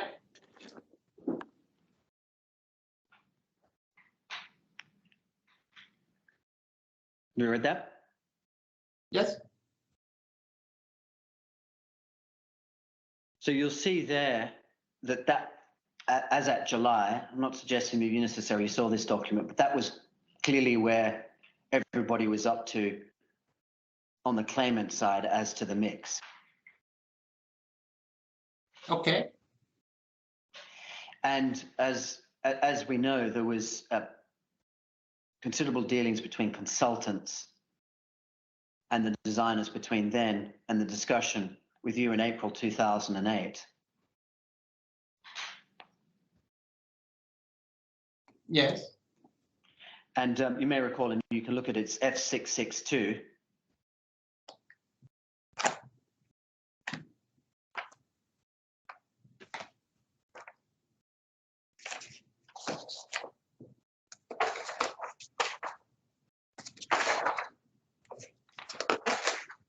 See the mix there? Yes.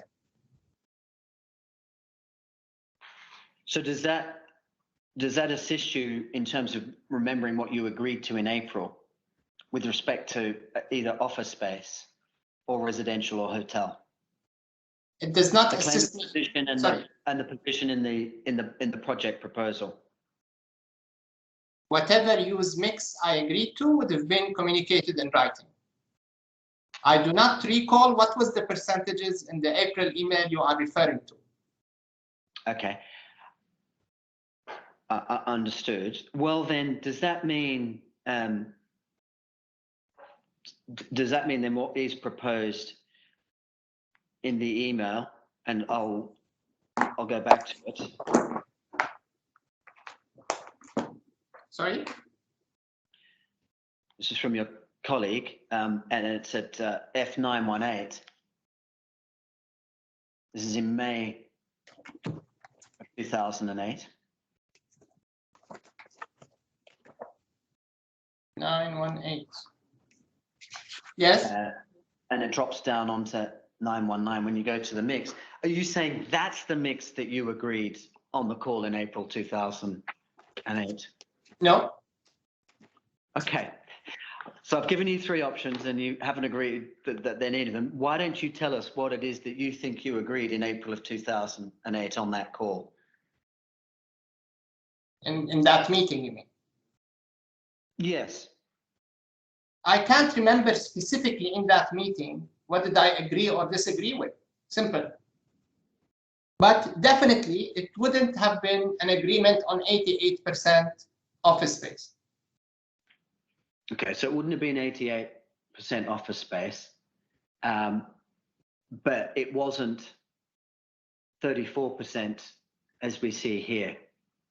No, on and F91. I told you this email is in contradiction with the agreement that we signed, not from a use mix perspective, from a built-up area perspective. Okay, but it would be on your evidence as to mixed use, it would also be inconsistent with that because you've already told us you didn't agree to 34% commercial. I don't really understand the question here. Why would I need to agree? That was the master plan. I don't need to agree to it. All right, but and forgive me if I've misunderstood, but it seems clear to me that you have said that mix that we see on F919 was not the mix that you agreed in the April 2008 phone call. Did I hear you right? I don't remember what was discussed on that April call. Simple. Okay. Do you think you merely agreed the mixed use as per the master plan here or not? Which here where? On F919, as per our DIFC master plan, below is a breakdown of the mixed use designated for plot PA01. If he is saying this, if the gentleman is saying it is in accordance with the master plan, then it is. Okay, but is that consistent with the agreement you reached in April 2008 or not? We did not reach an agreement in April 2008. Suleiman claims we reached an agreement. We could have agreed on anything, right? But one thing for sure, we did not agree on 88% office space. That I can tell you for a fact. Okay. Because that was way beyond my authority. Okay. So, and what was your authority up to then? If that was way beyond, there is no up to. There is a master plan, and there are internal memos. You can ask the IFC to produce them. Like I said, on the back and forth, being sympathetic with the partner, we tried to push as much as possible to a use mix that will allow them or allow the highest return possible without impeding the master planning or overburdening the infrastructure of the IFC.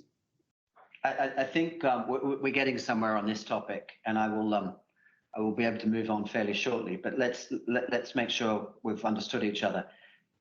And we'll just start with commercial. The master plan says 34%. The claimants wanted 88%. You had authority to go above 34% by reference to some DIFC memos that were sympathetic to this issue. Is that fair? Not authority. We had internal deliberations. The ultimate authority was with Dr. Omar, and I believe there was an internal memo that we eventually got the approval on the approved use mix, the changes in the use mix. Okay. And was this memo round about this time that we're talking about? So spring, summer of 2008? I cannot remember, to be honest. Exactly. Right. Well, I'll show you another document that may. Well, let's go back to 1016, if you will, please.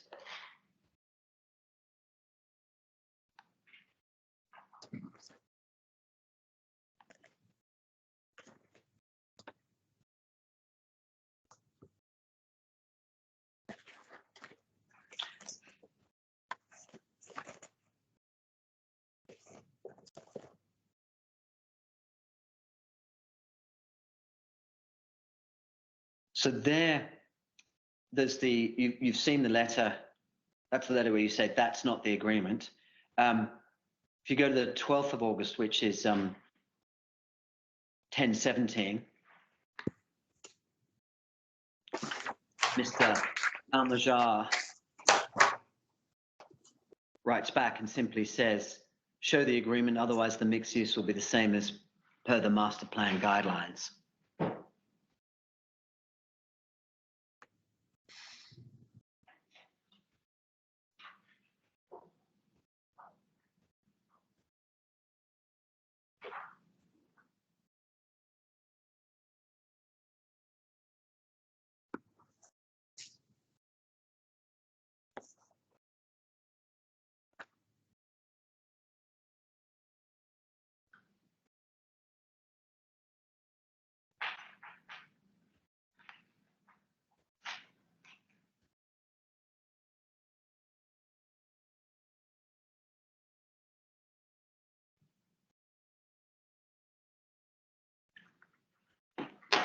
Okay.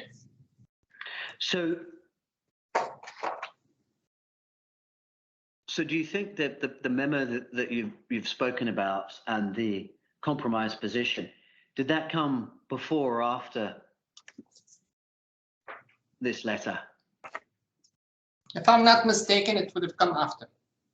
All right. And in terms of the GFA,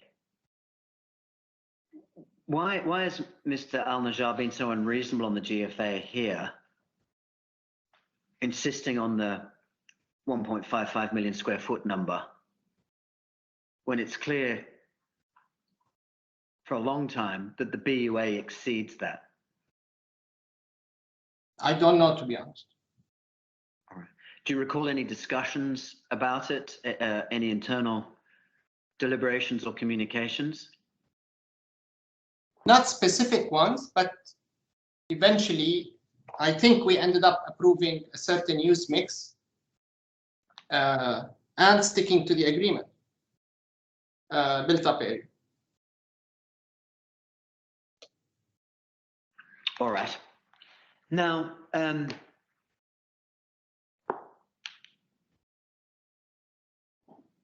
if you look, please go to 1307. And actually, on your way to 1307, just stop at 1041.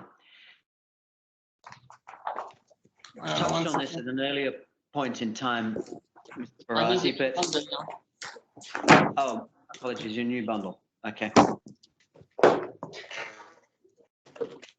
Thank you. Yes, please. 1041.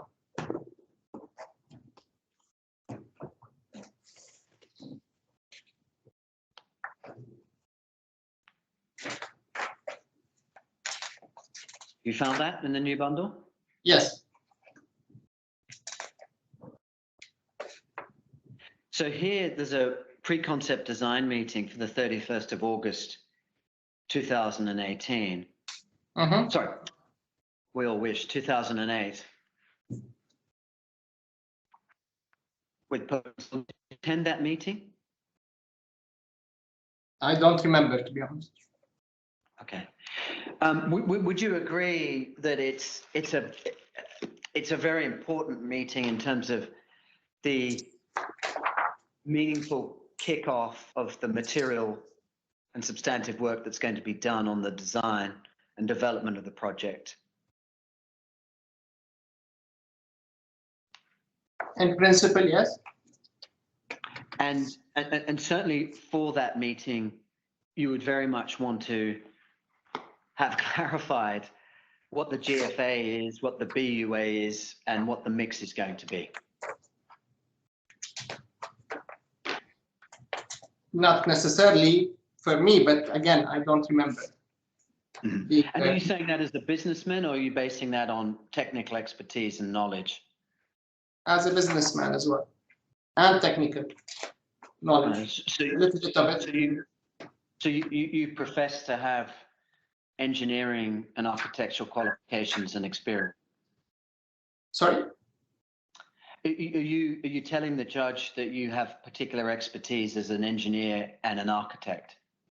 Common knowledge, I would say. I would call it, not expertise. Okay. Not expertise. All right. So knowledge that you've picked up from being a businessman with respect to property projects. Correct.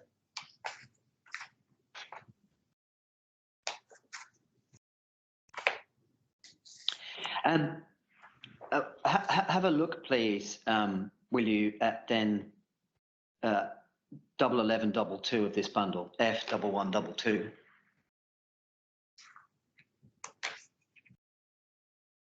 Double one, double two? Yes.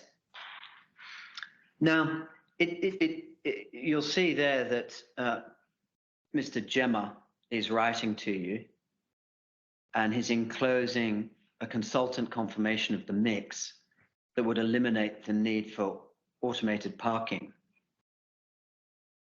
And he says there, our recommendation as TPM is to go with the original agreed mix of 88% offices, etc.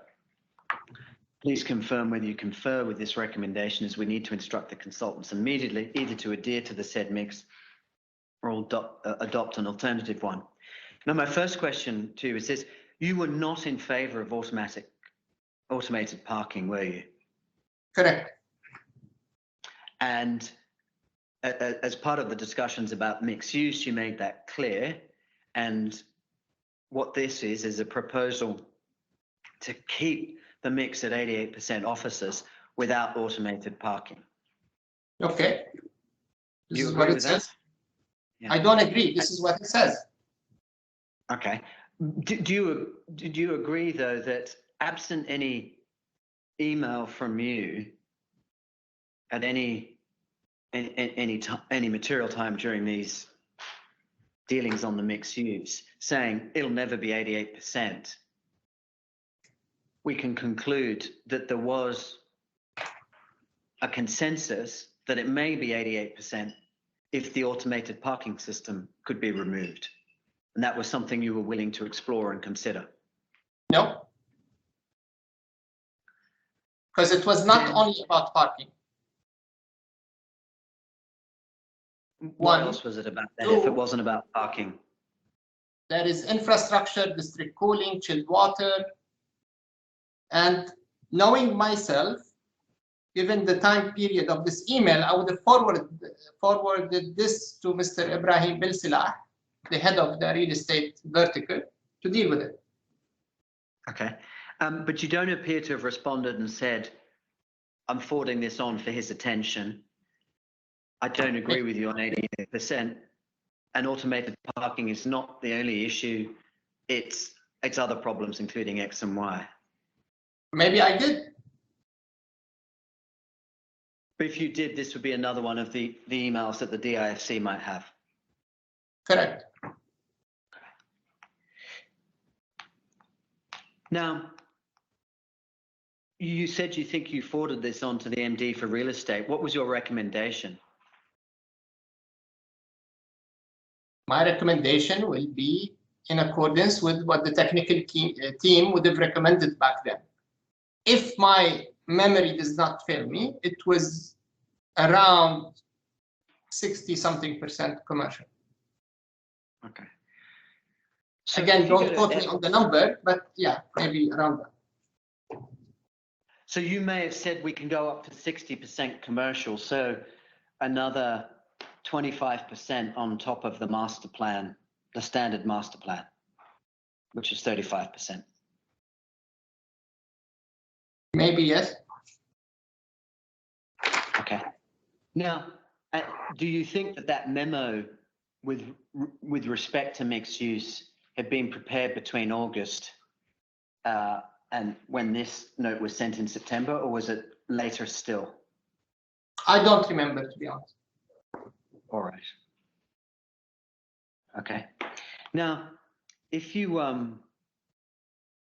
don't expect you will have seen this, but if you go to F1126, you'll see Mr. Gemma, who's written to you, reporting to the principals, and he reaches DIFC and Turner seem to take their time, and they don't seem to be really bothered with the urgency of the required information.